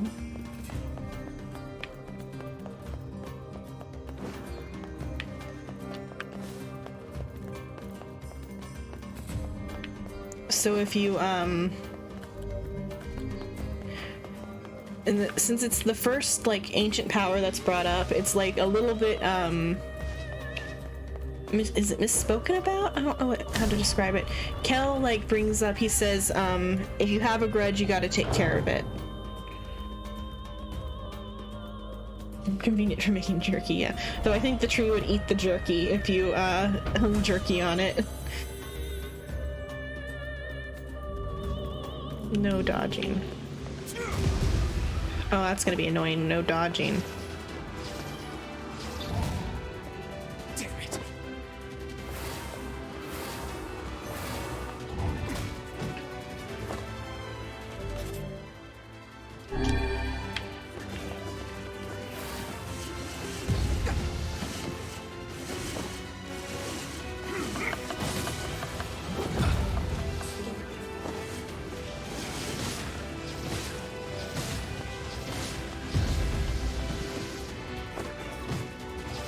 Oh, jumping, yeah, I could jump, huh? No, jumping's not a dodge.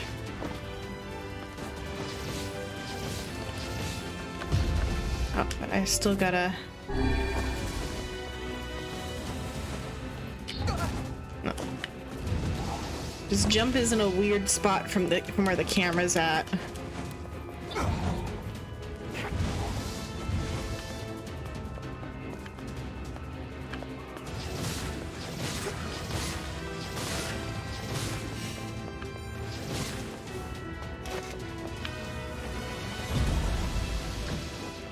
The health.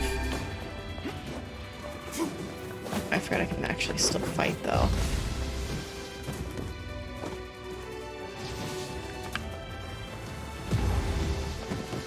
Damn it.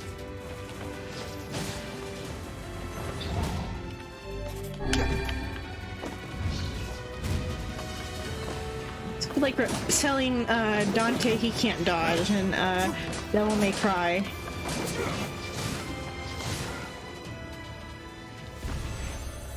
Dodging's very important. Annoying not to be able to dodge.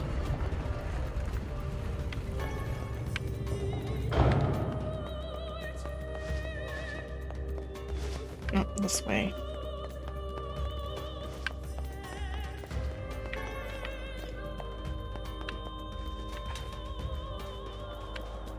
No, so Kel goes and buys all the bread he can buy. Yeah, Dante can guard, yeah. I could have guarded, huh? I forget about guarding. I usually don't guard in games. Oh. I always forget about guarding. Perhaps humans are simply not designed to swim in sand. Oh. great. Covered in sand. Watch my health. I almost... Covered in sand. Nope. Oh, great. Covered in sand.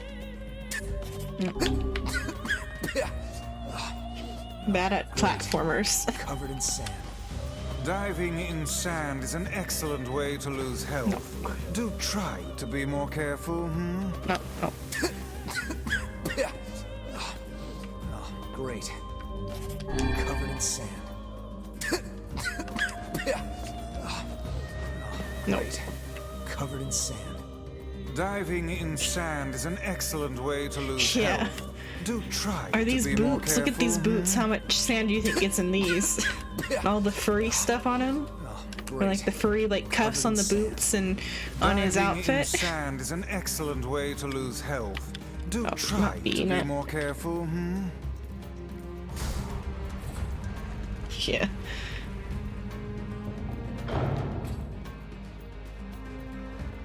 It kind of looks like he's almost got like a bodysuit underneath, like this white fabric or whatever. It's like some sort of bodysuit or something. Hopefully. Yeah. Okay, let's try this again. Nope.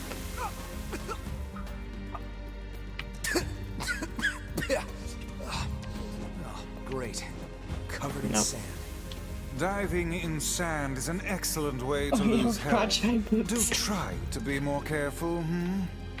Oh. Run out of health. Well, I have 10 of those at least. Okay, I can just... Great. Covered in sand. Diving in sand is an excellent way to lose health. I jumped! Do try to be more careful, hmm? Great. Covered in I've done this before. This is like a revisiting zone. Great. Covered in sand. Diving in sand is an excellent way to lose health. And I need to... Do try to be more careful, hmm? I can air dodge too, and I forget about it. Great. Covered in sand. Air dodging there doesn't help. Great. Oh. Covered in sand. God, all the health that I'm gonna waste on this. Okay. Great. Covered in sand. Yeah, I'm just... I have to... Maybe I'll skip that jump. That little one. And do an air dash. Great. Covered in sand. Diving in sand is an excellent way to lose health. Do try to be more careful, hmm? I gotta rhythm game this, come on. Great. Covered in sand. Okay, yeah, just don't land on that one, period. Great. Covered in sand. Great. Covered in sand. Diving in sand is an excellent way to lose health. Do try to be more careful, hmm? Great. Covered in sand. Diving in sand is an excellent way to lose health. Do try to be more careful, hmm? He's gonna keep saying it too, because he's like so many lines behind. Great. Covered in sand. Diving in sand is an excellent way to lose health. Do try to be more careful, hmm? I should have air dodged. Yeah. Great. Covered in sand. I slipped off the edge of that Diving in sand time. is an excellent way to lose health. Do try to be more careful, hmm? Oh, thank God, okay. Covered in sand. Diving in sand is an excellent gonna way keep to going. lose health. Do try to be more careful, hmm? Okay.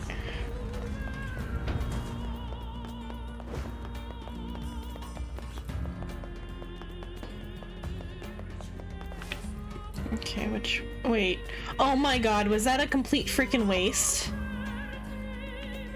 Could I have just turned around? Oh my God, no.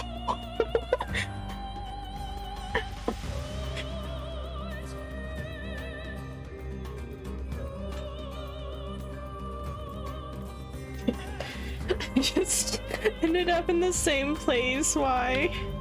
That door won't open. Okay. Let me look at the map this time. Where am I going? Not that direction, apparently.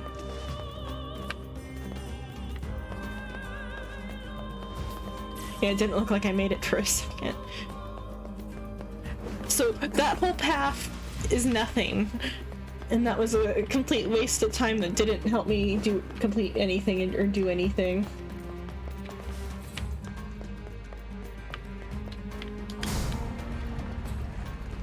And this is the proper path that visually looks the same as that path over there.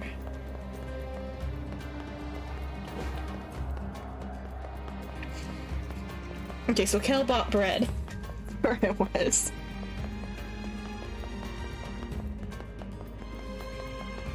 Not this. Where am I going? Did I already do it?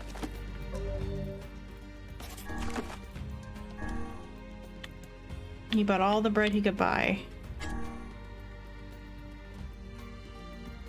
Must be defeated. Where, though? Maybe the other hallway over there?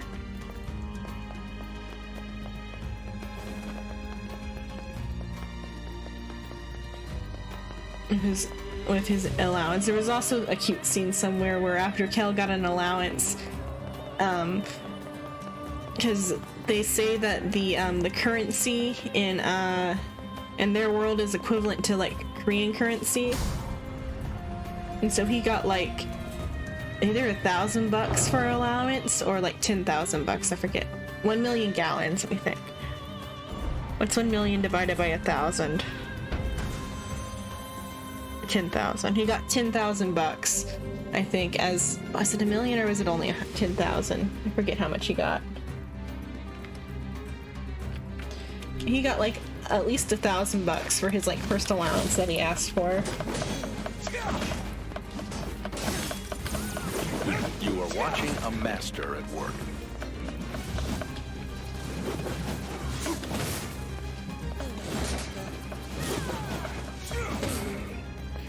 Well, because I was able to do easy math. Did I do bad math? What?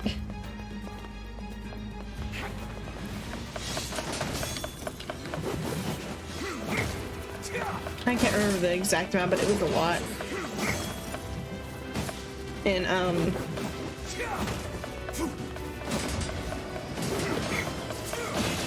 he was very happy to have received the allowance.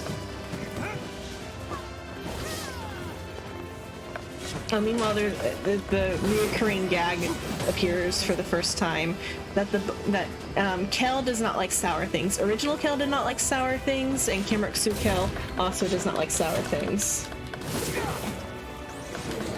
Oh, you should have. Oh, that's what you were saying was a mischance. Yeah.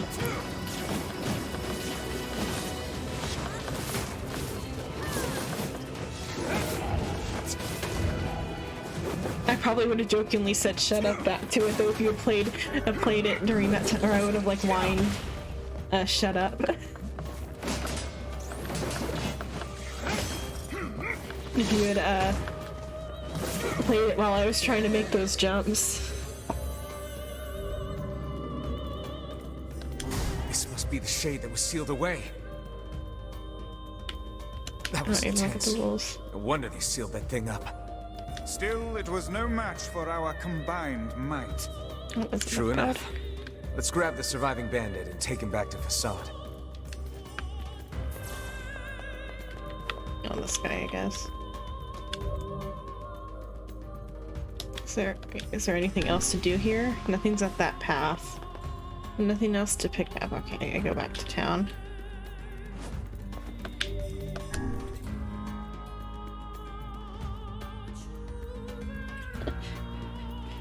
Or you become an aggressor if you I'm getting out of here before those guys get back.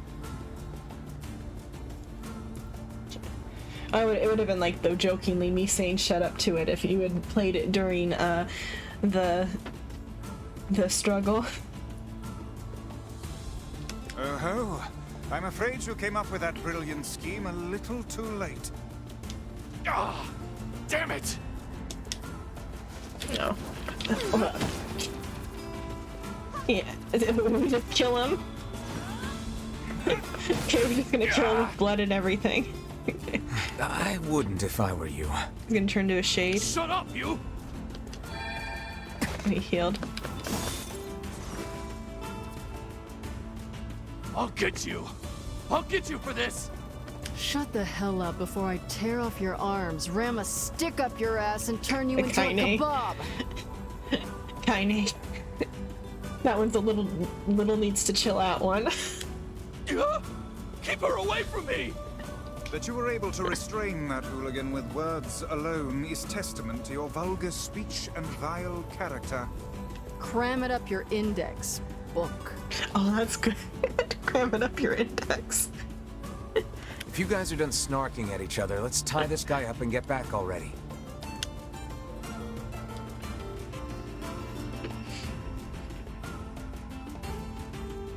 Where's her chill?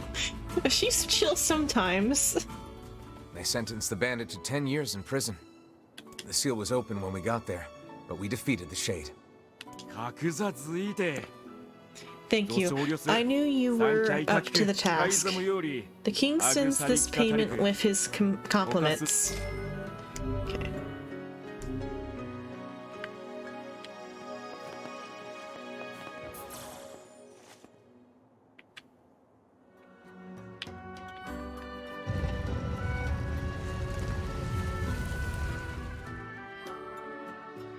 You know, Kaine just doesn't give a fuck. Rather than being a resting bitch, if somebody's nice to her, she's kind. Her like attitude towards Jamil shows that, but she will not put up with any sort of with anything.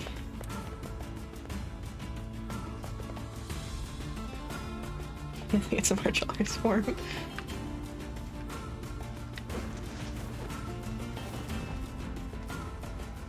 So supposedly there's like missing people out in the sandstorm. I'll go to, or I don't want to get lost in the sandstorm.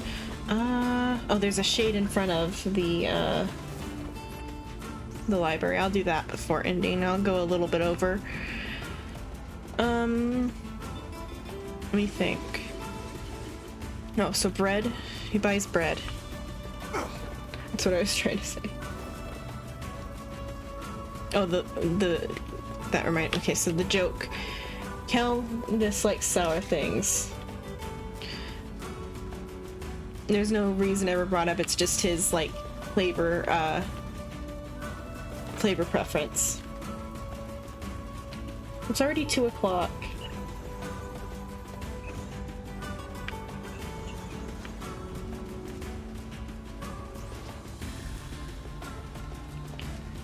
But I'll defeat this shade in front of the library and finish its quest.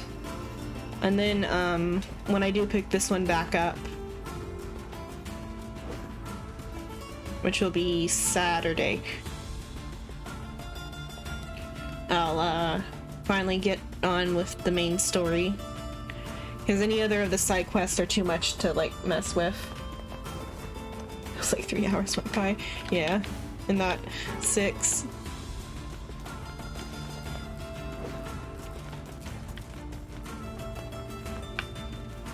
Foot life in the hyperbolic time chamber, yeah.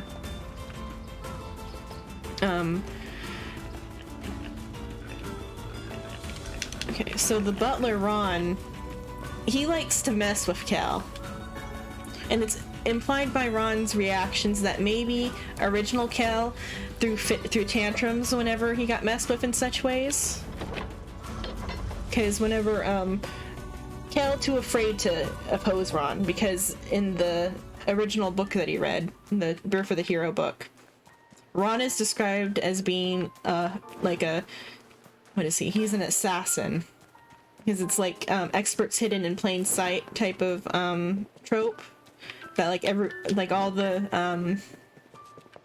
of the servants at the Hinitus Manor are trained in combat at least a little bit, but Ron in particular is like a master assassin.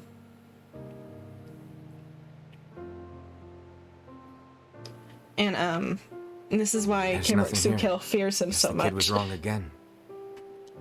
This is a fool's errand. Even a young girl could hardly confuse a library gate with a river. Perhaps we should ask some of the other villagers. Yeah, I guess. I'll finish this quest. Since it's a non-collection quest, it's doable.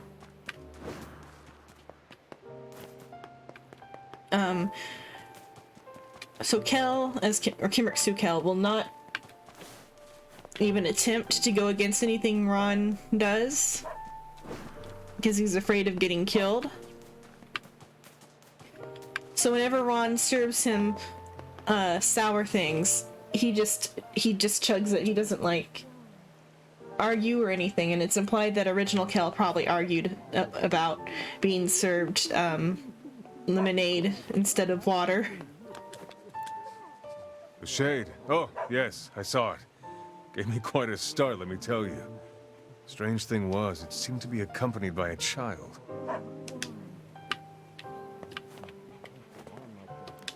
The parts are on the way, but it's gonna take a little while. The guy said he'd bring them to you when they're ready.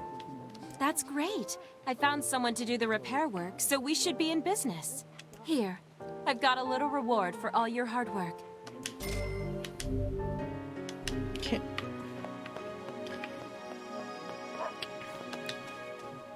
The shade. Oh, yes, I saw it. Gave me quite a start, let me tell you. Strange thing was, it seemed to be accompanied by a child. Like that child was just walking by in this area. It looked like she was involved with that.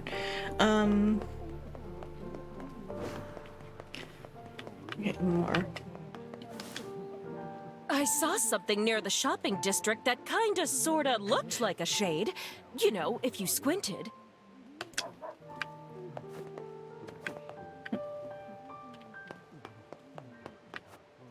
It really depends on what your pre-established They say he's figured out pattern what Yona is. Your pre-established pattern is with the assassin. If the assassin will take you back talking, which Ron really would allow him to back talk and like fight it, and he probably would give him something sweet to drink. Sometimes it won't put out any water at all. I would speculate that the source of the problem lies in the fountain's pump. That's my guess too. I heard you had parts made for the water wheel, so I'm hoping you could do the same for the fountain. I'll accept it, but that quest might never get finished. Why not? I'll look into it next time I'm in Facade. I think I saw a shade a few days ago, but I can't be sure. Whatever I saw, it wasn't much bigger than a kid. The girl's story is not agreeing very well with the rest of the villagers' testimony. I think we should question her a bit further. Something is amiss. How do you mean? We are being lied to. You think? Why? I cannot say. Perhaps it is but an honest mistake. Or perhaps there is a good reason for the lie. Okay, here we go. Listen, I'm not angry, but I need you to tell me the truth. Why did you lie about the shade? I'm not lying. I saw it. It was big and scary and big. Tell us this, then. In which location did you not see the shade? Oh, that's mean. Twice. You're weird. But, I guess I didn't see it near the northern gate or on the hill to the west. We're gonna go kill what could possibly be her shade. We'll find out if is this gonna be a little reveal about what happens if you kill somebody's shade. And so through a lot of little actions that show how much Ron truly treasures Cal. Later on, it's treasuring. Early on, it's just him messing with him. But Cal just takes it because he doesn't want to make Ron angry.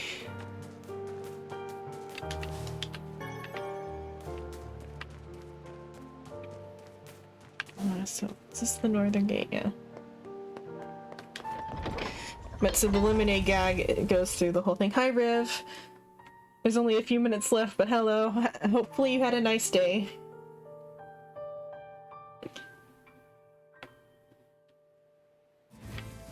It's like 2 o'clock p.m. or something over there, I think. I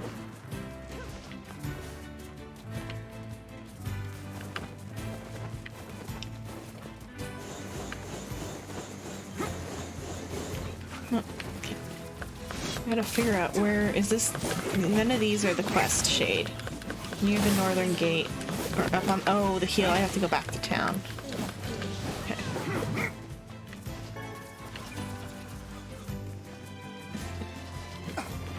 It was just more me rambling on about light novels.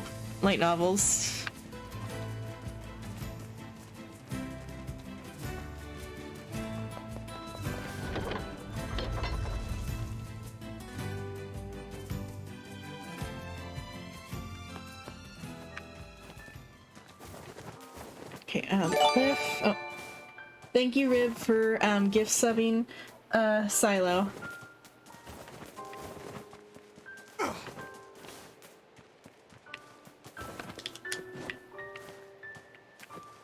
Over here. Is that the cliff? What's the quest say? Now you got the Pog emote.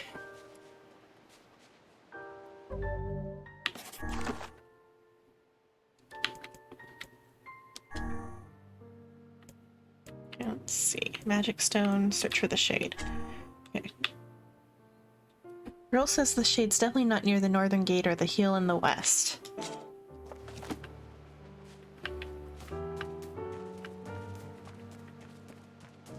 The heel in the west. West is this way.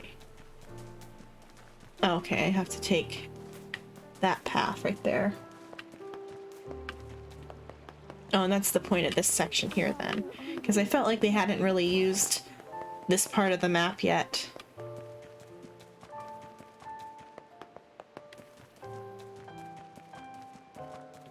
There it is. That kid must have been trying to protect it. A touching story, but humans and shades cannot coexist. We'd best defeat this monster while we can. Agreed. They oughta. The only way they can exist is to coexist. Let's go back to the Shadow cloud. said.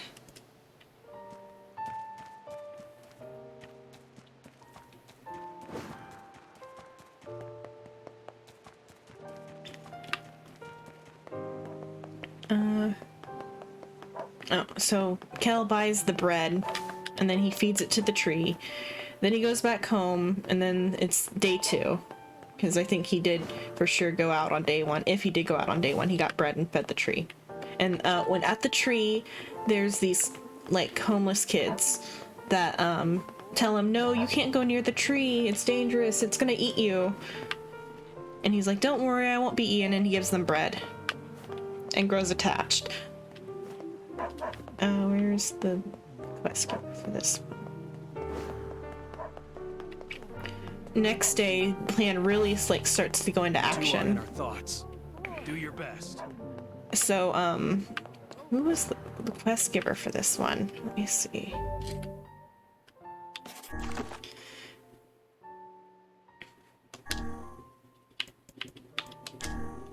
The guard by the shopping district, southern entrance. Okay. So the guard there. Thanks so much. I was having trouble sleeping knowing there were shades in our very town. Oh, no follow-up on what happened to the little girl? Did we just kill her? What happened? I feel like there's probably a follow-up quest to that. We'll It's protect a new the village one. while you're gone. Spawn. Let's look and see if there's a follow-up for that. I want to know.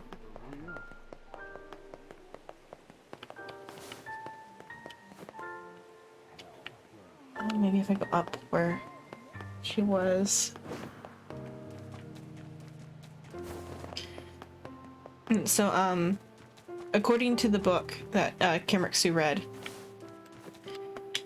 Choi Han's going to come to town that day because he transmigrated too soon to or too early or too late, not too soon, too late to stop Choi Han's village from being destroyed.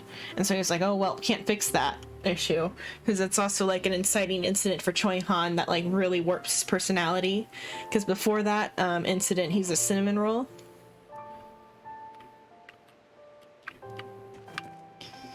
But it warps Choi Han's personality and breaks him pretty bad, that the whole village got destroyed.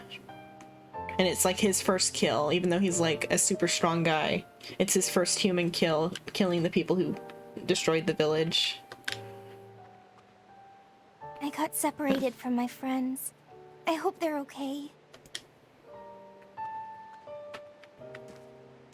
Is this child, did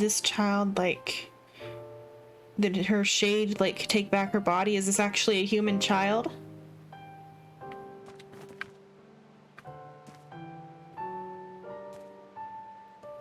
Oh, you don't know about what Simrol means? Simrol is a personality type. That might be...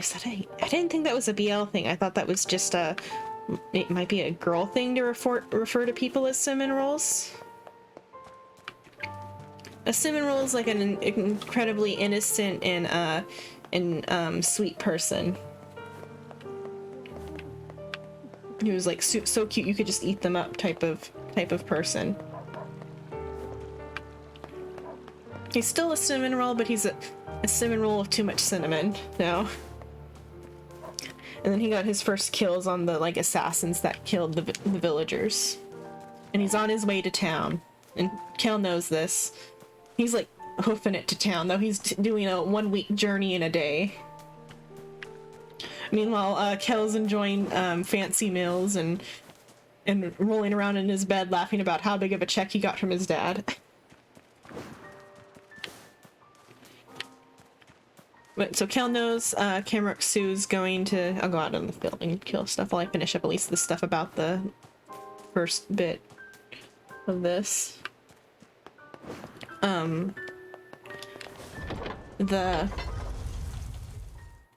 So he's hoofing it to town, and then Kel knows he's gonna arrive that morning. But he's not allowed into the town because he doesn't have any, like, form of ID. Because he wasn't born in the kingdom.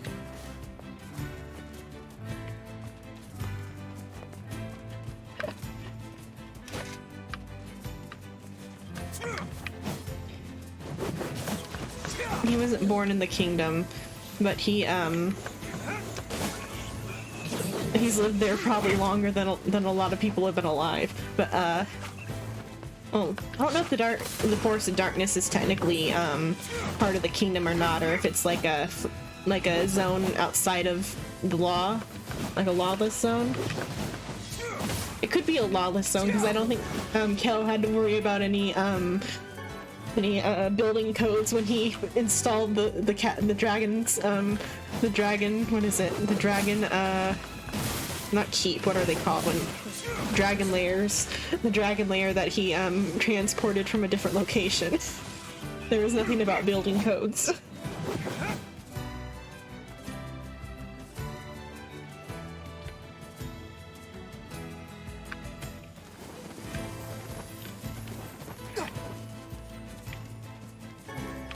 It was Dragon Lord's castle, the Dragon's Lord castle that he transported from another continent later on. No building codes were mentioned.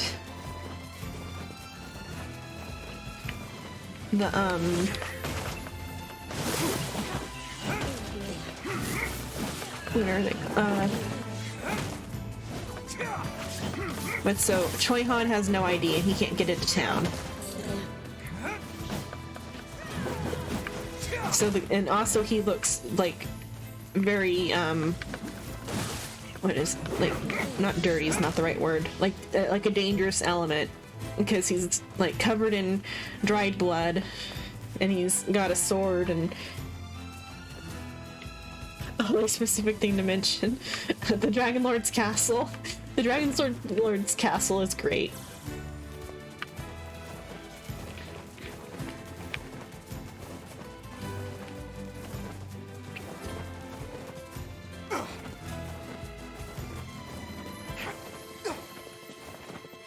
So, and it also supports my guess that there's no building codes in the Forest of Darkness, so it's a non-administrated zone.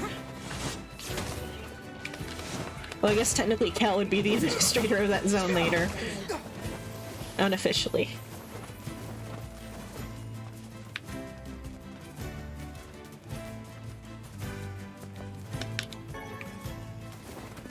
Then,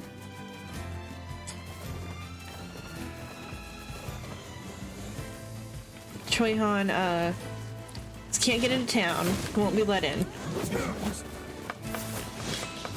Oh, there's something weird with these shades.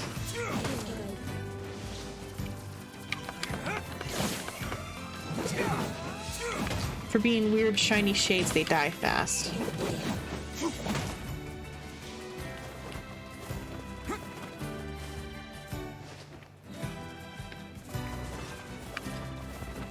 Well, it's less work than being official, because there's no paperwork if he's the unofficial lord of the forest. It's not like he did the paperwork when he found, well, he's squatting in a mansion that he found in the Forest of Darkness. But though it was left meant to be an inheritance for someone, and that he ended up like fitting the criteria to inherit it.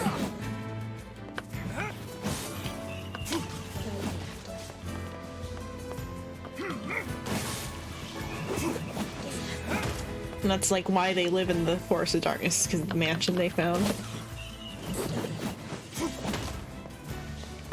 Like a super mansion that they found in the forest. Oh. What is that? First time? If you're a real person, maybe change the position of a period in what you said. If you were trying to do a website, say dot instead of putting the period. If you're not a real person, you don't hear my message, or you don't hear what I'm saying.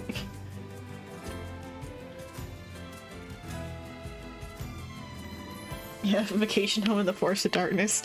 It's exactly that, because they refer to it as the villa. Though it's like his primary residence, because he doesn't want to. He feels he probably feels uncomfortable living with the family. It's never fully stated, but he's never home.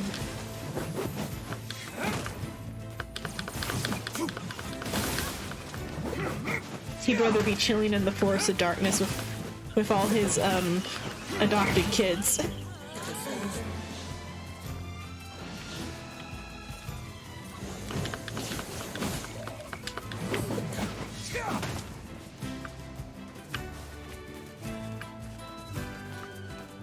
So Choi-Han can't get let in. Meanwhile, Kel, he's sitting.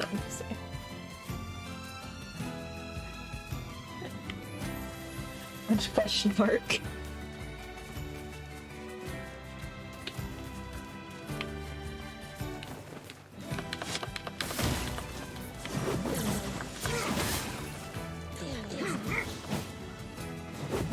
And then, so, well, Choi-Han's trying to get into town. Kel, he went into there's a tea shop where he's also meeting the owner of the tea shop as part of why he chose to sit in the tea shop, besides it having a good view of the city gates. So we could confirm that Choi-Han did indeed show up. So the tea shop owner, Billos, I haven't read the last 20 chapters, I think, and I think there's like some sort of big reveal about Billos in those chapters.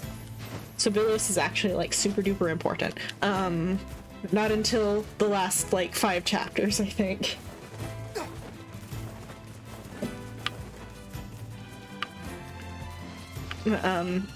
Billos is the bastard son of a famous merchant company.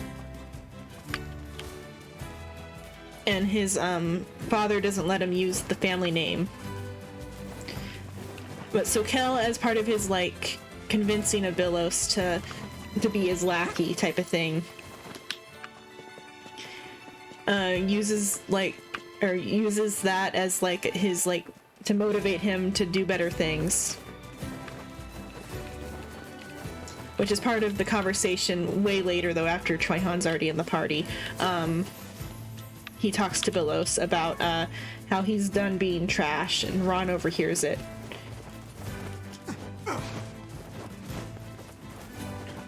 and he uses that as a speech to like motivate Billos. But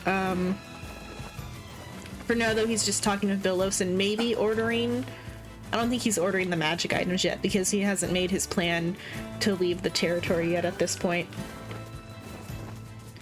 He just like introduces himself to Billos and starts like his moving along on that part of the plan. More shades anywhere?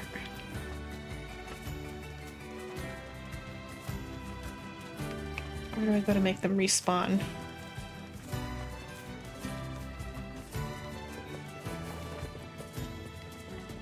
I'll reload the field.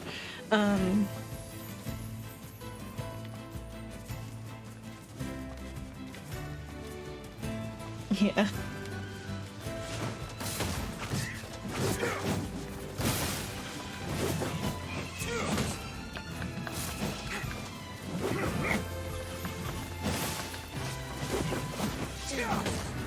But, so he mostly, he's in the tea house to stake out whether or not Choi Han showed up. Then he goes and feeds the tree some more, talks some more with the cats. One of them is hurt. No, they're not hurt at this point, but he gives them like more food to eat on the second day.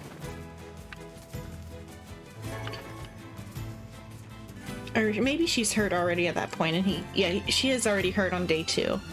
So he did definitely leave the house on day 1. So did I say cats? The kids in front of the tree. And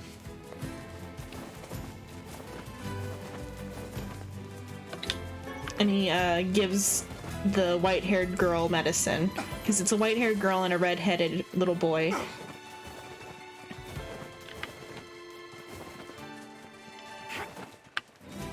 But he specifically gives the medicine and not a potion, which is a hint that he might know what's up with them.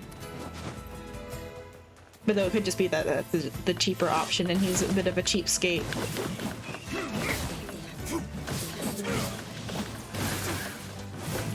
At that point to them, though later he wouldn't dare deny them anything.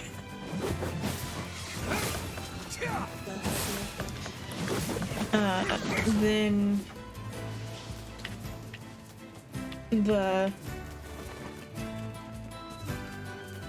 so he feeds the tree, he goes back to the tea house until nighttime and just like chills. Reads a book. Has tea that's not lemon flavored. Because he makes a big deal about ordering sweet tea.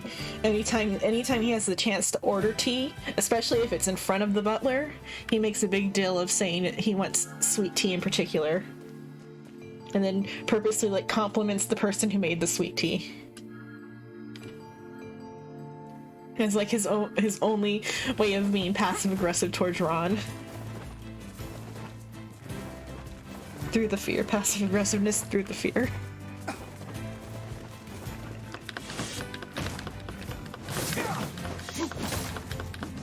Then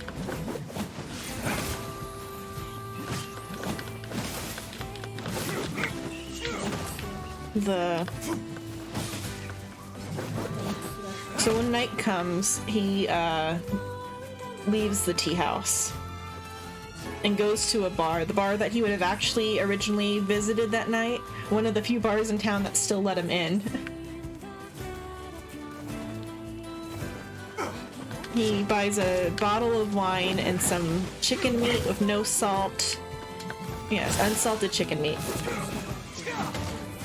He bought the chicken meat because Choi Han, who couldn't get into town during the day, once night falls, he decides to jump the like, not fence, he jumps the wall around the town. And he's able to jump it from the ground because he's super strong.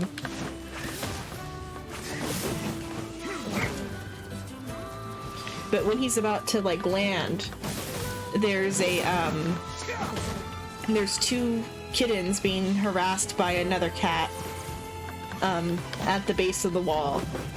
And Choi Han has to do evasive maneuvers not to squish the cats.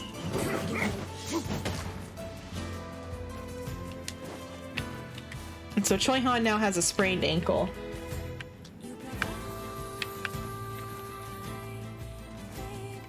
Yeah, stuff like that.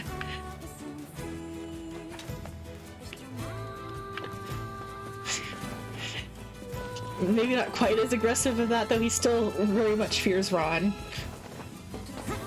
But like almost to that level. Can't jump that way.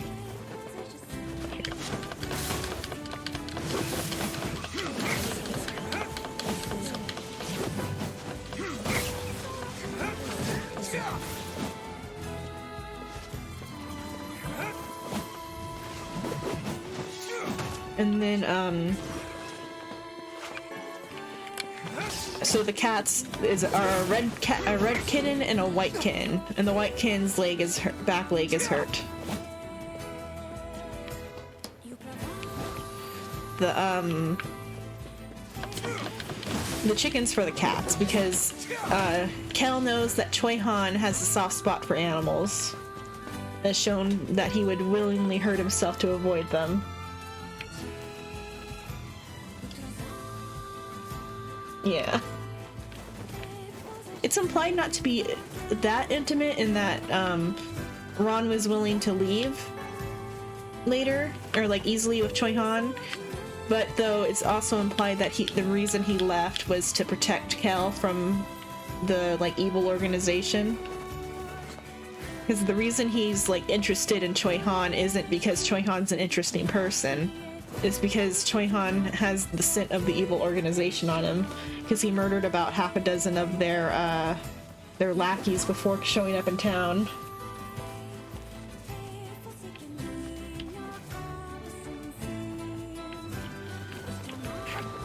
This is a reading. There's no anime for this one. Maybe someday if Korean light novels get the respect that they deserve. Or deserve.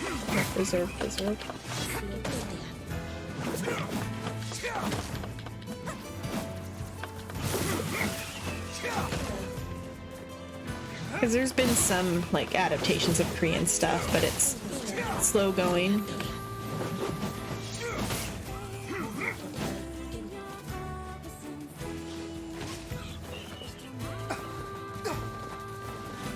Once in a while. I just don't know what the next one is. The last ones I remember are the recent ones with like Noblesse and the school fighting one, whatever it was called. Did they flop? Did Noblesse flop, or did Noblesse actually do good? The only thing is Noblesse sucked because they changed everyone's name to Japanese names.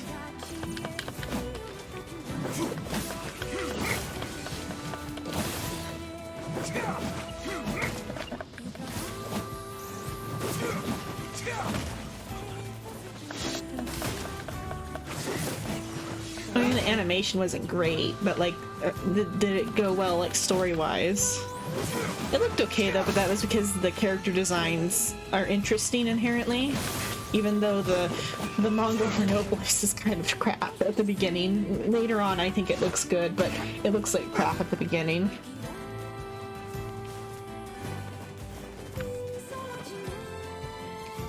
I think it's going to be slow going, or it's going to take a Korean company to stop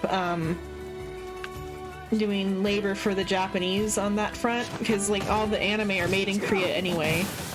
It's just going to take a Korean like subsidiary anime company to decide to stop adapting Japanese work and start adapting Korean work. Trapped with the Count's family might actually eventually get it. God of High School. Is that one get a?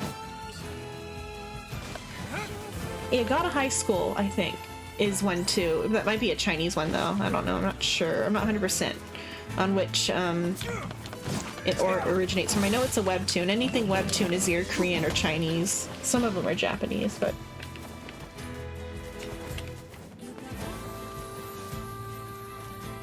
Yeah, it's all fun and games until Korea puts its foot down. It really is. Like, the anime industry is built on Korean labor. when they finally get tired of making crappy Japanese light novel adaptations and start making good Korean light novel adaptations. Not all Japanese light novels are crap though. A lot of them are good too. It's just there's a lot of crap though too.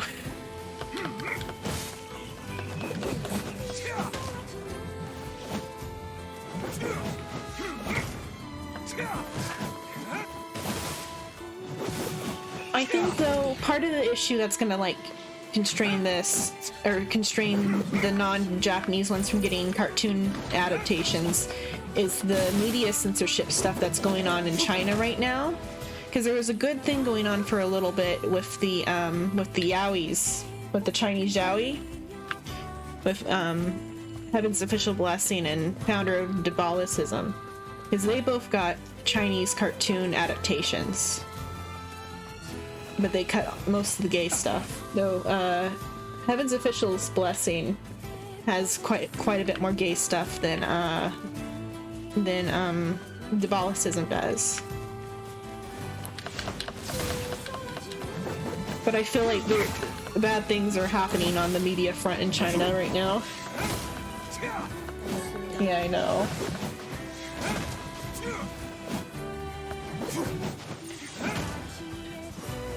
I'll go until I'm tired, I think, for now. Because I can go a little bit longer.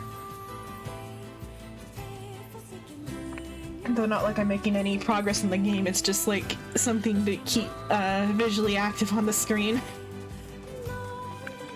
Because I'm just like randomly killing shades mindlessly right now. I think I'll go back into the robot dungeon. I still need memory alloy anyway.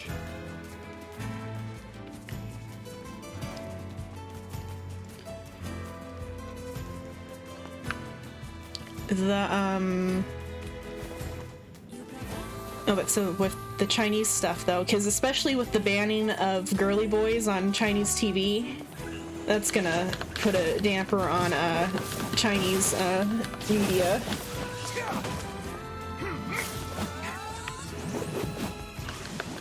It's pretty how big founder of Diabolicism is in China is pretty crazy. They made a freaking live action adaptation of it that's actually kind of good as any other soap opera style show can be. And that live action is on Netflix. On Netflix it's called Untamed. They cut even more gay stuff than the anime did though. And they changed the story for the live action. But it's like a decent live action adaptation because they're adapting from the book rather than adapting from the cartoon or the comic. And I kind of wish they had adapted from the comic because there's a whole colorful thing that the comic and not the comic really doesn't do it, but the anime in particular. The anime uses colors really well for founder of Diabolicism, or the Chinese titles, Modao Zushi. His, the festival. I don't think I've seen that. But though I think the Untamed did pretty well in like the fan community, because there's a lot of like fan edits and stuff, and I've never seen anything like too bad about Untamed. I've seen a lot of like cute little edits of like behind the scenes of them like breaking character after like a serious scene and stuff, and there's like a lot of edits of those.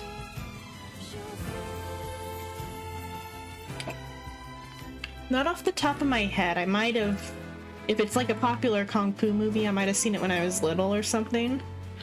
Because there are like a lot of Kung Fu DVDs that I have. But though if it's something adapted from like anime, I don't think I've seen it. The one time with my mom, I watched the, what is it called? City Hunter? The City Hunter live action with Jackie Chan. That always slips my freaking mind that exists, that there's a anime Jackie Chan movie.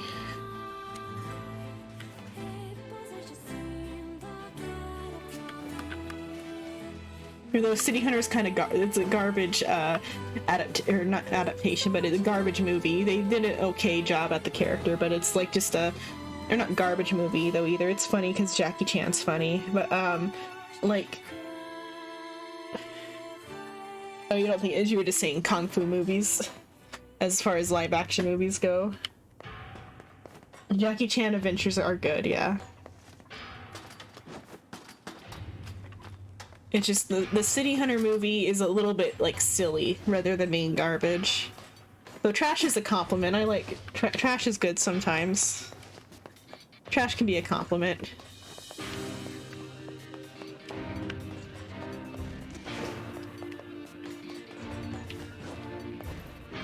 A lot of times light novels and media that's bad are good guilty pleasures.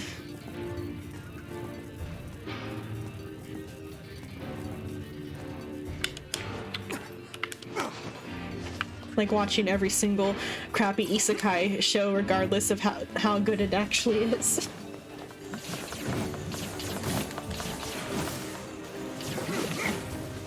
But Jackie Chan Adventures is good. The founder of Dabolicism's cartoon adaptation's been compared to Avatar. The Last Airbender, not the blue people.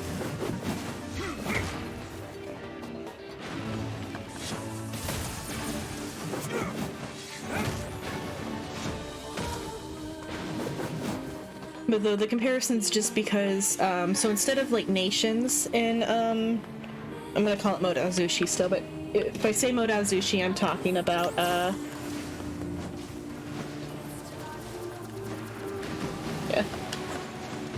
Oh, I'm like, I really love isekai anime, even though they're all or not all garbage, but a good amount of them are garbage. Isekai anime are my guilty pleasure. Well, not all of them, it was like being hyperbolic, but like, what was it, like, was it Spirit one? What was it? Seirai, Gensoki, just there's a lot of them that I've like fully like indulged on that weren't even that good. Since I need to watch that one. It's crazy if I haven't actually seen that one. Because I initially skipped over it because it seemed a little bit mundane. But I do definitely need to go back and watch. That's like on my watch list because she looks OP. Because it came out when I was going through a non-Japanese phase of like watching and reading things. So it didn't fully catch my attention when it came out. I remember hearing that it was good and thinking, oh, maybe I'll watch it. But I've seen some really good clips of like how her powers go, and that's what makes it interesting to me. Okay. I kind of like Drifters a little bit. Well, the art style is interesting. But I do understand that Drifters isn't very good. I enjoyed it, but I understand that it's not perfect, because I can see the flaws in it. The face feels real.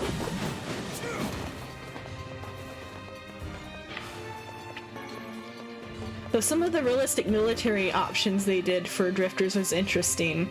Like, going through the process of how to make gunpowder from scratch.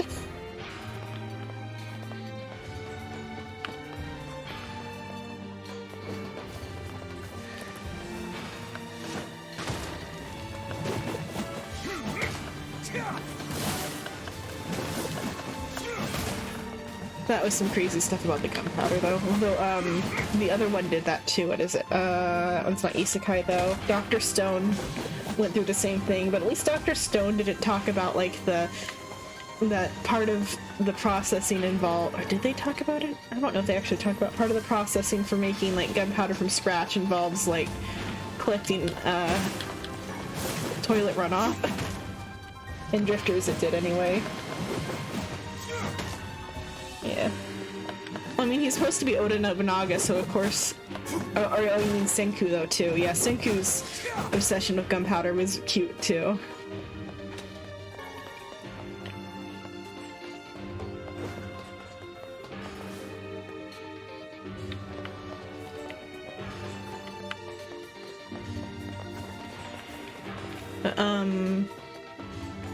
Oh, so Modao Zushi is like Avatar because there's like clans and they have different colors of outfit.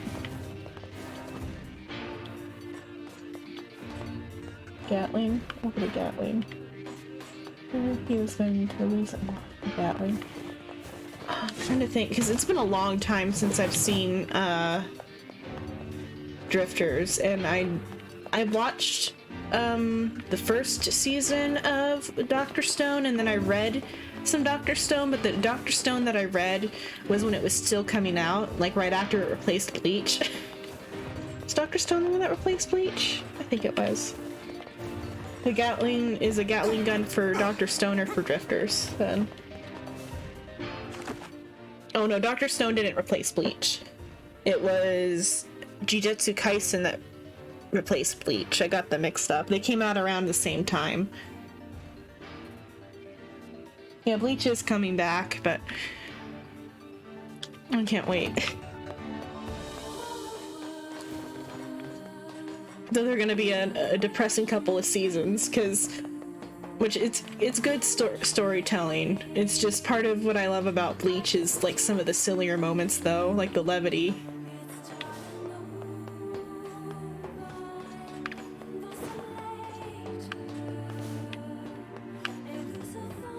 But it is good storytelling to have like such like a dark ending for Bleach. And the final season, yeah, I cried. That was one of the few animes I cried for.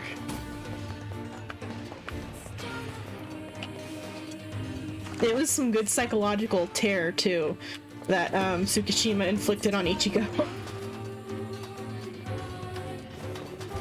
And Kenpachi's fun too. Yeah. Well, Bleach or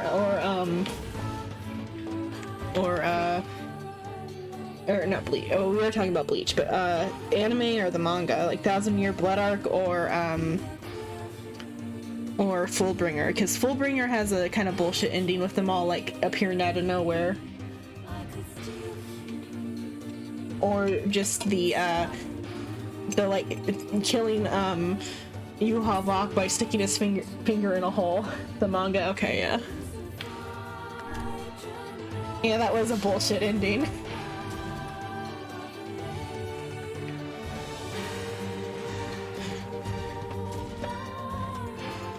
But no, it's because he was rushed.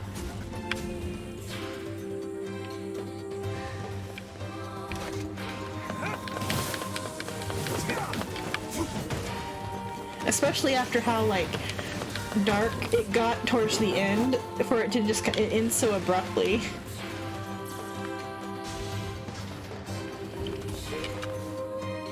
Wrong path again. Where am I going? Okay, this path is not where I wanted to go.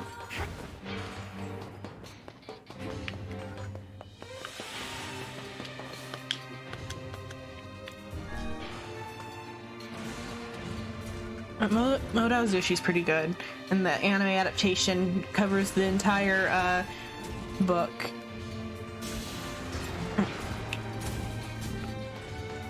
Except for the epilogue.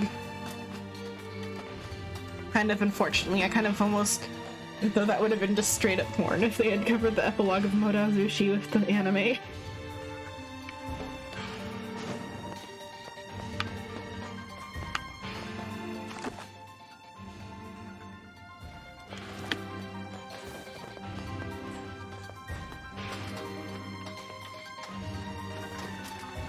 Yeah, the power scaling was getting outrageous in Bleach, but they could have gone further. It's not like they got to the same level of outrageous power scaling as like Dragon Ball did.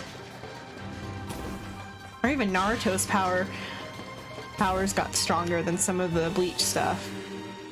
Though the enemy powers were getting kind of outrageous. Like freaking Mr. Cookie Bones. The imagination guy. That was like such an intense fucking fight.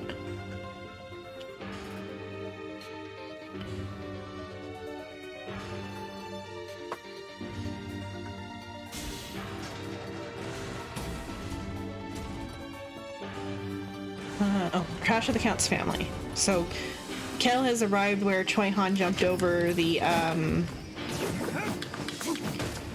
wall.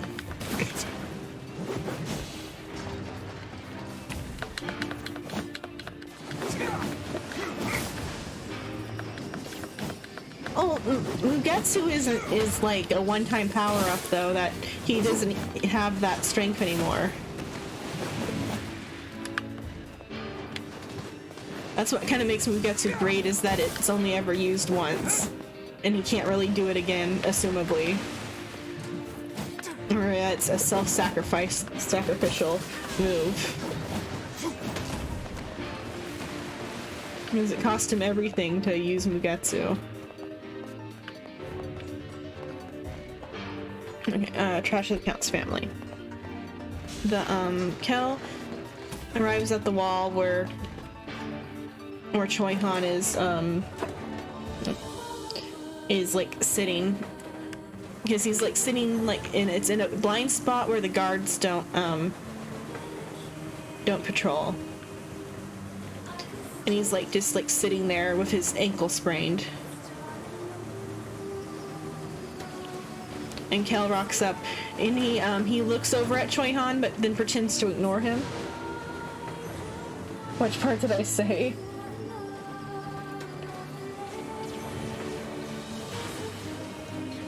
Yeah. Oh, the wording for calling it trash. Well, trash is like my current fixation right now.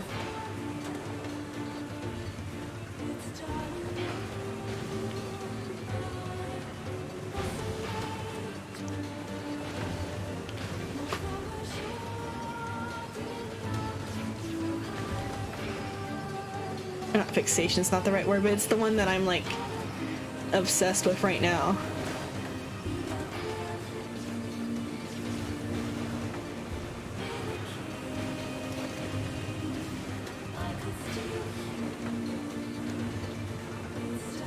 But what it's so his Choi Han's ankle is sprained, and he's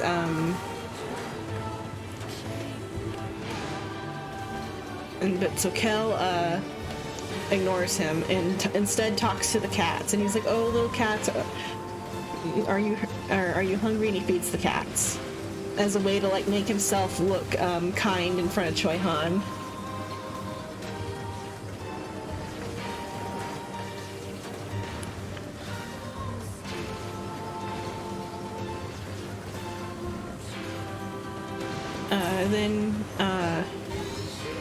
But then Kel turns around and also asks Choi Han, "Are you hungry?" Or like something about, "Do you need something to eat?" I think is like the actual line, but though it's been mistranslated in a couple of the translations or something where he doesn't like say it all the time, and it's just like, "Do you need somewhere to stay?" But in particular, it's about food, is what he says, like for sure.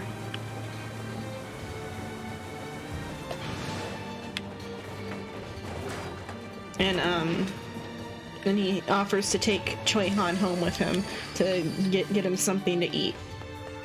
And it's supposed to mirror how he was previously rescued by someone in the past.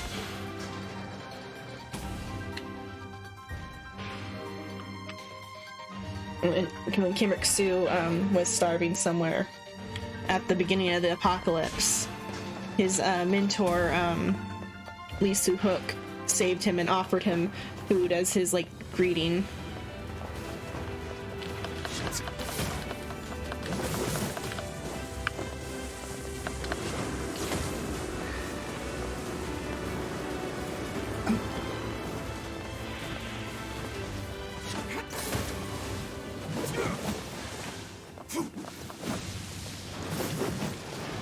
And so Kel offers Choi Han food and takes him home. And they go home, and the guards are like kind of freaking out because like, why is the young master bringing home some like street ruffian?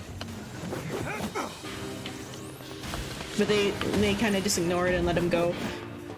go on in to the mansion. And he introduces him to Ron, and he's like, "Take care of my guests. Be sure to feed him," or whatever. And then he asks Bacross. So Bacross has been talked about at this point, but this is like the first time he's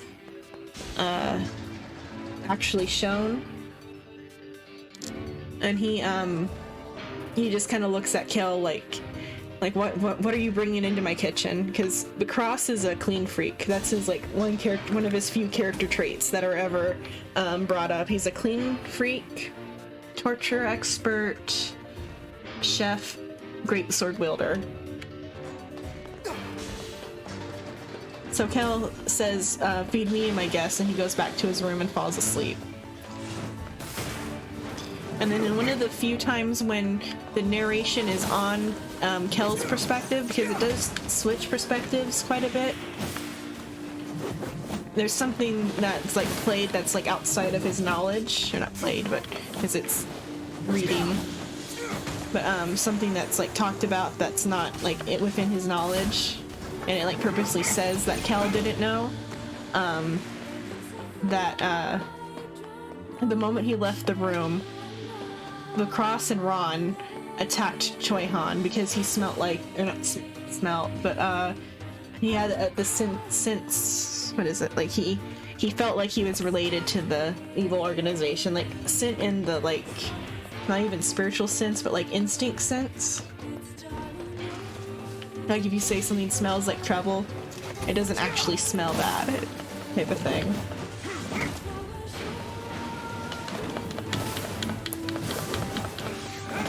But when Bacross and Ron try to fight Choi Han, he easily like prevents them from hurting him.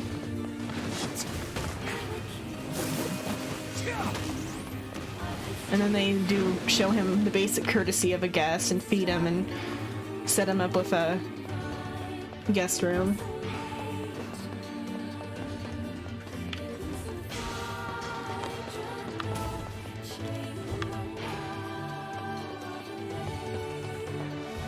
Ron caused more trouble. Ron does cause quite a bit of trouble despite being one of the more logical characters. So luckily Choi Han didn't take offense to it. They maybe explained that the reason why they attacked him was because they thought he was like one of the assassins or something.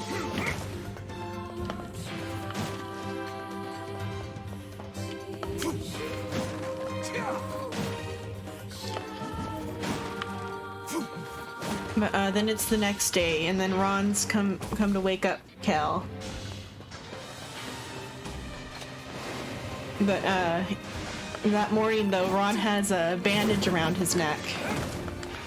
And Kel's like, "Oh, what happened?" Because Kim Ruk-soo is like, despite trying to pretend like he doesn't care about anyone or anything, he's a very empathetic person who cares about the well-being of everybody around him.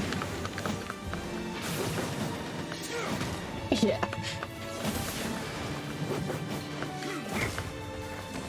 I don't know how they talked him down from not fighting back against him, or against them, even though they struck first.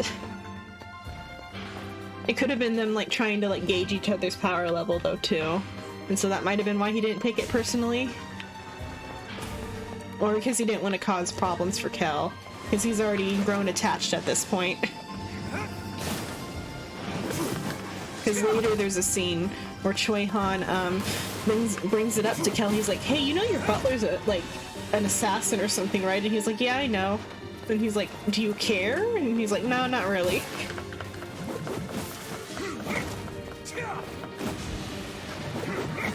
No, with more kind words than that. It's like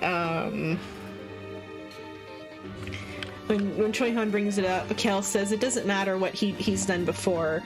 Doesn't matter what you've done before, you've killed people, type of thing, is what he brings up to Choi Han as like the reasoning for why it's okay that Ron and Bacross have killed people before. Which Ron overheard, which makes him grow even more attached to Kim Ruk-soo Kel.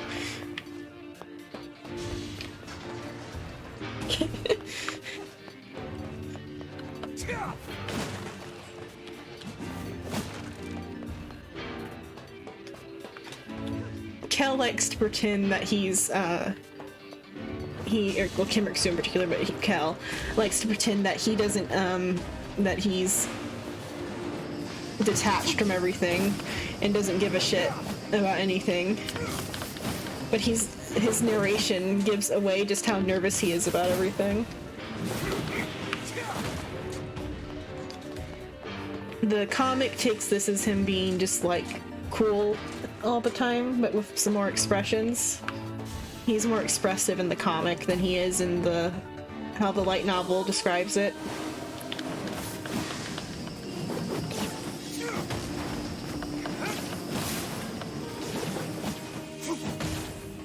But though it'd be kind of hard to show how his little like contentness with everything. Though negative emotions aren't as intense in the comic as they are in the light novel, because in the comic he just makes a little like upset face or whatever, like a little upset face, and maybe there'll be a slight narration. Yeah, it's very much like that. The way like Ainz is like constantly panicking about whether or not he's pissed off the staff. Or they're not really staff at the cat, or Ainz's people aren't his staff, but he's afraid he's pissed them off.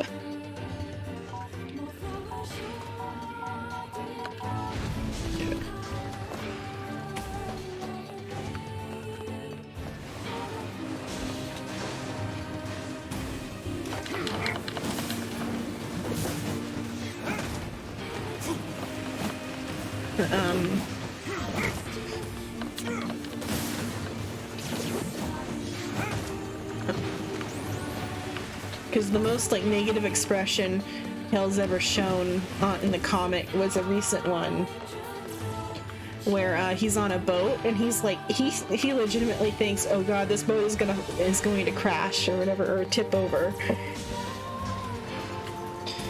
But he only has like the purple lines on his face a little bit, or it's a mix of, oh god, this boat is gonna sink, and the person sitting beside me is seasick, I don't want to be thrown up on. And he's like very panicked about it. But the comic at least did a good job of making it look like he was only mildly displeased by it.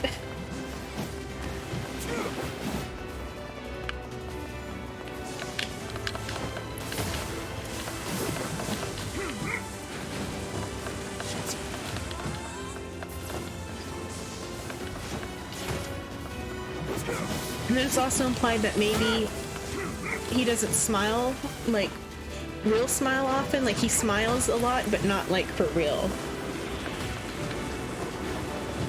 Because whenever he's got, like, an evil plan that he wants to put in action, even though he's not evil, but he treats them like evil plans, he smiles in a, like, particular way, and everyone's all like, oh, the scammer smiles out. Who are we gonna scam now? Particularly the dragon. The dragon is the best.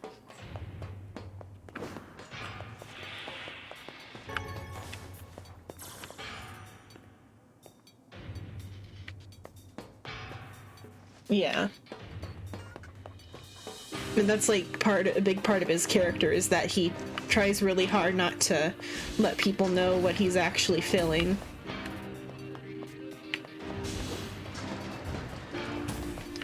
But though then other times when they think something is terribly wrong with him, he's actually just kind of just fine.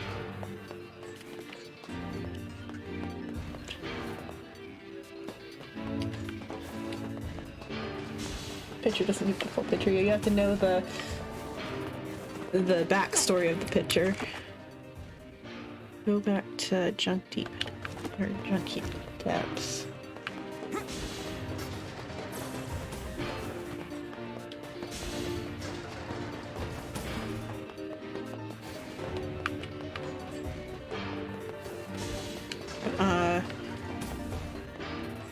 So the day after getting Choi-Han into the house, he wakes up, Ron has a bandage on his neck. And they talk about saying that the guests get settled in last night, And then Ron's like, yep, very much settled. Nothing happened, type of stuff. Though less panic, because Ron also has a good poker face. So he says something about being scratched by a cat, I think. And, at this point in time, Kel is in his, like, assume the worst out of everybody phase. And so when Ron says he was scratched by a cat, he's like, oh shit, did you kill someone last night? That was, like, his thought.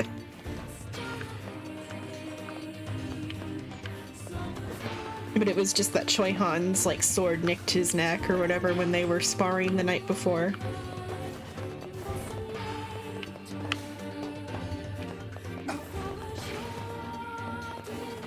And then, they talk for a bit, and he gets, Kel dressed. And then they, right as Kel's about ready to go out and experience his day, he opens his door, and Choi Han's standing, like, right in front of it, like, really close to the door, like, hovering. It's a good start. The middle is what I don't remember the details of as vividly. Particularly, it's like starting after the Whipper Kingdom, or the first time they go to Whipper Kingdom, is when I need to reread it.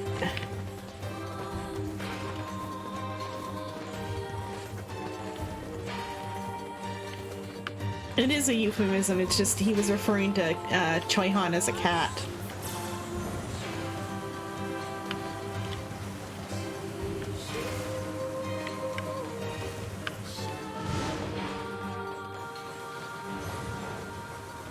There's like so many little incidences of things once things pick up after the Whipper Kingdom. Because Whipper Kingdom is like, oh yeah, that's even forgetting what happens with the Wells right after the next arc that they're currently on in the manga or comic. Because he goes on a short little adventure with the Wells is the next arc, and then the Whipper Kingdom. And then it's the jungle. Then I think it's the Elf Village stuff. And then the Elf Village is when a really cool character gets introduced, the Gold Dragon. I think, or does he get introduced after or before that? Somewhere near the Elf Village. That's like how they get their in for talking to the dragon.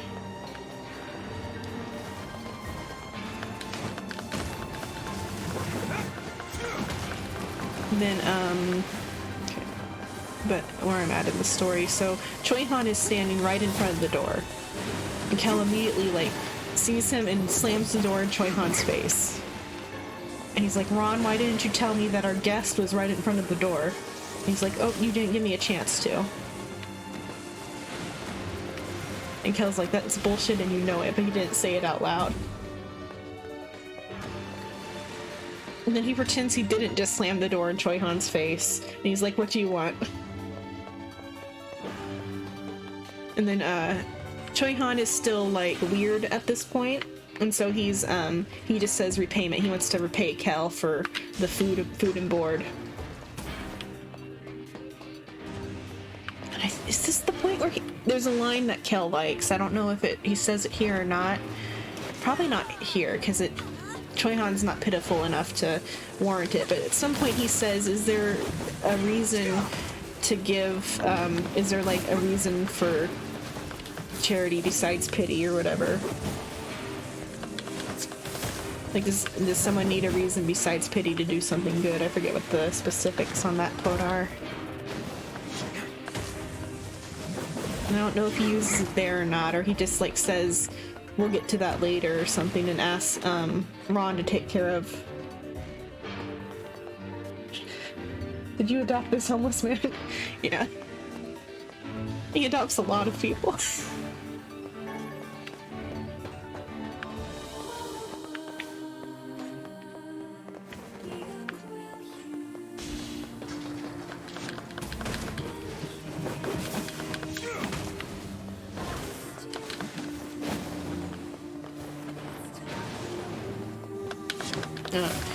Then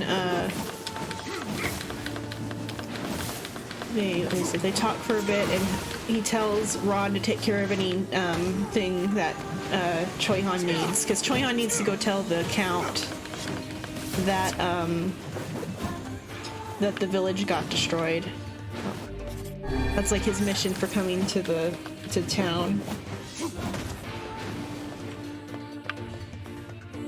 And then Kel just leaves. He goes and feeds the tree some more. He's like gone for the day, while Choi-Han tells the Count about his story.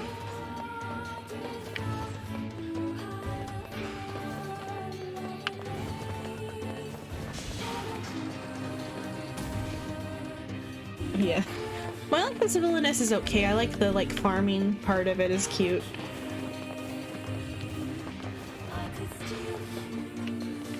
Well, except Kim Ruk-soo didn't finish the book. Or, well, he got to volume 5 because it was a multi-volume light novel series that he was reading. He didn't finish it. He got to volume 5. The execution's different. I'll just keep killing the big robot because the big robot has the thing that I want.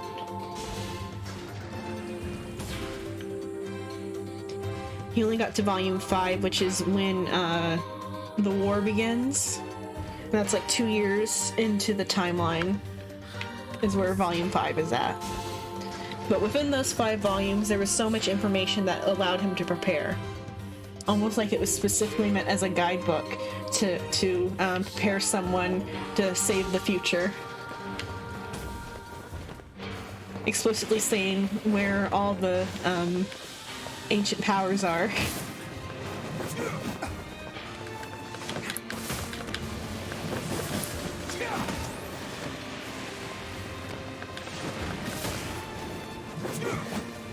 Among all, having like background story about a whole lot of other stuff.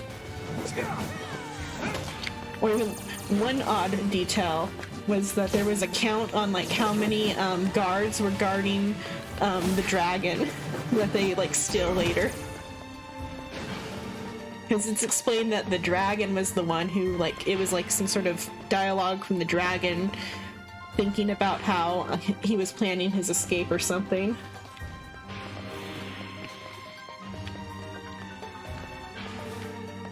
Wait, how would Neil and Barrow know what the dragon was thinking? Why can't Neil and Barrow just save the dragon himself? Why can't he do anything? There must be some reason why Neil and Barrow can't do anything. That's later stuff, though. The guy who wrote the book's name is Neil and Barrow, and he should have been able to do something more than what he did, besides just writing the book.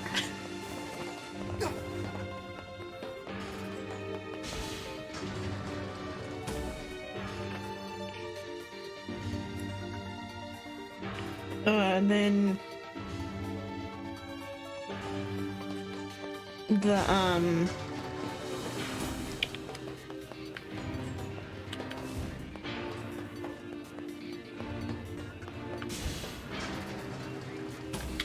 what is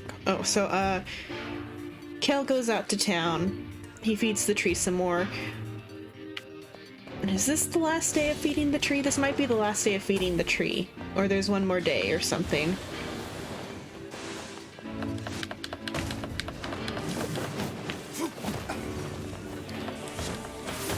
I'll treat it as it's the last day of feeding the tree. So he feeds the tree. The kids are there again. The white-haired kid is sicker maybe, or maybe that was the first time she was hurt. I don't remember what the issue with her being sick was. I just know there's something wrong with the white-haired girl. Enough that Kel is like very concerned about her. But then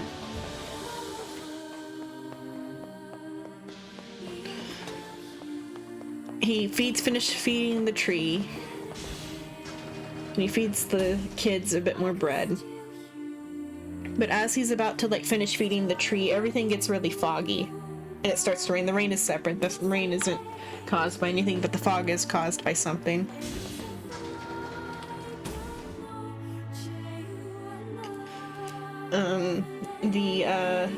he feeds the tree, gets the power. There's a little exchange between himself and the power. So whenever one of these powers is being got, it starts talking to him during the process, during the test. And so the indestructible shield goes on a little rant about how food in the olden times wasn't as good as food is now. And that the bread that Kel gave her is the best. And like she comments on which bag of bread had the best bread. And gives like a little like flavor review of the bread.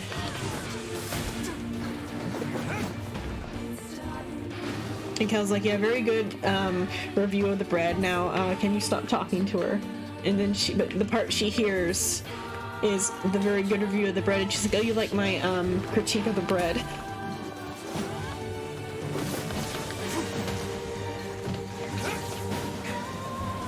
Well, the hole's filled with dead mana, maybe. So I don't know. I don't know why she was eating the dead body stuff. Has dead mana come up yet? Dead mana will come up in the next arc for the first time, but if like dead things sit around in a certain way, they give off dead mana. And it naturally occurs around dead things, but there's ways you can like exacerbate it to make it more potent. And dark creatures can use dead mana to power up. Or dark creatures slash dark elves creatures, they're people. Dark elves are certainly people. They're more people than the mermaids are. Mermaids, I guess, are people too, but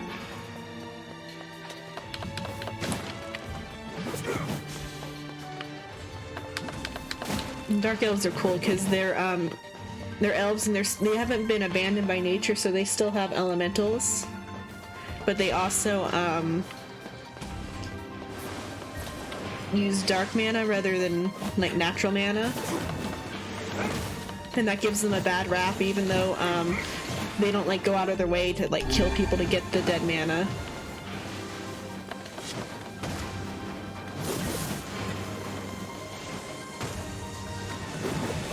Instead they just like hang out at graveyards and like absorb it like plants. But that causes the people that are non-dark element people to kind of judge the dark elves and think that they're creepy.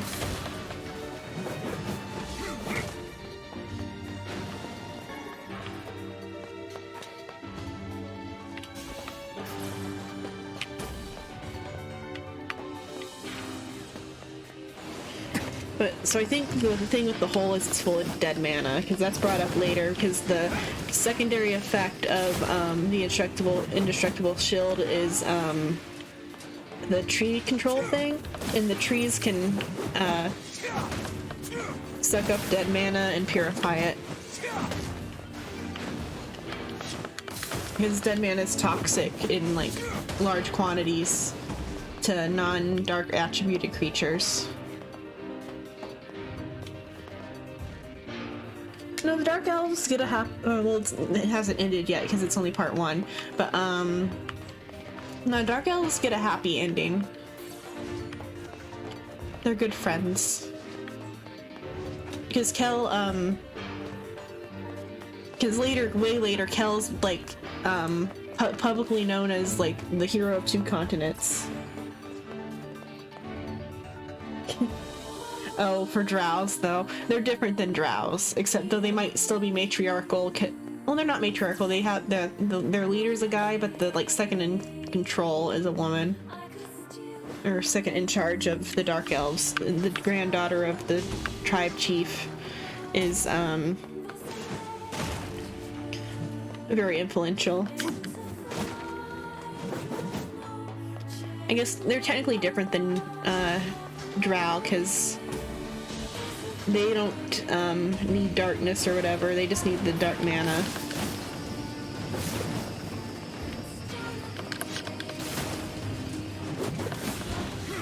Well, Well, and they live in the desert, but that's kind of just a cool thing about them rather than being their actual natural habitat. That's just where they're hiding. Because no one wants to go to the desert, because it's full of dead mana.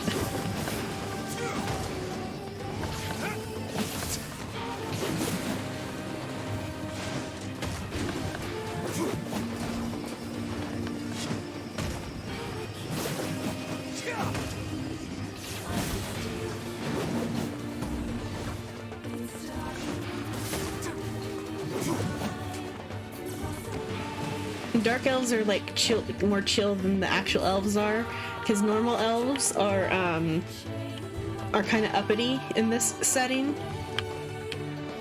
Though that never comes up because Kel's too awesome for them to be uppity towards him. It's not because of Kel, it's because of the dragon, but because Kel brings a baby dragon with him everywhere he goes later, the elves don't treat him poorly.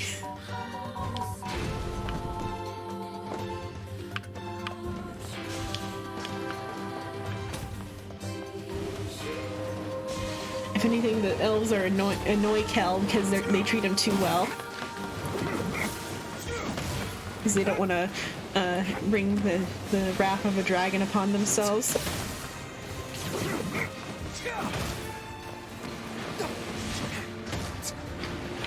And so he gets the power from the tree, and she talks his ear off for a bit, and then she finally relents and gives him the power. He tests it out, and he's kind of cute with it. He's like, he thinks about how the power originates, or what is it? Or the power will protect his heart.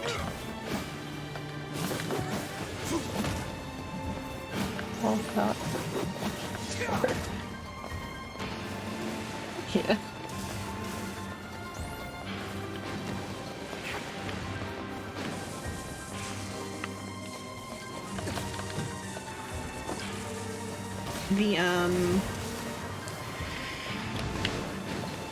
So he gets the power, he talks about how it's gonna protect his heart, and it feels kind of good to have the power. Like, it makes him feel closer to nature or something.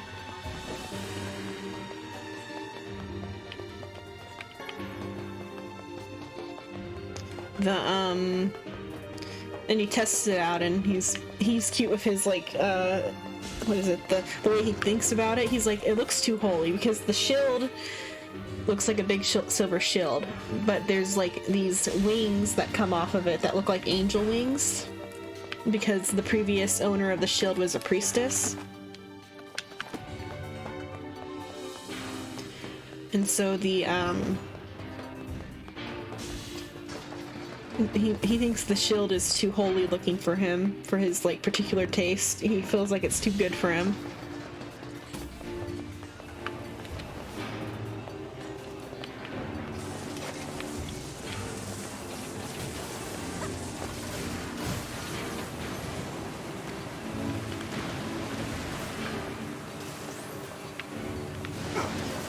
And then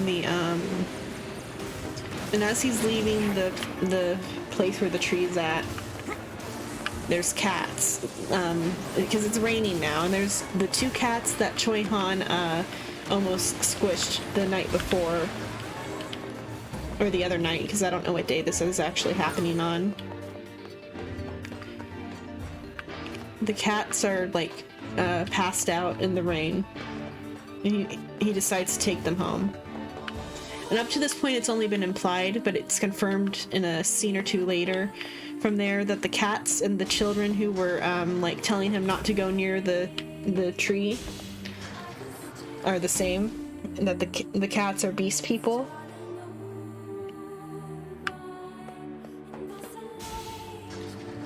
And he takes them home, and then makes Hans a shocking.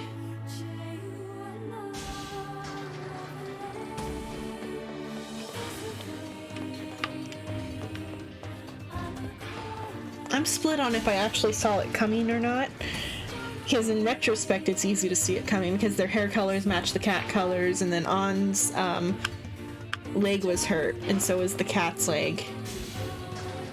But those scenes, it happens kind of quick in the comic before it's actually revealed. That's a little bit hard to know if it, or to see it coming. But he gives them to Hans, and Hans, who likes cats, takes care of the cats, and he calls them, what is it, Kiddenim? So, Korean has different, honorifics than Japanese. I almost think, Korean honorifics are cuter than, some of them are cuter, the, like, very, the, like, super duper, yeah, the same energy. Okay. Well, it's like, it's hard to see it on On's leg when she's a cat. Yeah. I'll end soon. I'll go to the, head towards the save point. It's been 7 hours, almost 30 minutes. I'm almost done with the first arc anyway. So he gets the cats. Hans enjoys taking care of the cats.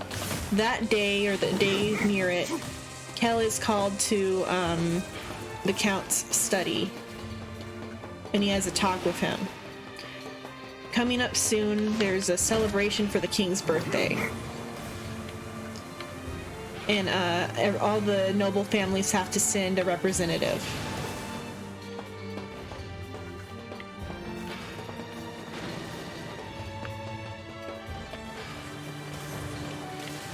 The Count wants Kel to be the representative because of his attitude changing all of a sudden, assumably. Or perhaps he wanted it all along, I don't know. Because maybe because of Vincent's age, because he's a little bit younger than... Or not Vincent. Vincent is Klein's brother. Basin is Kel's brother.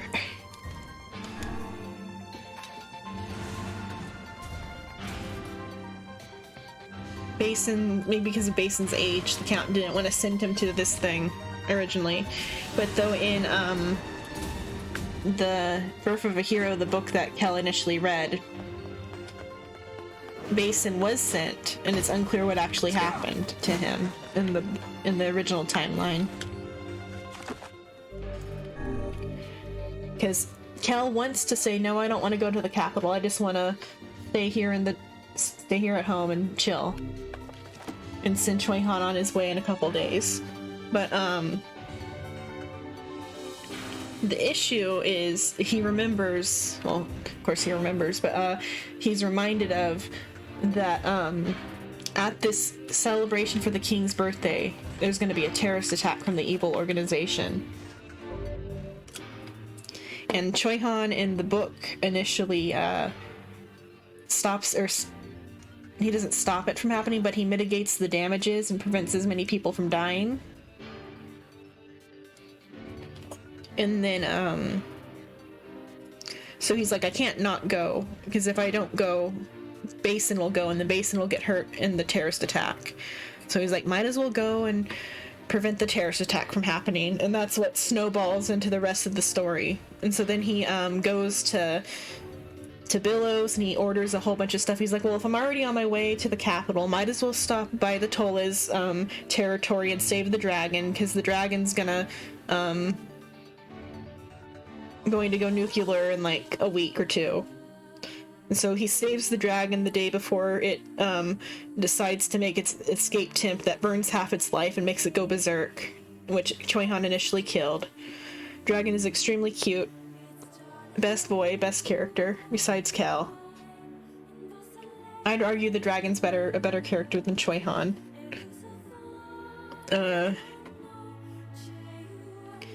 Saves the dragon, continues on with their quest, gets another ancient power, and goes to the capital, stops the terrorist attack, and is lauded a hero of the day. Or something. He's made a hero by the Crown Prince. The Crown Prince is very important, but the comic doesn't make that apparent yet. And then he goes off to find another ancient power, and that's where the comic's at right now. And it's a very interesting story. It all snowballs with him saving the world, reluctantly.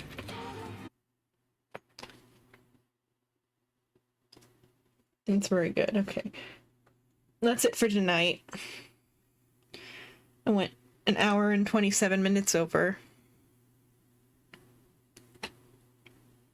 Night night. Bye bye. Thanks for watching. Thanks for hanging out, Suin. Thanks for hanging out, Silo.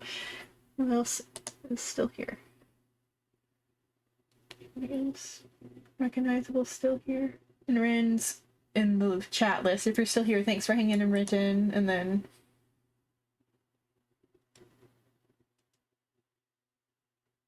when you're a Tsundere Masayu. Messiah? Is that like cute Messiah? Messiah. Oh, okay. Oh, I was saying about Korean honorifics. Instead of Sama, they use Nim, and San is CC, and then there's different sibling ones. Autocorrect fun. Yeah. It looked like it was like a cute way of spelling Messiah. But yeah, he is a Tsundere Messiah. Kel is. Okay. Night. Bye-bye.